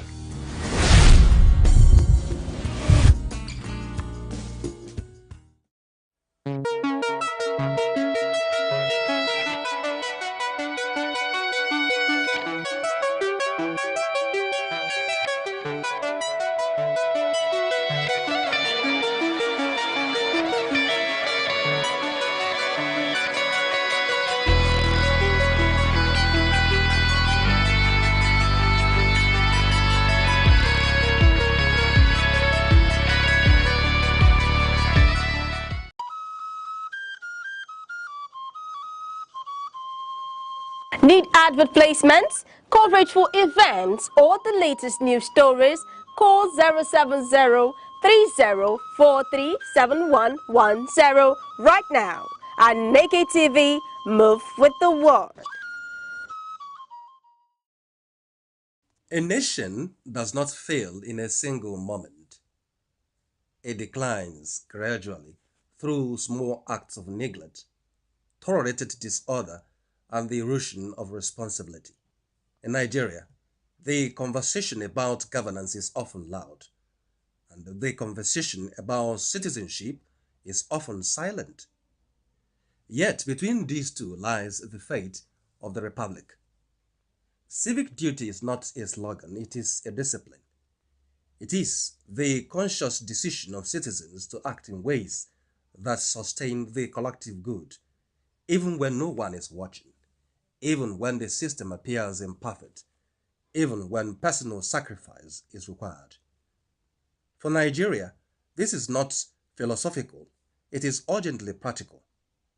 Consider something as ordinary as public infrastructure.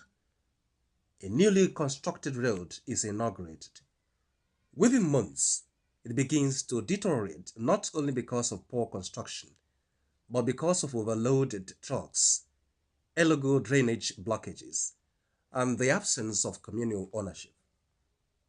The question then arises, who destroyed the road? The government that built it poorly, or the citizens who used it irresponsibly? The honest answer is both. Civic duty begins where blame ends. It demands that citizens recognize that public property is not government property. It is shared property. And what is shared must be protected collectively, or it will be destroyed collectively.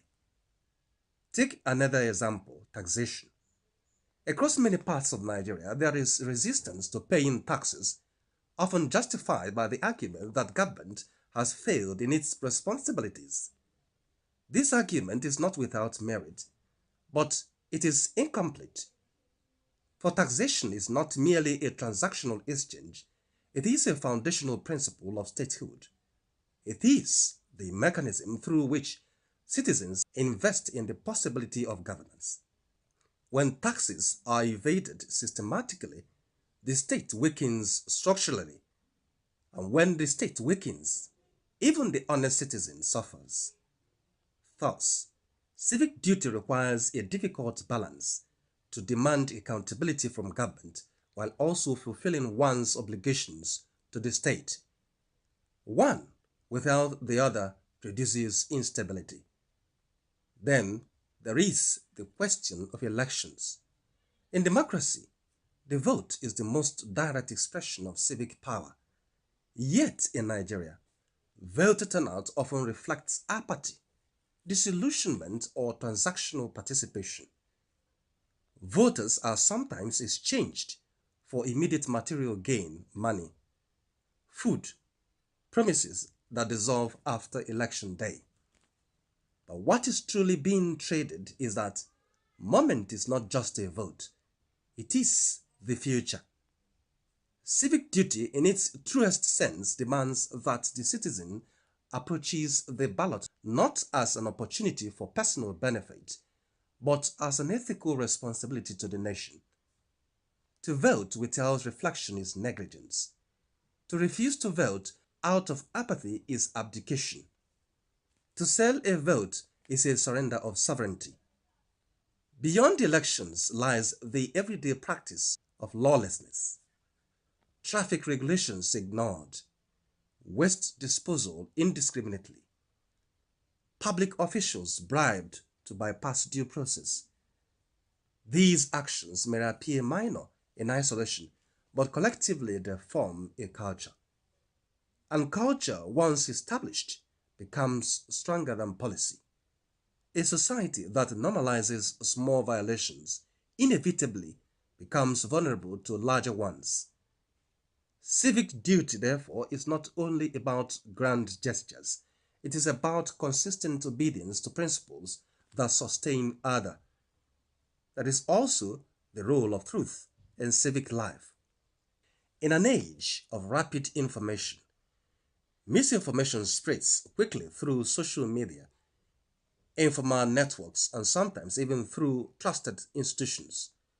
Falsehood, when repeated often enough, begins to shape public perception, and perception in turn shapes national decisions. Civic duty requires intellectual discipline.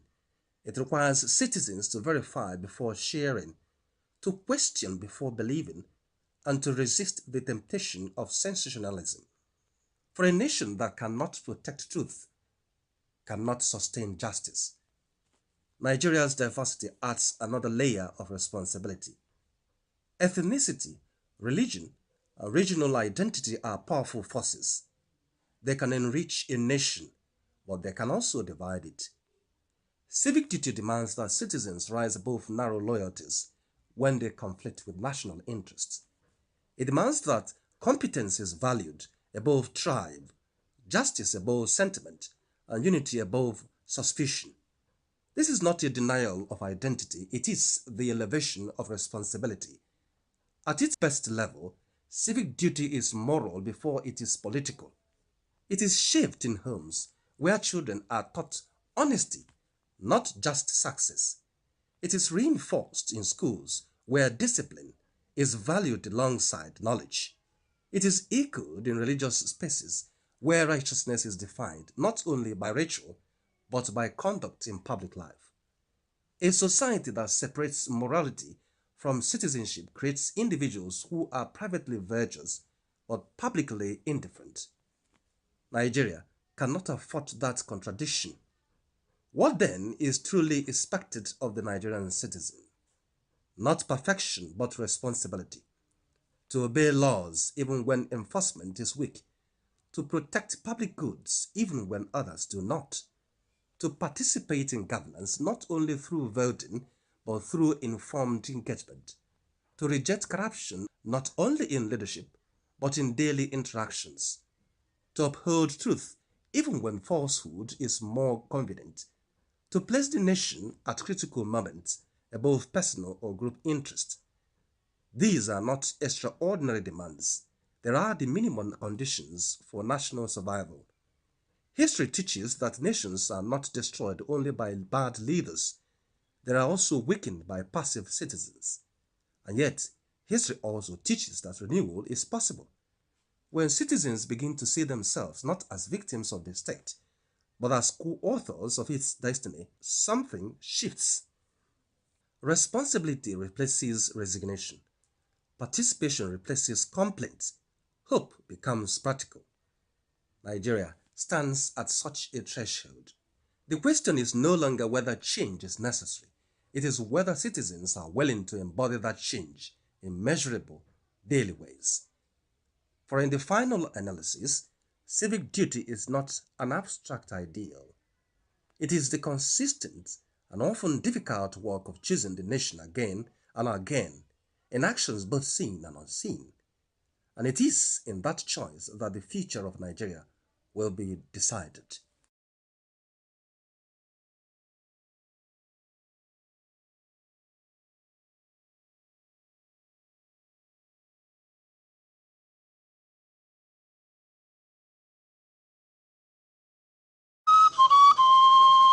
Need advert placements, coverage for events, or the latest news stories? Call 070 30437110 right now. Aneke TV, move with the world.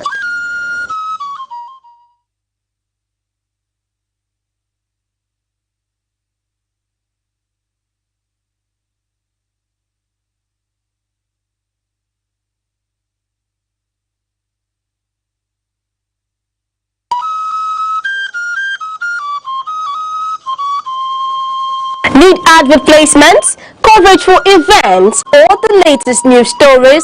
Call 070 30437110 right now. Aneke TV, move with the world.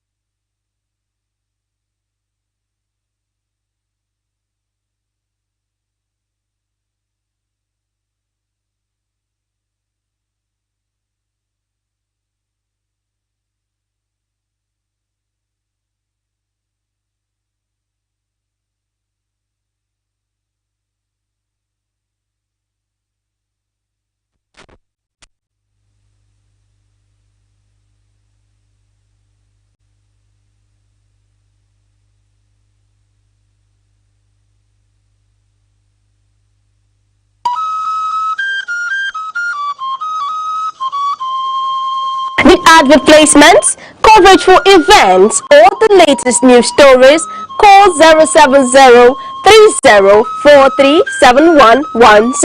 right now. Aneke TV, move with the world.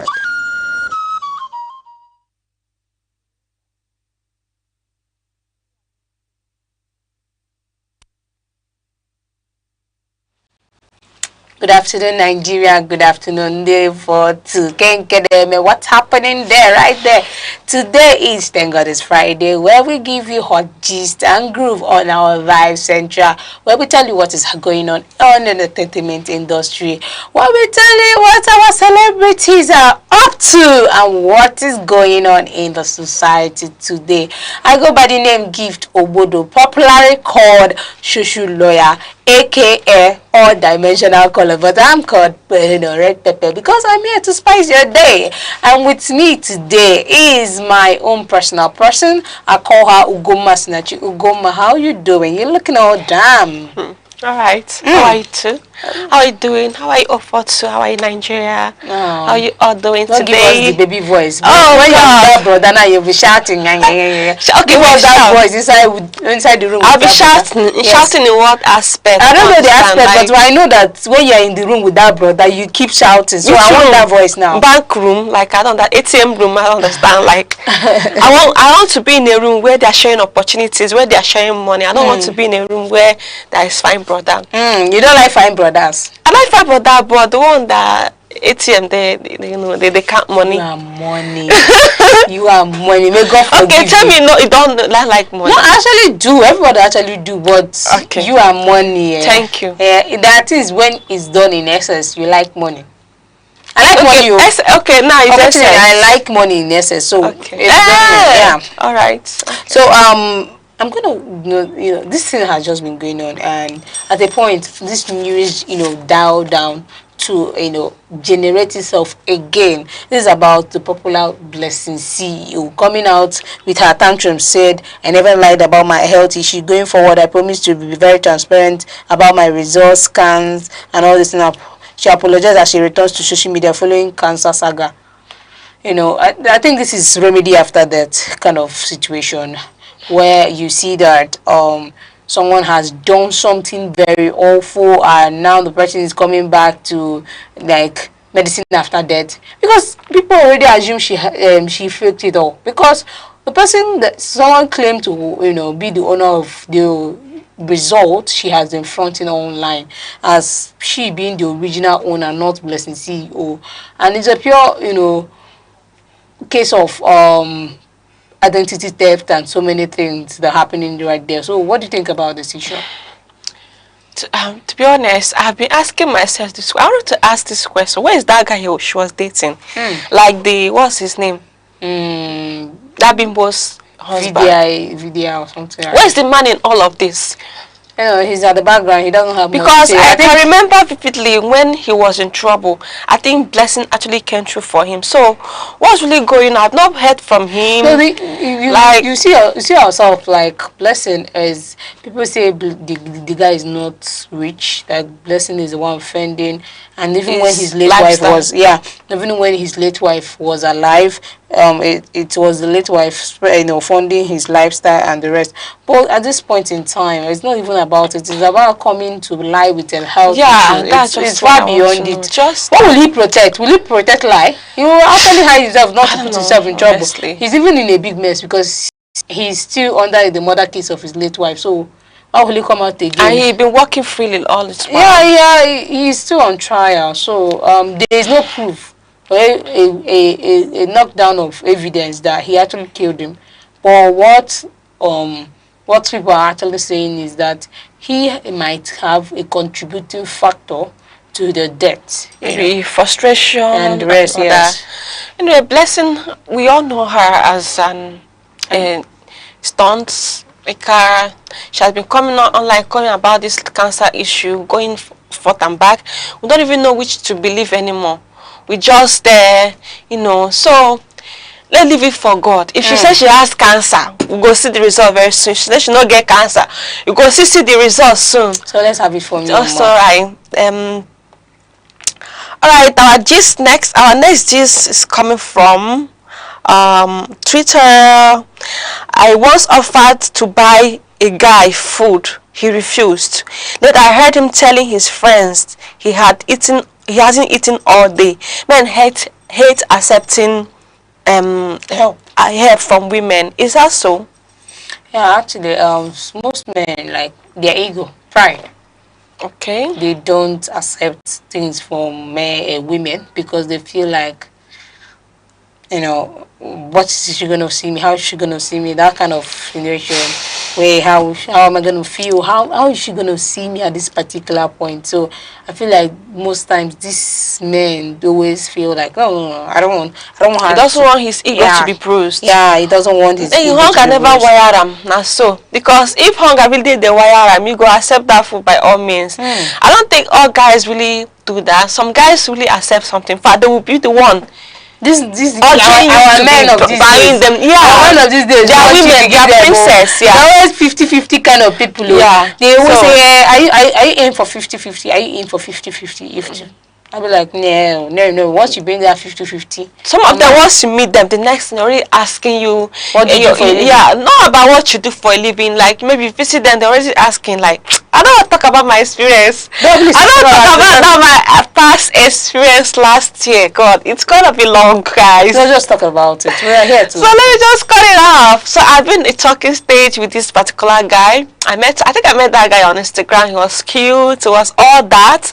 So one time he came around my side. Like that was when I saw him. We met after he was inside car. So I didn't really look at the guy's physical, abilities and all that. But he was just fine. I was just looking at the face, got carried away. So one time, the guy invited me over. Guys, this guy invited me over, like, meeting the second time, that's at his place. Because I wanted us to go outside, but he was like, no, that kind of thing. I'm like, okay. Enugu guys now, their house, okay. So I visited. This guy asked me what I wanted. Like he said like he already bought something for me. He had juice, that kind of thing. Feel free. I have juice in my fridge. I have blah blah blah. I also made rice. So this guy brought out Hollandia yogurt. Lo and behold, it was actually a half yogurt, something that he had taken from. So something he had taken from. So I just took one cup. I didn't want to I've already seen it, the red flag is already there, you're giving me half something, someone that's visiting you. I'm like, okay, let me just go with it. Let it not be as though I'm trying to, act on, how they ungrateful. Ungrateful. So I poured the juice one, like a half cup. I drank the first one. Like we are now talking, he got me chin-chin. I've not even opened the chin-chin, so I just kept the chin-chin aside. So I wanted to pour the second one. After this guy just attacked me. Do you want to finish it? Did you buy anything for me? In fact, everything that there was so awful. Look at myself like, do you want to finish it? Did you even come here with anything? Like, this guy was like, did you even come here with anything? That chinchin he gave me. I come out carry the chinchin, keep out for the table. Like, I just placed the chinchin on the table like I wasn't eating again. The juice I poured is the juice and the Hollandia I poured inside the cup. I kept it back. Later on, few minutes later, this guy consumed the whole juice. Finished it. He even opened the container. I was licking it like this. He was literally licking the container of this Hollandia. So I went to use the restroom. The tissue there was just small, so I tried to make use of the remaining one.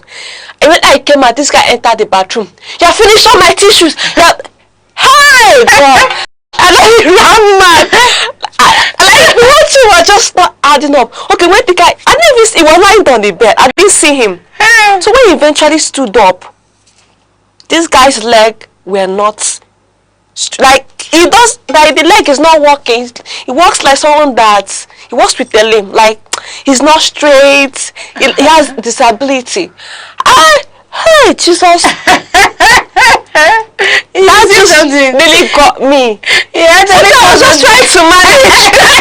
The way he shouted, did you come here with anything? Why do you want to finish the whole juice? Like, this is... I could come leave her for her. I'm going home. Okay, when I was about leaving, this guy asked me to buy him kunu. This guy kept disturbing me about this kunu. If you don't want to buy it, just send me money. I know where they're selling it. You don't want to buy, send me money. Hey, baby, can buy. Even when I go home, this guy was still disturbing me for that kunu. He was trying to use it to make up with that Hollandia I took. God.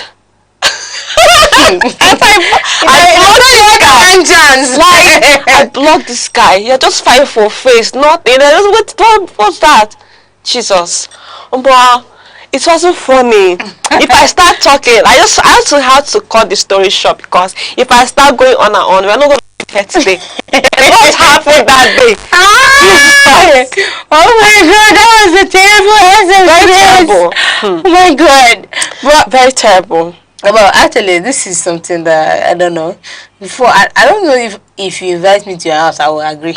I need you to come outside. But the dangerous thing about it is that as you are going out, I repeat, as you are going out with that nigger, just make sure you have your vest money. Like you have, thank God that I don't go with that money. Even 10,000 naira, because you can save like this kind of person will abandon you. This kind of person will abandon you. He go leave you there. Better we didn't go outside. I swear, so that this place will be minor, because they will beat you. Like this guy shouted at me. This tissue paper was just very small tissue paper.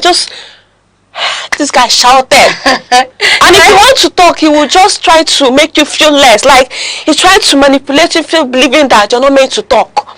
You're meant to keep quiet. He started telling you the story about how you were supposed to keep quiet. You're still in that shock up to now.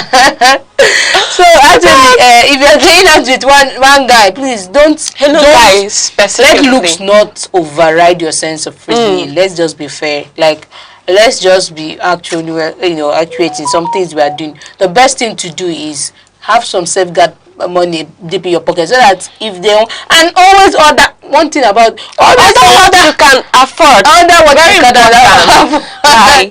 Because of my girls, there's this thing that happened one day. I think this has led me to this story. So this happened in this restaurant around this Heaven. So a girl went No, I've forgotten the name of that restaurant. But that girl went out with the guy.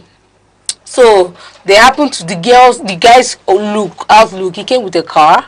The guy is not even sure if the car is his own. The guy was looking so cute, looking so rose, like very handsome, and dress sense was making man. So in the girl's mind, this guy must be a dogu. She was like, I don't jam.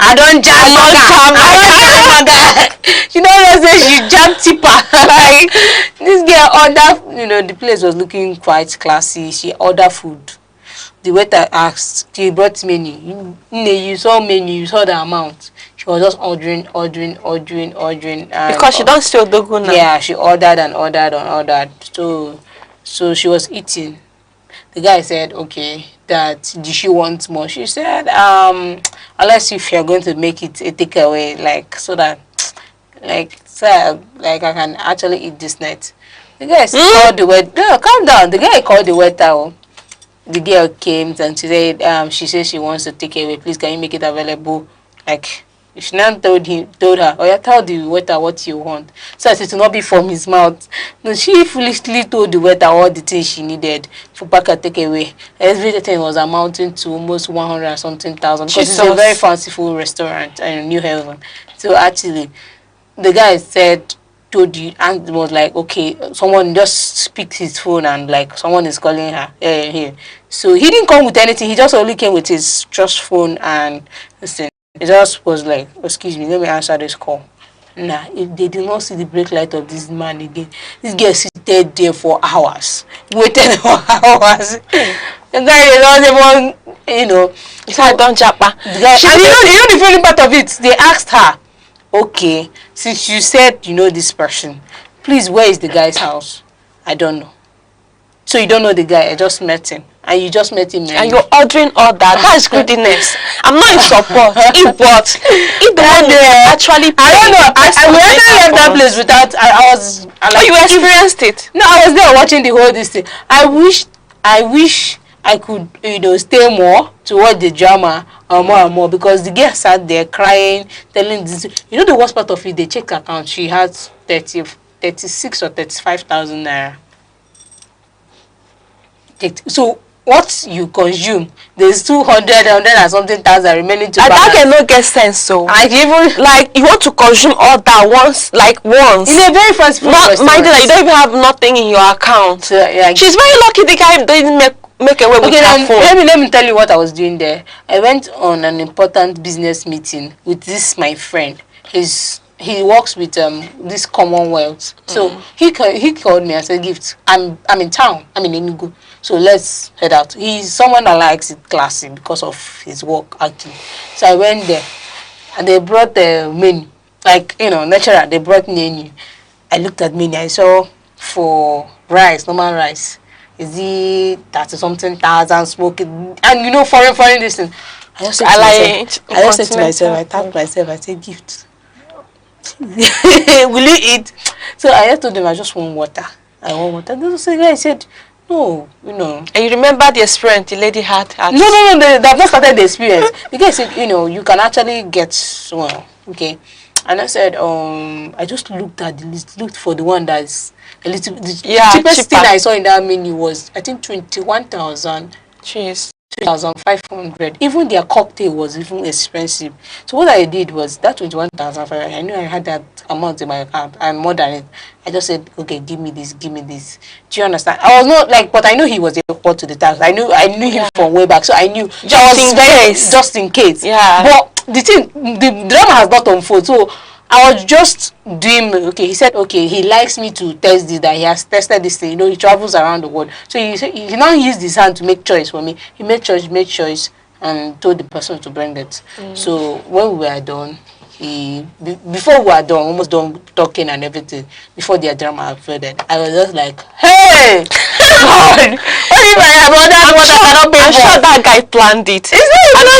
That guy now, I'm sure he planned it with his friend to call him at that time. It was not a planned thing. I think he just pretended that his phone was ringing. So he said, "Sorry, let me take this call." Okay. Do you understand? She's very lucky that the guy didn't make away with her phone. Like the stories I've heard, whereby they go on let me make call with your phone. I don't have call card. You go suffer people, you go pay for food, see cry for phone when they steal.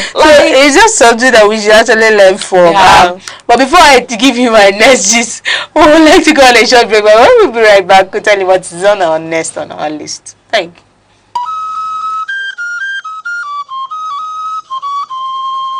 Need advert placements, coverage for events, or the latest news stories? Call 070-3043-7110 right now. Aneke TV, move with the world.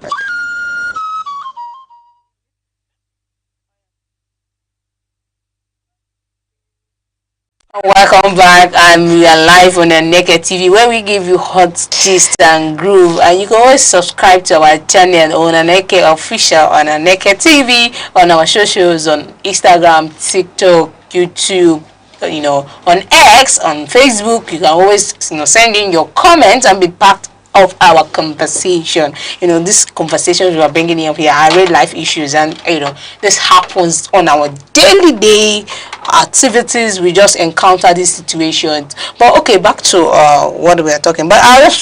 Let's cut it. Like this actor, they call him Clinton Joshua. Yeah. So Clinton Joshua said, if there was this scenario that he doesn't like, kissing actresses on set. Yeah. He's very fine, very cute. So he said if he actually start kissing, the producers would likely give him more of the same role over and over again, and he doesn't want to kiss half of the girls in Nollywood. So Clinton Joshua explained that's what he's avoiding. He doesn't want to kiss. But all these guys are really overhyped. I see no fineness in them. I don't know if I'm the only one that is. So this guy is not cute for you? Oh, he's cute. You see him, Chike Abi, what's his name? That guy. Now so you go meet person where in leg they like that was traumatizing. Like I'm really traumatized. I used to traumatize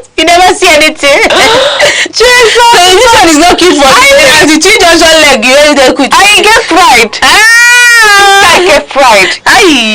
I'm just trying to say maybe the pride is results like maybe it's because of his challenges and all that. So he's trying to, in order not to, be intimidated, right? So our news right now, we were talking about our legend. I'm sure you guys know who I'm talking about. Our legend Peter of P Square. Well, he was actually, there's a news about him, like he's going around getting award from the Western country, while his brother is there changing birthdays and all that. So what do I talk about these people? Like, I don't know. These are two confused twins I've ever seen. Identical twins, rubbish identical twins. Can you imagine? The other one is changing his date of birth from 18th to 30th, while this one is busy winning. But anyway, both of them are just mad. Everybody is just mad. Everybody's trying to catch. But I still love them, honestly. I don't love them anymore. Like I think I'm I don't know about you. I'm in love. I really love those guys. Okay. It really hurts me that no longer together. And whatever it's just insane that. Do you think they are way better off not being together, or they are better together? Right? Yeah. Don't you like peace? I love peace. Like, if not for one reason, you know that these two people would have been bigger than Davido, and the rest of them. I swear, they are way bigger than those people. So, okay. There's one of the songs that made mad sense to me was today, but the final today. What are you singing? Please don't stop for that. Sign me. They you see, that's why I dressed. They will sign you. They have to, sign me. We have to beg on your behalf. They will have to beg on your behalf. Really. Okay. Actually, I have this one. These are protocol. Concern me, but he said, people that live upstairs where owner they always go. Why are you always dragging chairs, bro? Waiting when they always knock for wall or ground. What's the problem exactly? Have you been in the situation where you are living below and the next up, listen, there's noise in my okay, it's not actually upstairs. Or when they're pounding. It's not actually upstairs. My own case was when I was in school, in my lodge. There was my neighbor. His girlfriend usually come around. So every time I'm lying down in my room, I'll be hearing noise on the wall, bing, bing, bing. I don't know what that is.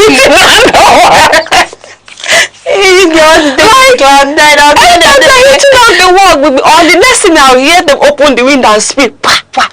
Every minute they're spitting. I'm like, what's this? What's really going on? I was just hearing noise on the wall, like they're close to me, right? I leave this place. So I'll just be hearing leave this place for me. Actually, you need to leave this place for me. What are they big? When they come out, I'll come and look at them. What was going on? My bad neighbor. You must be back here. Ma, you're a bad neighbor. I'm a bad neighbor. I don't know what was going on. But when they all come out looking so innocent, like nothing happened. I don't be looking at them like, see, what was going on in there? Excuse me, you're contradicting yourself. You said they bang on the wall. Yes, I bang on the wall. Always force it out of the window. Yes. And now you say they will always come outside looking all innocent. That means they're coming out now. So that means they're innocent. If you claim that you don't know what they're doing inside there, that means they're innocent. They're innocent. They're innocent. They're innocent. So why are you claiming that they all come out innocent if you don't know what they're doing inside there? Okay. Is there something you're not telling us? I don't know. Like you went today on night, so it's club 9, so you can take us there. I don't know. I don't know what they're doing inside there. I don't know. You say something that you're denying. I don't know now. Honestly, I was just hearing noise on the wall, and it was affecting me mentally. And is it a sweet sound noise or a rough? Like I'll just be hearing noise on the wall, as if they are using their leg to hit. Or I don't know. Okay. Maybe they are giving head. They decide to spit on the outside. I you don't hear what I said. I bless you. You don't hear what I said. Maybe they are giving head. No. Calm down. Don't take me to serious. But actually, I'm mercy for you. I'm not bad. It's not bad. Come on, don't take me there. But oh God. This is your neighbor. I need to meet them. If you know that my neighbor. Wait, I need to meet them. You don't meet her before, but you don't know. I know that neighbor. Oh my my God! Please, let's just please. I don't like that neighbor. Please, that neighbor. Your neighbor. Okay, do you all openly say I love you in a friendship? Do you like openly say someone, oh, I love you? In a friendship? Yeah, maybe a guy, someone you're just friends with. I just said that. When I came here, I just said that to someone. So it's nothing to me. Okay, can you like possibly fall in love with someone you're just in a friendship zone with? That's why I don't do male bestie. Una just do that. Waiting they do for that your lodge war. Big male bestie. I know they do male bestie. Then if it means I don't do bestie. I don't think please leave bestie out of it. Okay, there is this scenario that happened. Someone said all these cohabiting debates, enter university hostel, you will go, you no go say no, say app no real. 3 girls fit collect 1 room and now only one of them they stay there. Where do the other 2 stay? Right there, girls. Someone said I cohabited for 1 year and this is what I learned. You will get rid of you get tired of having sex. You will see the person in his or her own true colors and form. You will have a little idea of how that person will behave in marriage. You will fight, reconcile, experience the most powerful reconciliation and sex and everything. There is 90% probability that the lady will get pregnant. This is 100% chance that you will be abandoned or do abortion for more than 3 times in a year. So cohabitation between 2 people, 2 unmarried couples, couples, yeah. Okay, they married at home, married in school, single at home, right? Yeah. Have you experienced it while in school? Of course. Like practically almost everybody whom I came across in my lodge, they were living with their boyfriends and their guys. I've been wondering, how are you guys doing it? Because me, I get tired of people so easily. So, yeah. Tell me, talk to me. Talk to mama. Okay, but these people were staying together. But no, I say talk to mama on your own experience. Okay. I've not experienced, like, I've not done that before. They are denying your boyfriend on national TV. Hey, God. You're actually denying him on national TV. Like, I've never lived with a guy. Okay. Why would I live with a guy? At least visit and go. It's enough to even know someone. Living together is enough to know someone. Not living with them is also enough to know who they are. In fact, you can't get to know people. You can't get to know someone. They keep unfolding their character, their attitude. Like when you get to marry them at the end of the day, their character keeps unfolding. New things keep coming up. You can't even predict. Okay, so no matter how long you live with someone, you can't predict what they will do next. They can't really show you their true color. They can pretend. You know that? Yeah. So cohabiting is very wrong. So I have experience when I was in Guinea. I was living with this girl.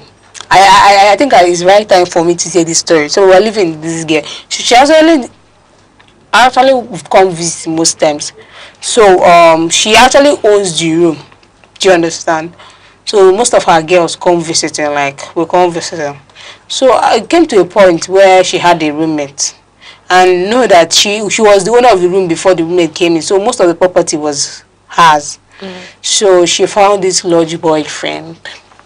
Now, the first thing that disappeared from the house was the gas we used to cook. Wait. In the room, guys are staying together. Gas suddenly disappeared.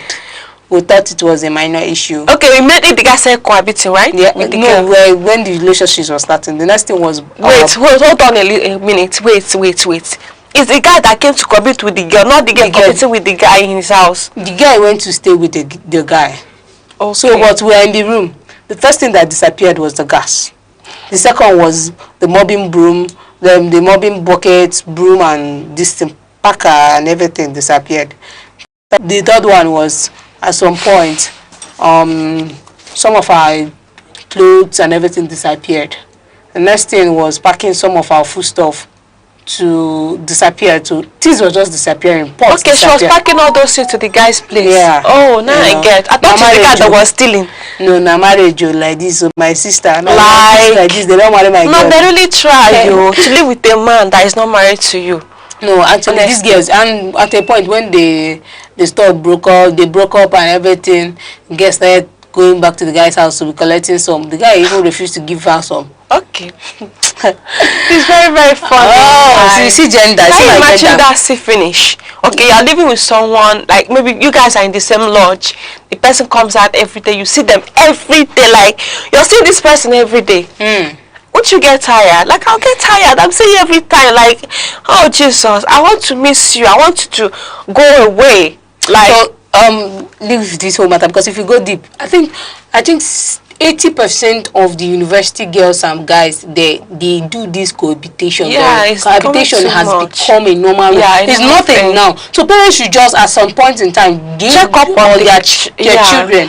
Now I have a friend when in school, she removed the first child for the guy, second, third, fourth, fifth, sixth, seventh. Jesus. The seventh one nearly killed her. The guy will never marry her. They didn't even end up together. I know the guy. Once you abort a child for a guy, okay, he will never marry you, no matter what. Even if it's one that tells you to abort the baby, he's not going to end up with you. There is no way he's going to marry end up with one child. Like, he will never, because he'll be afraid that you will lose your womb. Okay. See what happened. There's a story that happened. Like, this is a real life story. So these two people actually dated. The girl I removed so many children for the guy. So at some point, the guy felt, I'm going for service. The guy relocated to another place without even telling the girl. So went for service, saw a girl, liked her, married her. Immediately, right? Yeah, the girl was now, no, the other one was tracing, and traced where he is. Went to pay him a visit. The girl was heavily pregnant. She came here with tears. Okay, I cannot be able to give birth, but you already, I swear with my blood that you will not marry any lady while I am alive. You will not live with any lady under your roof while I am alive. It was just like a play. The lady went to give birth. She died. The baby survived. Are you so serious? the guy went for a couple of churches to do some of this thing. At some point, they told him that he has to go and marry the girl, or the girl swore with her blood and did everything, and it will work because the girl has done a lot of things for you. So she threw it into the river that until she dies, the guy can never marry any lady. It was just like a play. He stayed for years mourning the wife. So the wife's parents forced him to, he's too young, that who will take care of the little baby they have, that he should go and marry another one. As he went to marry another one, did everything. The girl was inside labor room. She died with the baby, and the second one. Yeah, she died with the baby, and she herself died. So after this, out of frustration, tears, and agony, the man later died, and that man died. Yeah, out of pain, agony, of shame. People are already taunting him that he's a ritualist. A lot of things were just happening. Frustration. Life was just. And he forgot that. On him. Wait, he forgot that I saw only hurt. No, because I think as the story was going, I thought that they told him that he needs to go marry. He said he will not marry her. That what will he offer her? She has sold her womb and a lot of things. And I was like, no, be you. She come up before. Like, it's not you that put her in that situation. Now you feel like she's not up to your standard. Now you know that she's not this, she's not that. Now you have to suffer the consequences. The man had to go 6 feet below. Like, men, listen, please, if you know that do not marry her. You're not ready for marriage or anything, please do not put any lady in a family way. Yeah. Do not get any girl pregnant and also asking her to abort it. You lady, please, also have sense. I don't know. Like, you need to have sense. You need to, like, seriously. Yeah. This cousin of a thing really works so. Like, I don't know it works like that. It does actually work. I'm going to say something about what you Edochie has just been typing. And he said, if men knew how stupid they look when they kneel to propose to a woman, they will never indulge in such crap. Never you kneel to propose to a woman. Never stand proudly like the king that you are and propose to her. If she says you must kneel down to propose to her, she leaves. Or let her go. Dump her. She doesn't love you. Never make a fool of yourself because of a woman. Anyone who truly loves you will not watch you make a fool of yourself. See where pride has gotten us. Now why you remain for YouTube and Asaba Wood? Because it's not even upgrading at all. That that guy is not upgrading because people whom him started this movie with, they are now in cinema. Their movies are going viral. He's only just there locally. He's just in Asaba Wood. Okay. If you want to propose to me, you have to kneel down. You have to be on your knees. So this don't feel like you're doing me a favor by marrying me. This online personality that her wife that he married for 11 years left him to marry another person. This Dotu Energy said, "I'd rather have Ruby alive than die in silence. You all glorify dead in a grave where he is quiet for life. Someone of you who have hoped to he spoke, now he has. Yet you people crucify him. I don't care how a man or a woman purges you, but you see his mental health and his heart is still pumps, and he prefer over, he speaks over being in coffin." Then you Ledoche, the almighty Ledoche came out to say, my brother Dotu, speaking out of this is a total no for me. Crying out Uncle Terrible is a total no for a man. Rather than crying for a woman, replace her with 5 new hot women, impregnate all of them at once. How can you marry a wife and allow her to go live abroad? So men just dey mumu, be expecting us to clap for them. Our forefathers had 5 wives, each of them lived with them. You think say they no get sense? So this man, I just sometimes I pity Judy Austin. Why no? She's happy. She's happy. She's happy now. She's happy. Mentality. She's happy. She's happy. We should just leave her like that. When she did there, and she go cry later for coming in to take another woman's husband. She's gonna cry. So I have another gist. I have a gist. It's funny. It's for my ladies, guys. If you're in this situation, what would you do? Okay, my brother deposited 20 million naira into his wife to be his account in preparation for their marriage. They can use the money to process visa and travel out. Chimo. Sharp woman. Like smart move. Like, would you do that? If I love the man, I won't. But if I don't, I'll collect the money and. Like for her to do that means that something might be wrong somewhere, or maybe the man might have hurt her in the past. And then you also for the right opportunity to do so. To do something to him. The hood is proud of you. Like we're proud of you. You're proud of her. I'm not proud of her. I'm proud of her. I'm sympathizing on the guys. No. We're actually proud of her. I'm so sorry, my dear. On her behalf, I'm not in support of this. Actually, it is my wish. It is my wish.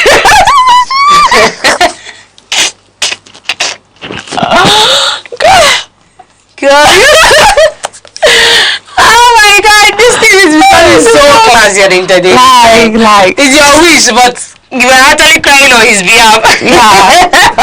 So for people that don't understand his biggest joke, she just actually cracked you guys up, and you guys don't understand. Seriously. Some I just have my 100% love. So like, which animal are you scared of as an adult? I don't like lizard because it's something I see every day almost. You're scared of lizard? Yeah. Which animal am I actually scared of? Am I scared of animal? Really? I'm scared of snake. God forbid. Snake. I hate snake. Like nobody likes snake. God, Jesus. There were times when I was in school. Was it around 2020? Yeah, 2024. I went home, came back, and now I was sharing with my roommates. That I was coming back home. Lo and behold, all our luggages were packed outside. Lo and behold, guys, they saw snake in our window. Just this green snake. Like, You're lucky. I was really lucky. I was like, and it's my side. We don't share bed. I have my own bed. She has hers. So my window is there. So my bed is actually close to the window. So I was like thinking, because I was supposed to come back at night. What if she didn't find that snake was there? Because she said she was lying down. She was just lying down in that hot afternoon. She was just hearing noise on the window frame, like noise. She thought it was lizard. You see, it kept happening. The noise was still there. I see something was trying to come out. So she was like, she stood up to check. Lo and behold, it was a green snake. Like the snake has been there for a long time. As if she hadn't seen that snake. And I came back that day. In the night I was sleeping. The thing called on me. Imagine that. God, I was like, let's take out of this stuff. I killed it. Yeah, they should. Zelensky has officially ended his contract with Marlin Music. He signed in 2019. That means he started being there just 7 years ago. Naramali has given him all his catalog and he is not holding back any other things. He's granted him all the freedom and he has told him to come back if he needs any help. Brunei packed up Zeno from the street when a freestyle. He went viral and now he's on his own to live his own world. Oh, that's so thoughtful of Wait, he's leaving Naramali, right? Yeah. His record label, right? Yeah. That's a good one. That's a good move. So actually, the only thing that got me clapping for Naramali is the fact that he did not end his contract with him, like fighting and a lot of clash, which other people would naturally. See, one thing we are not getting is that I'm not a fan of Naramali, right? One thing we are not getting is that this guy might actually be the sweetest. Yes. But we see him because of the way he portrays himself on the internet. We see him as a troublemaker. You see him as a violent person. Yeah. Not knowing deep down he's a very sweet person. Yeah. Whom we are yet to, understand. Okay? Not to be a good guy. Yeah, we are actually judging based on his look, and he's just trying to be, entertaining us his own way. Yeah, his own way. So yeah, I'm happy your whiskey son, Charms now charges 20 million for a show more than self. What Shatta Wale, the Ghana artist Shatta Wale charges 20 million. He's made to charge more than himself. Do you know what it means to be whiskey's son? Do you know what it means to be a charm? Like, if I wear his shoe, I'll charge 100 million to come out before. So Tiwa Savage reveals that the highest mistake she made was dating for love and emotion. According to her, to date her now, you must take her to Madavi's boot cruise and spoil her. She's not going to date because of feelings and emotion again. Go girl. Go girl. We're proud of you. You should do that. Me too. I'm not doing again. You see, dating, understanding someone, you're trying to be the good person. Now lie. So men don't like good girls actually. Men do not like girls that are good. They like the ones that that are bad. Bad girls. That will be billing them. If you like stay there, they will just like seriously. I like what there is trouble in the kingdom. Sheyi Kuti's sister insults the living hell out of very dark man. She insults his family, says he lost love because his father left him and their mother. This is crazy. What did VDM do now? VDM is not even online. His fans were not happy that someone who stood that firm for you guys. Okay, because he stood for their father, right? Yeah, when he was thrown shade by Whiskey them. Okay. Now the who said that? Who have unfollowed him? So okay. Who said make you go pull mouth? Who said that? That says him right. Oh, very dark man. Who is a very dark man? The comeback will be massive. I trust very dark man. The comeback will be massive. Okay, now let's come back to them. Not with them. No, are they not friends again? Should they friends? Yeah. Okay, they just use each other. So I'm going to end today's show with this particular person, and she's an actress, and she's Rachel Okonkwo, popularly called Onkolewa Nsuka. She has backed another endorsement deal. Another fine endorsement. She has just been backing for Malta Guinness, can water, a lot of things. She's looking all classy. Yeah, I saw. She's known for a decency of decency modes of dressing. Yeah, and she's looking cute and damp in it. Her fashion sense is just 100 minus nothing, and now she has been bagging contract back to back. This girl, have you seen her house? Have you seen where she cooks? Do you know her? Jesus, her ride. Oh God. This is what I want to be there. I want to be there. I want to be there. She's the one that will say you look up to as a mentor. Yeah, that's when we talk about looking up to ladies. These are people that we should look up to as ladies, not those people that comes online wearing pants and bra. Big in this exposing their body. So these are people that you should want to pick up. People you look up to. Pick up and Chimamanda Adichie, a whole lot of them. Ngozi. What's her name? Ngozi Okonjo-Iweala. A lot of them to be picked for. Not looking up to people who will not impart anything into your life. Okay? As well. And today I'm gonna end it here because I just want you to anticipate our next episode where we'll give you hotties and grooves. Thank you, Ma, for always, being active whenever the call calls. All right. What do you have for the people of Enugu? I just want to say thank you. I hope you guys enjoyed today's show. I made you laugh. Hope we made you happy. Today is Friday, and I want you guys to be safe wherever you are right now. Stay safe, okay? Enjoy. Today is Freaky Friday. If you want, go higher. If you want, go high. Down. But one thing don't ever find yourself in a crime scene because I will not be there to defend you. But I still remain your number one. You'll be there to defend. I know I'm gonna be the lawyer. But I'm not gonna be there to defend you. But I'm still your number one. Your one and only Gift Obudo, officially called official social lawyer. Let me tell you, be safe. It is weekend. Enjoy, drink and drive. On Monday, I can't wait to have you here. Love you. Bye.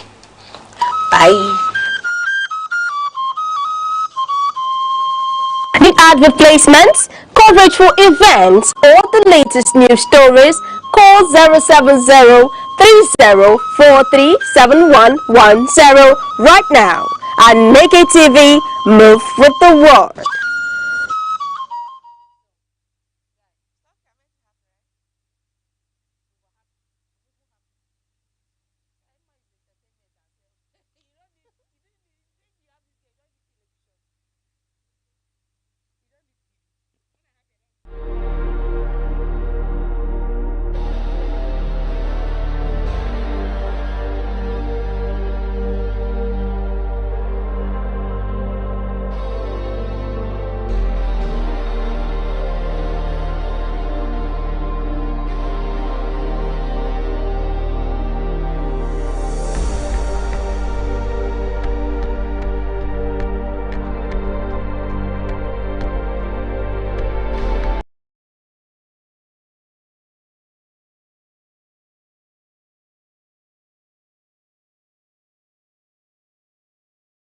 In the stories of ancient Greece, Achilles was more than a warrior. He was a hero whose strength could turn the tide of war, whose courage inspired loyalty, and whose presence commanded respect. His name had endured across millennia, a symbol of valor, power, and influence, a figure whose actions shaped destinies. Yet, Achilles' legacy was not only in the power he wielded, it was in how he used it. He fought not for personal glory alone, but for the honor and protection of those who depended on him. His might was purposeful, guided by responsibility, and measured by the lives he safeguarded. Today, Nigeria faces battles of different kind. These are battles fought not with swords, but with policies and principles. Our enemies are corruption, insecurity, inequality, and leadership that too often prioritizes ambition over accountability. These are struggles that affect millions, shaping the future of a nation rich in potential but fraught with challenges. The story of Achilles carries a lesson for our time. Strength without wisdom and responsibility is hollow. Power without vision can destroy more than it builds. Leadership in Nigeria demands more than force. It requires courage, foresight, and a commitment to the people. True heroism is not in personal triumph, but in the welfare of those entrusted to your care. The heroism Nigeria needs is tangible.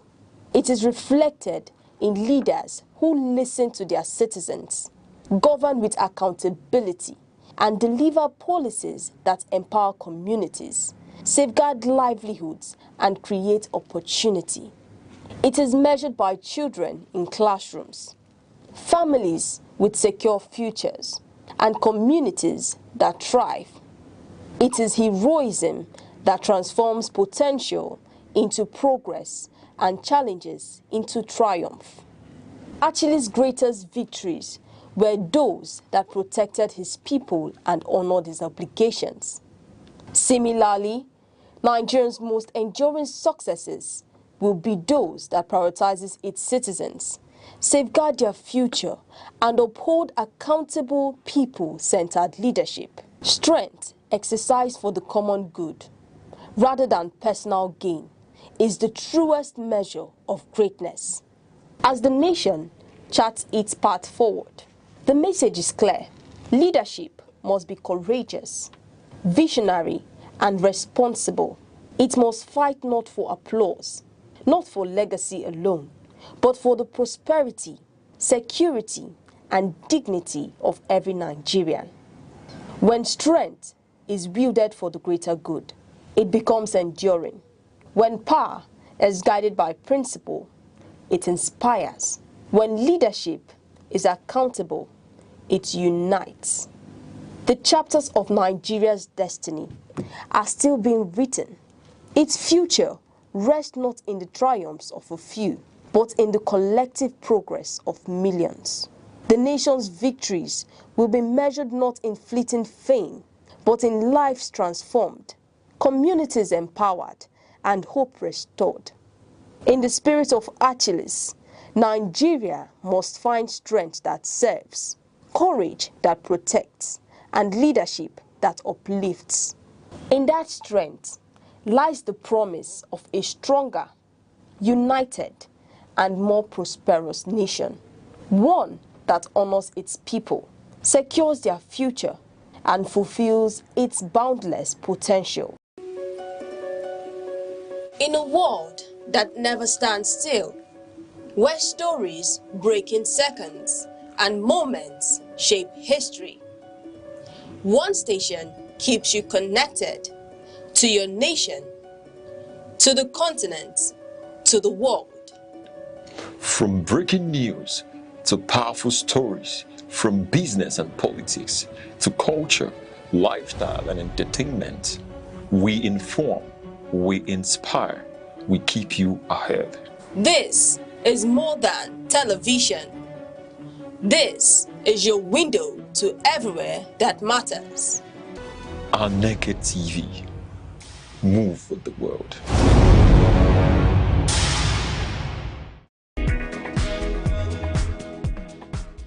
In every generation, there exists a defining force. A force shaped by curiosity, driven by ambition, fueled by possibility. Where ideas evolve into innovation, skills transform into enterprise, and vision becomes impact. Because empowerment is more than progress. It is transformation. The voices shaping tomorrow. The idea redefining possibilities. The generation building the future.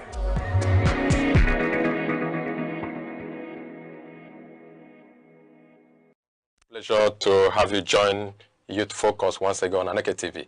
It is a program that follows up on the lives and activities of the young people. Of course, the Gen Zs, in all of the things they do anywhere they find themselves in this world. To achieve this, we make opinions, we give commendations, motivations, criticisms. And that's why we say a big thank you so much for being a regular participant on this program. We can find us on our socials, our Facebook, our TikTok, Instagram, and YouTube at Aneke TV. And you will regret you did. Thank you so much. My name is Chukwamaka Obasi. And today, our focus is on love at first sight. Yes. Then permit me at this juncture to introduce to you a wonderful student of the Institute of Management and Technology, IMT, Enugu. She is a student. Miss Chimzi, and you're welcome on the show. Thank you very much, sir. It's nice being here. All right. How much do you believe in love at first sight? Wow, if I'm to rate it from 1 to 10, I'm going to rate it at the rate of 4. 4 as in how? Yeah, because to me, personally, it doesn't work for me. That's why I don't believe in love at first sight. I want you to rate by percentage. like I believe in it, this so percentage. Okay, I believe I love at first sight by, let me say, 45%. 45%? Yeah. Okay, as against 55%. Yes, sir. Okay. Why don't you believe in love at first sight to that magnitude? Because personal experience, it hasn't been very, very nice. It has not been very good. So, because of personal experience, I believe that it doesn't work in as much as it works for other people. In as much as it's your personal experience, let us first of all know what love at first sight is to you before we know if really it didn't work for you. Love at first sight is a phenomenon or an instant likeness you have for someone or something, whereby you see someone for the first time, you develop this likeness that this person really suits me. There is a life together with this one. That's love at first sight. Instant likeness. Instant likeness. Yes. Okay. Now, you mean somebody sees someone and you instantly like the person. Definitely. What's the direction of it? Is it always the guy liking the babe or the babe liking the guy? It works in two ways. It works in both ways, where the guy likes the girl and the girl likes the guy. After the likeness, what happens?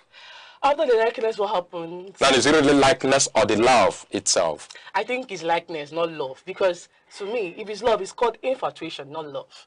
Because love needs patience. It needs time to develop. Love at first sight, I'll just say is likeness. Because you don't know the person. You just like the person's personality, like the person's vibes, the vibes he brings to you, his stature. That's what you like. Because if you know somebody, that's when you determine whether you love the person or not. But you said you believe in love at first sight, 45%. Let's know what is surrounding your belief. Okay, because where I believe I love at first sight 45% is because I get to see my spec, someone that suits what I really want, and personality, stature, vibes, and everything. That's why I believe I love at first sight. But after then, what comes after the likeness doesn't work for me. Is it possible that someone gets or sees everything he likes in a partner for love? Yes, it's possible. You see everything you like? If I'm to rate it, I'm going to rate it 85. Okay. 15. Yes, because if you ask a lady, what's your spec? Best I want someone that is tall, fair, huge body. There is a probability that you're going to see everything. But the person might be lacking in character. That's where they say 15% comes from. In character and everything. Spiritual aspect, that's where the 15% comes. But the 85%, you see it when it comes to personality, physical appearance, and so on. Okay, after this love now, which you according to you is likeness, not love. Yeah. Okay, and you have your reasons for that. Then after the love at first sight, to me it is love at first sight. What is the next stage of it? That someone sees someone and maybe likes the person according to you. What happens next? For me, what happens next is probably to walk up to the person. Okay. Make friendship or get close to the person. We start talking. That will be what will lead to love. Because I will like you. If I like you at the first sight, I will come close to you to get to know you.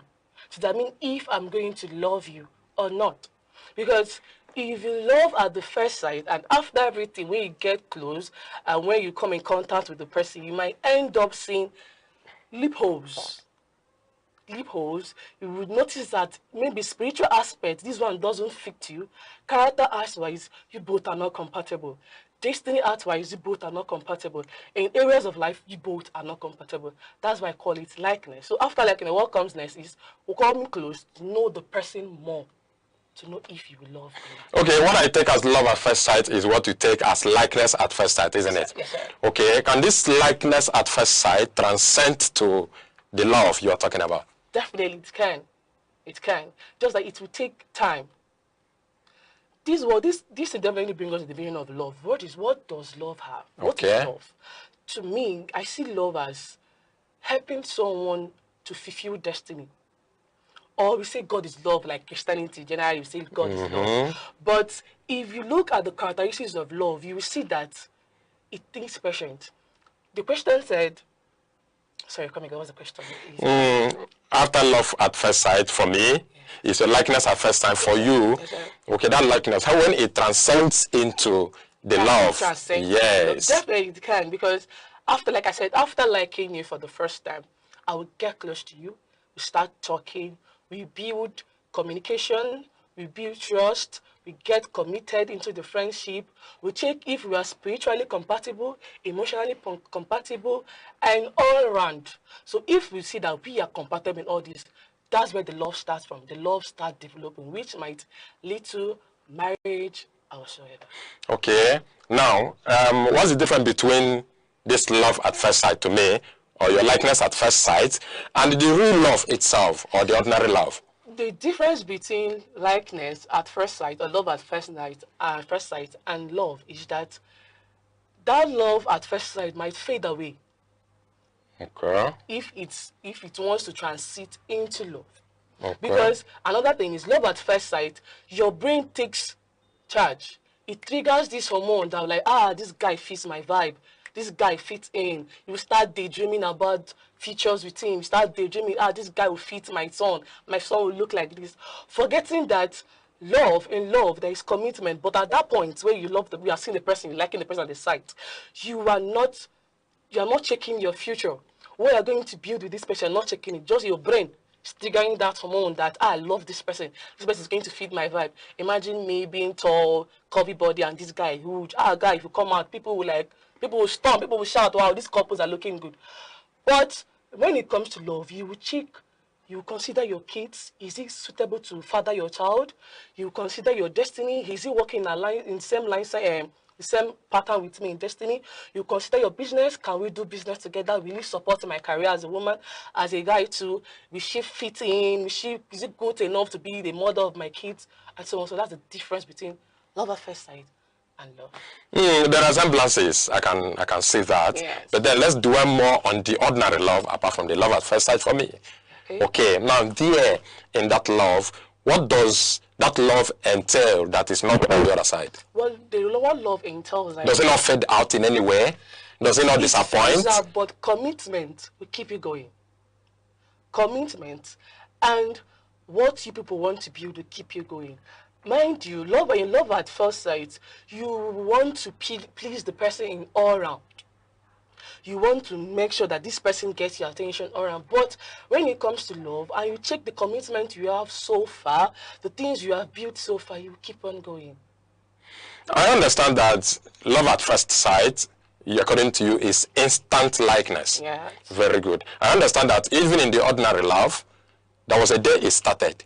Somebody made a move, and something started. Yes. Just like the love at first sight. Can I ask you a question? If you meet the lady immediately, will you tell the person, I love you? Me as a person? Yes. If I love the person, I'll tell the person I love her. Immediately? If I love the person, I'll tell the person I love her. That same day? I'm telling you about myself. Wow. If I love the person, I will tell the person I love her, and that will be the love at first sight. If it's likeness, I'll tell the person I like her. But it's different. And that will be likeness at first sight. But it will be different from the love you're talking about. Because in love, it needs commitment, like I said. You need to build trust. Okay. Yes. That's the difference. Okay, then in love at first sight now, what's the direction? I've asked this question before, but I want to dwell more in that.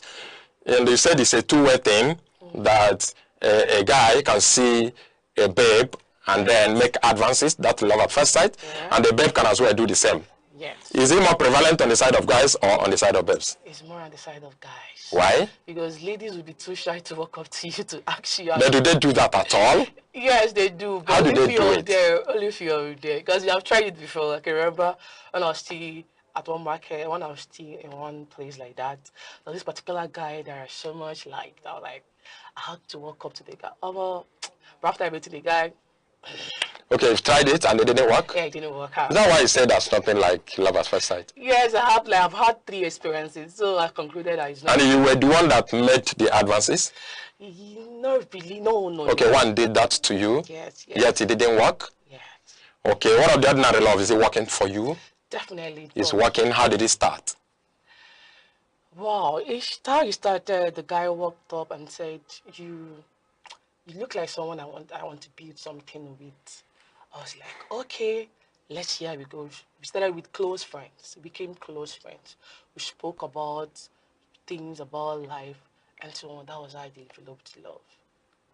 And it started working. Yeah. Congratulations. Thank you. Thank you so much. very Okay. All right, thank you so much, Izzy. I've said my congratulations once again. Thank you very All right, much. I want us to observe just a short break now. After the break, we'll come back and we'll continue. Viewer, thank you so much for being there. Just a short break. We shall be right back. Don't go away.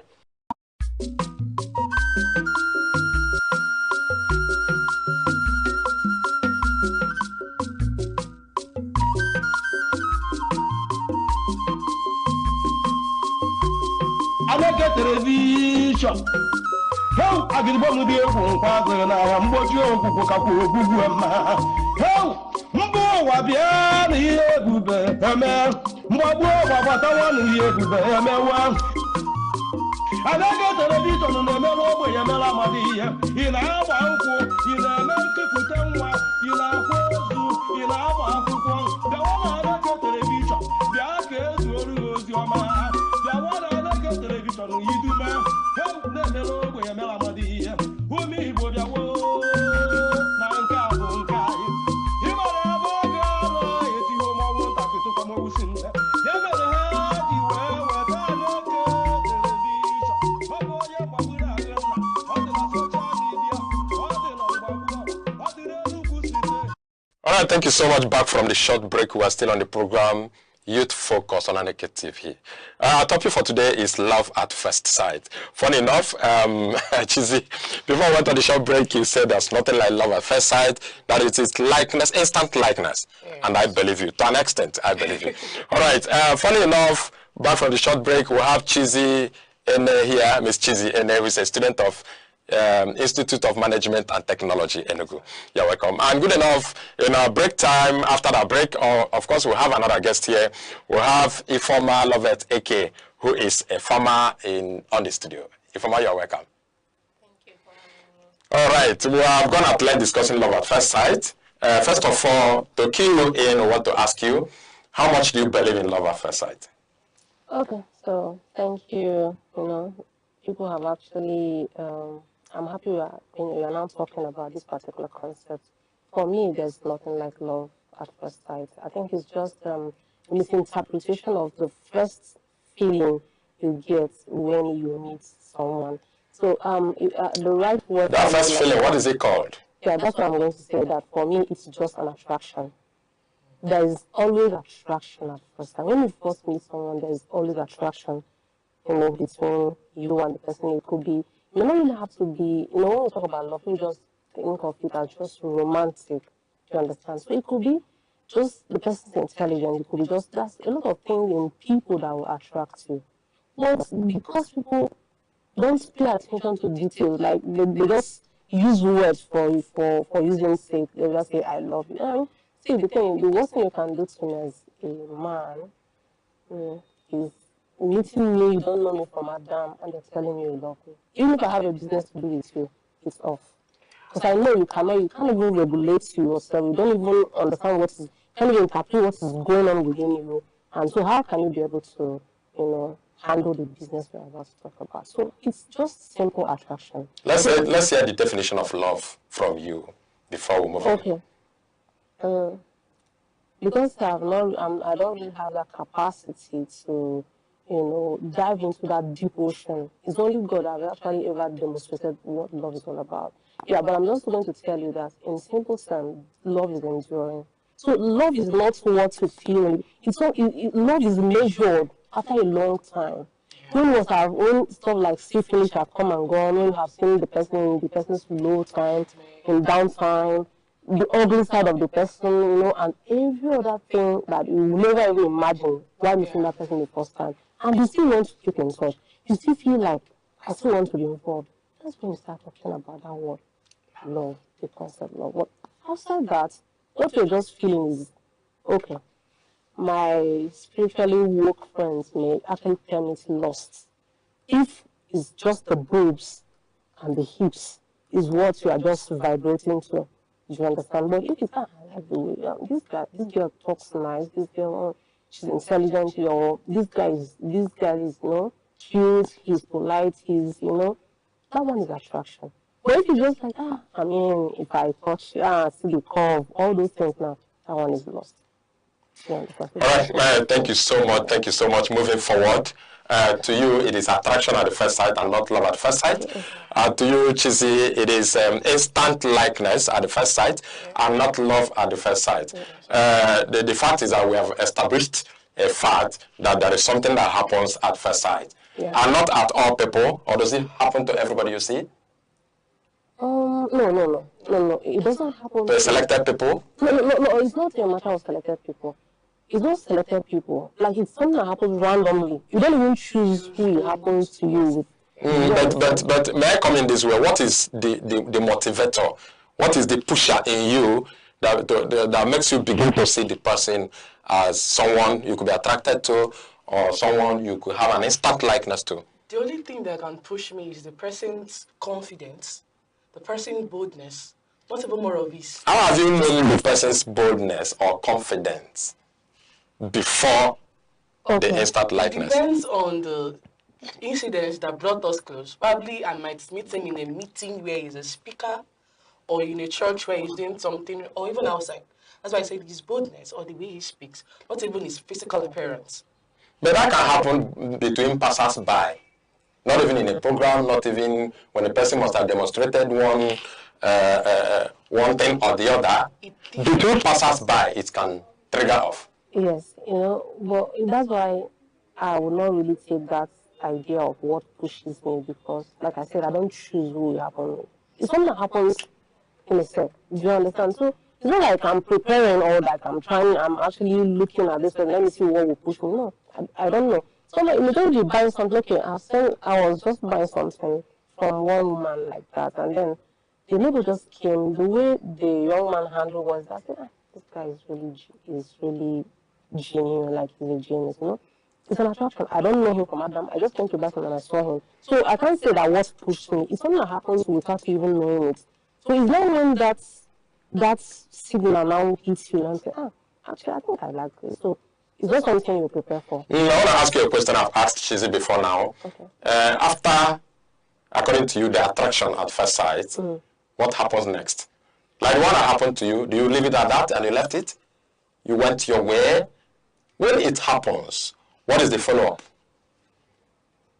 See, it's not all the attractions, it's not all the people you felt so good at meeting that you pick up conversation, Except there's something that actually maybe you continue to see, or maybe there must be something that will bring you closer again before you start thinking if I can actually, this person may make sense. So, but just that you're walking along the way and you met someone, it's not enough for you to continue conversation with that person. But I mean, you can just admire the good, work of God. Because for me, I like people with good qualities. So the fact that I cherish it at that moment doesn't mean that I will have more to do with you, except there's need to. Look at the angle I'm coming from. You're a woman. Okay. I am a man. Walking along the road, oftentimes somebody has said, "Excuse me, please excuse me." And maybe you may offer an attention, and before you know it, you start talking. You may talk to the extent of maybe exchanging your contact and all of that. That is the angle I'm coming from. Okay. When that happens, you can't tell me maybe you need another day to start talking and all of that. Okay. What is really happening there? I never talk. Okay. Well, if it happens in that situation now, okay. First, because you won't really know someone just in that minute, like I said. If you have reason, maybe by the person's appearance, you feel like, okay, because see, the truth is, appearance matters a lot. For me, God help me. For me now, even if you're an angel and you're a guy, you perforated your nose, your ears, your tongue, you have to. God help me, I don't know what's going on. Let me not go. I understand. Just put yourself together. Chizzy, let me come in from this direction. Have you ever tried walking up to somebody to say, "Good afternoon, sir. I like you," No. and all of that? No. Have you done that? No. You have not done that. Yes. But oftentimes men have done that to you. Yes. Good. To you, it is attraction at first sight. To you, it is instant likeness at first sight. Yeah. But to me, it is love at first sight. Now, what is the rate or the measure of acceptance when this happens? First things first, if you walk up to me for the first time, that is if the love is coming from your own side or likeness from your own side, first of all, I need to consider how you are dressed before I can be able to address you, the matter you're talking about. Okay. Because you cannot dress like, cannot dress like a tout and walk up to me knowing fully well that the way I dress and the way I carry myself, we are not even aligning. So it will determine how I'm going to react to what you are saying. First of all, we start with the way you are dressing. So I will start considering the percentage I'm going to give to the acceptance. If the way he's dressed and the way he spoke, it's matching up to the standard a little bit, then I can consider giving you my attendance or not, my attention or not. Okay, this is what you call instant love. That is likeness. Yeah. Instant likeness, sorry, and it is attraction at first sight. Mm-hmm. When this happens, and maybe you start talking, and something led to another, and to another, that is a type of love that began. Another type is somebody maybe gave someone your contact. I'm going to give somebody your contact. Maybe you need a friend in your life. You need to be in a relationship, something. Somebody you didn't know, you didn't see. Then you start expecting somebody's call. And at some point, your phone rings. I'm so person gave me a number, and all of that. And something starts happening. What's the difference between your attraction at first sight, your instant likeness, and that which you didn't see when you received a phone call and something started? It's why I told you that there's no love at first sight. You understand? Because if there is a stuff like that, then that means are you now going to rule out the fact that these people never even met, but they are already building something?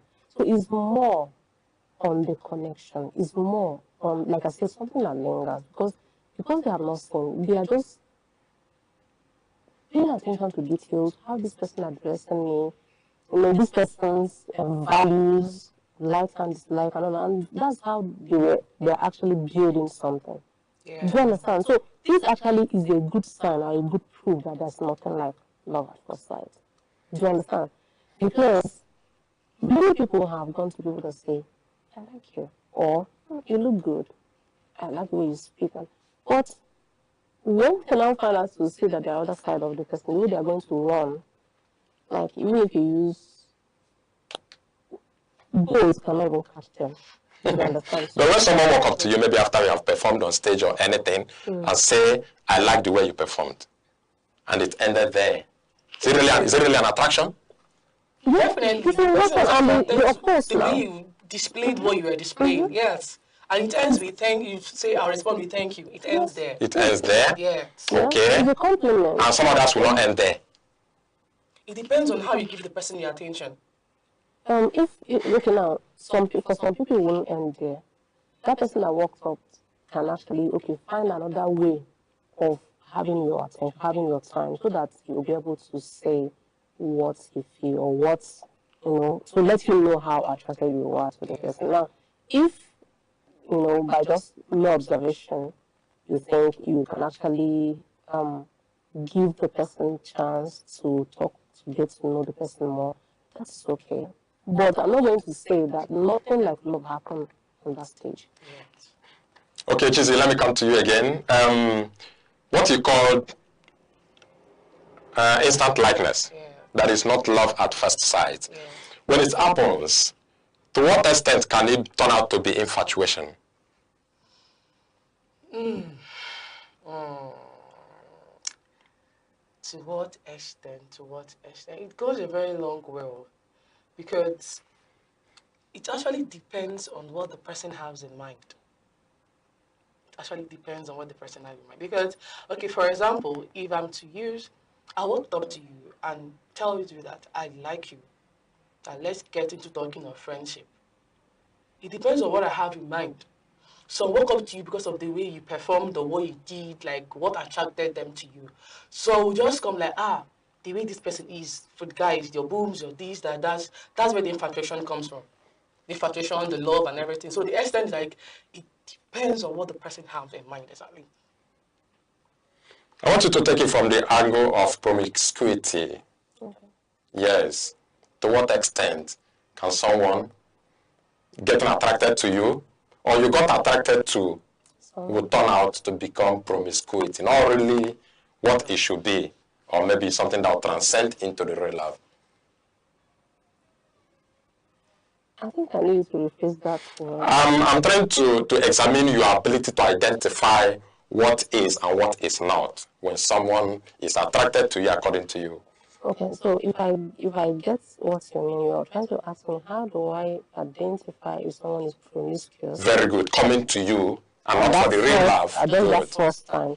Okay, now, so this is it. The person just going to say, I like your calls, the call makes sense, or the book makes sense. I mean, when I don't want to sound, but when I'm talking about this, I like being raw because this is what I see every day.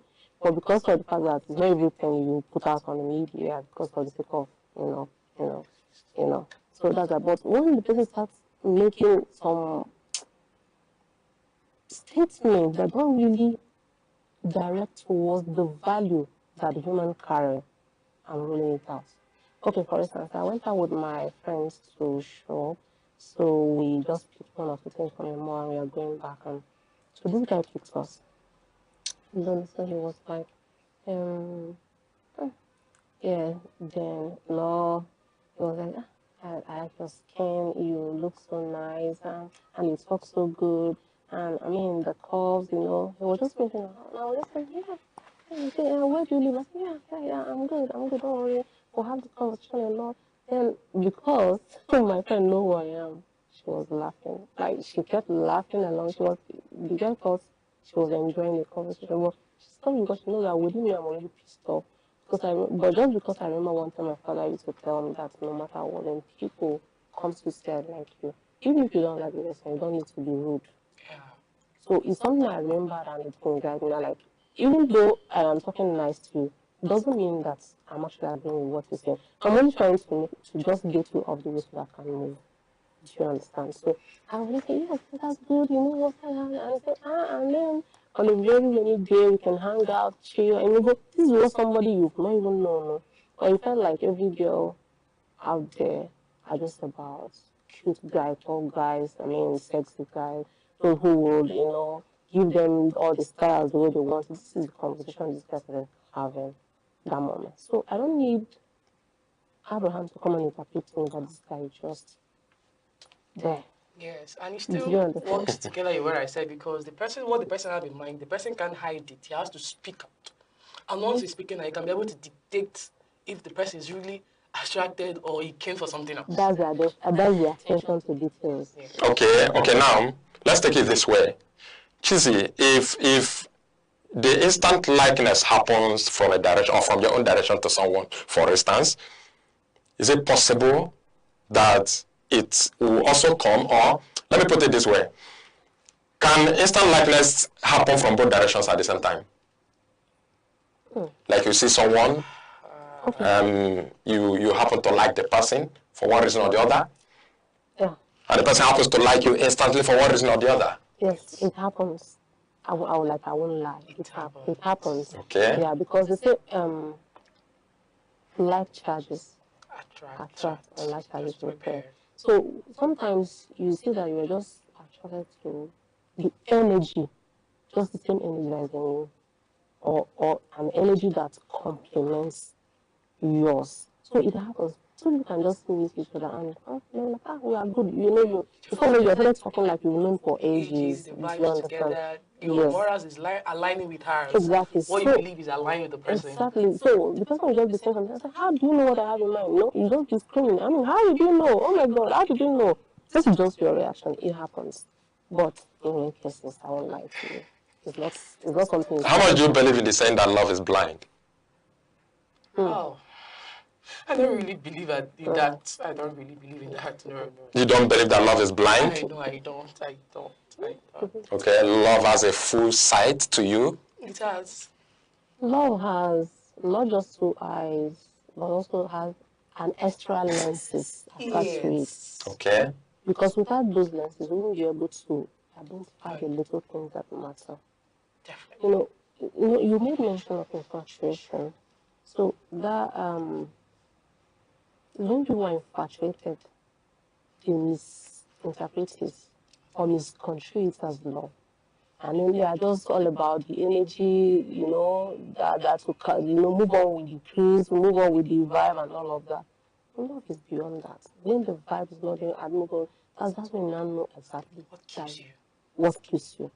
So the attraction brings you closer to that person. But now what you're carrying, your personality, your values, the kind of energy, commitment, everything that you believe in is what will keep the person. If it's true, according to you, that love is not blind, and you say that love doesn't only have a full sight, it has lenses attached to it. That's cool. Yes. But Chizzy, let me ask you this question. If that is true, why is it that a lot of people make mistakes in this love business? Yes. A lot of things they live to regret. If I had known that this is this, if I had known that is that, I wouldn't have come in and all of that. There's no way you say you will not know, because the person will definitely show you, even if it's the slightest sign of it. Just that we have chosen to believe that love is blind, that it can conquer everything, it can endure everything. You will not ignore those signs, those little things that it shows you. Because there's no way you tell me that, okay, let's, for example, that you married an abusive husband and then you started regretting. There's no way you tell me that when you guys were cutting, that he didn't show that. He will. And my friend will tell you that if you want to know who this person is, provoke the person and watch the person's reaction.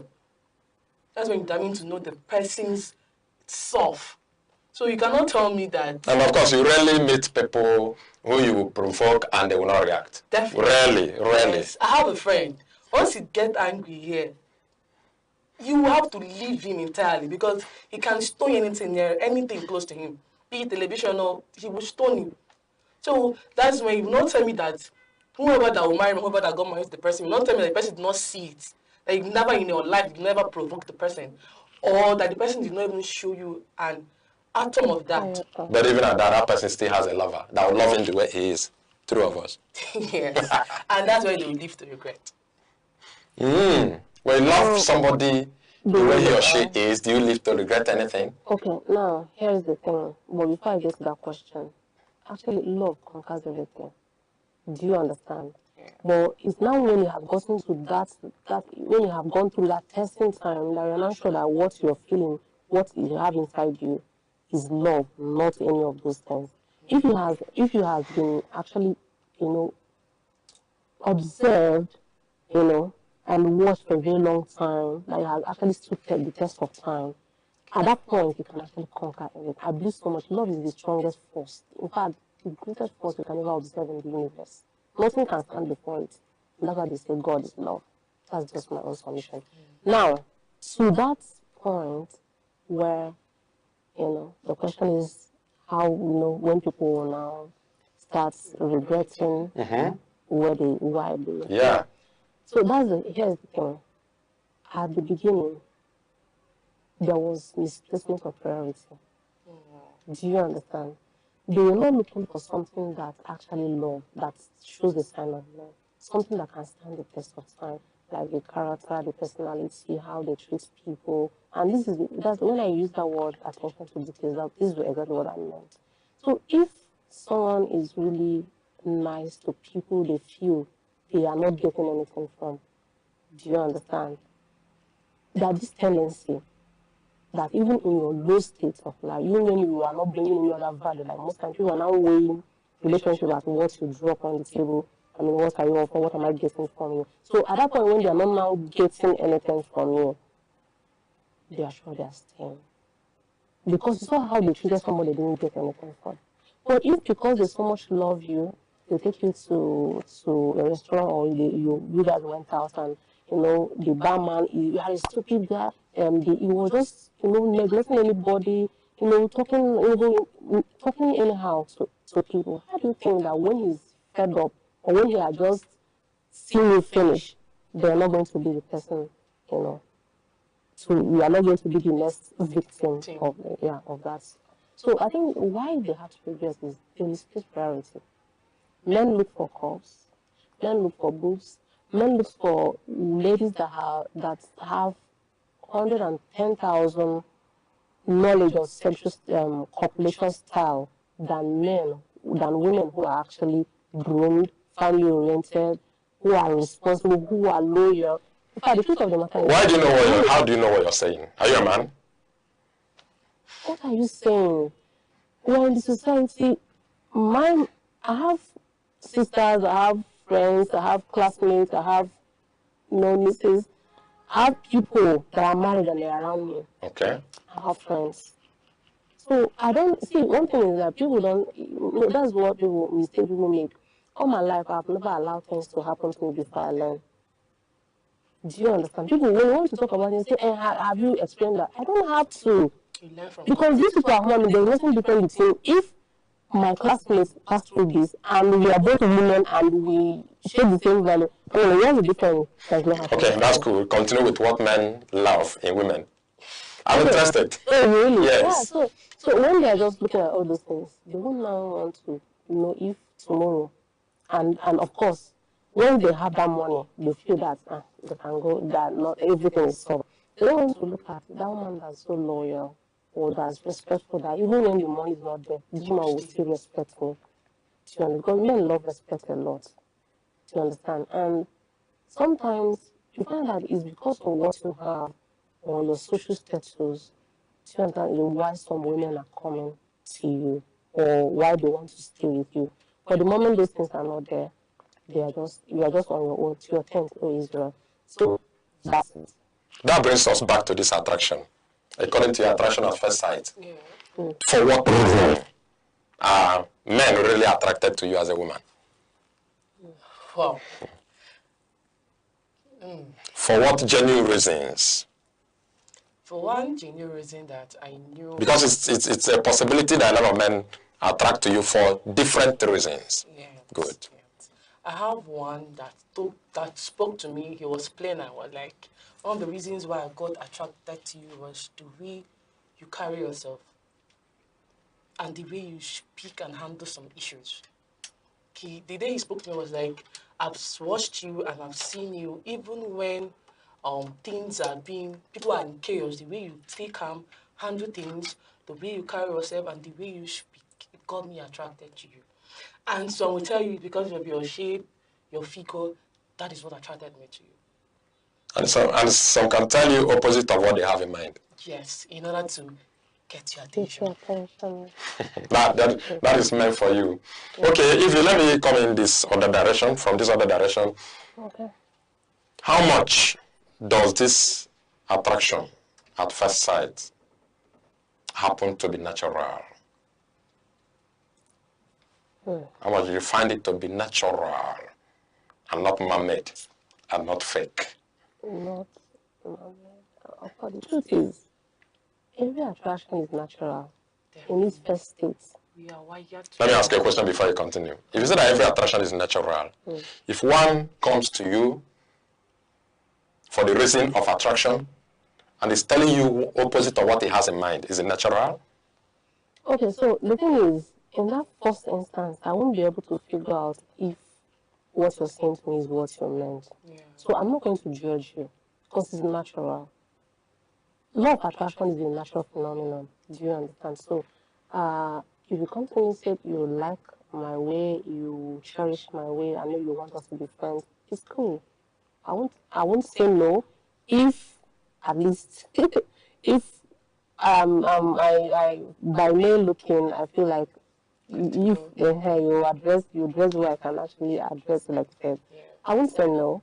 Yeah, because I believe that it's a natural thing. Even in lower animals, I'm a natural scientist, so you even observe it, from little creatures. They too have a way of showing affection. And that's the part I so much love about lower animals. In fact, each time I read about them, I get so excited. They are not like human beings. They are not transactional in their way of, showing affection. So when it comes to me like that, I would like thank you. I really want to thank you for actually considering that. Yeah. And when you start having that conversation and you start noticing angles that you're coming from, and I'm not, it's off.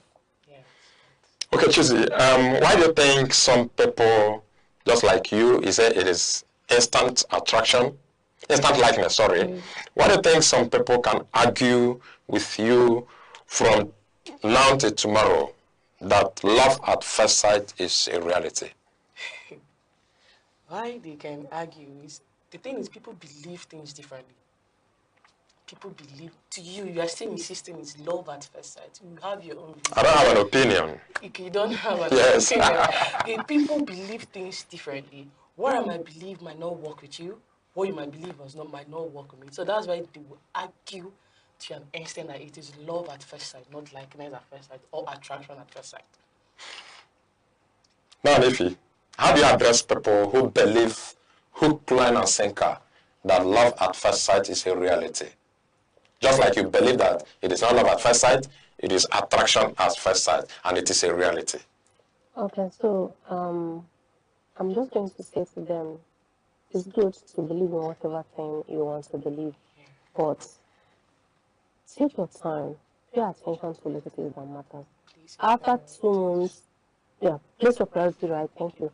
After 2 months or 3 months into it, you come back and tell me if there is or not. I don't have to be the one to actually, you have to come and tell me. And definitely I know what you're going to tell me. So there's no stress. I will lie for you. Oh, yeah. All right, quickly on a conclusive note, Chizzy, I want you to also speak to the couples outside there whose marriages today came up as a result of instant likeness. And something led to another, and today they are happily married. Oh. Yes. She said it's not love at first sight. That it is instant likeness. And a lot of people got married and they are happily married today as a result of the instant likeness. Okay. So you speak to them in any way you can. The only thing I can say is, the truth is, I've not seen anyone that got married through love or likeness at first sight. I've not seen, but people do say there are.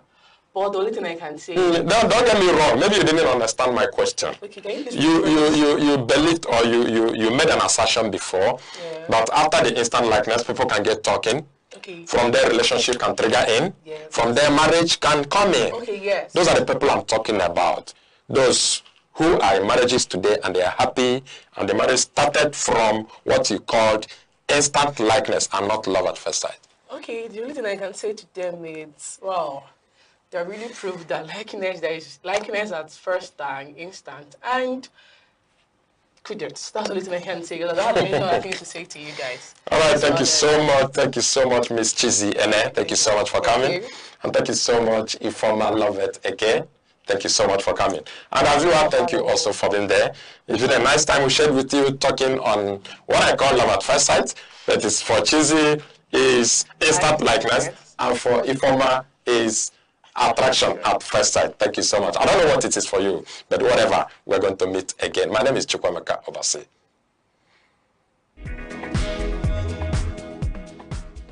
In every generation, there exists a defining force. A force shaped by curiosity, driven by ambition, fueled by possibility. Where ideas evolve into innovation, skills transform into enterprise, and vision becomes impact. Because empowerment is more than progress. It is transformation. The voices shaping tomorrow. The idea redefining possibilities. The generation building the future.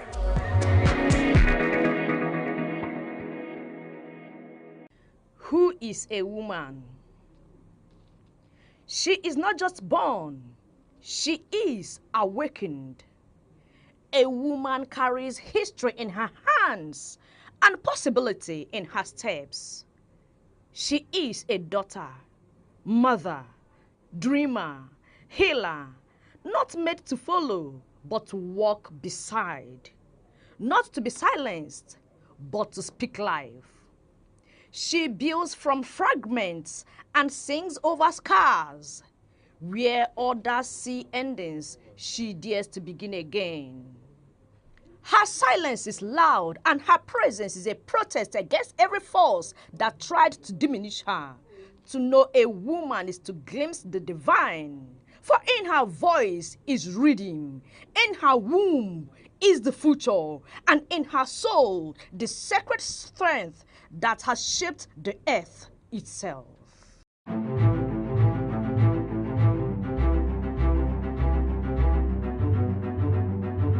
Morning headlines before you step out. Midday updates while you walk. Evening analysis when the day winds down. Wherever life takes you, Aneke TV keeps you informed, connected, and ahead. Aneke TV. Move with the world.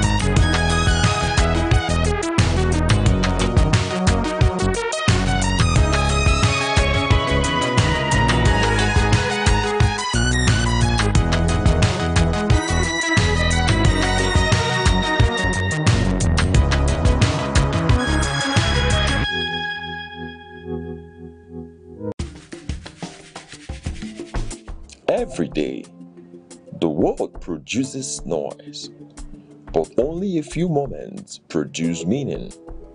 Information is everywhere. Understanding is rare. Because facts alone do not enlighten, context does, analysis does, perspective does. Welcome to Aneke TV, where news is not merely reported, it is examined. Where conversations are not merely held, they are elevated. Where stories are not merely told, they are understood. In governance, in business, in society, in the global arena, clarity is power, discernment is advantage, awareness is responsibility. This is broadcasting with purpose, journalism with depth, programming with intellect. Nigeria, the world, we are live. Aneke TV, broadcasting daily, informing minds, shaping perspective.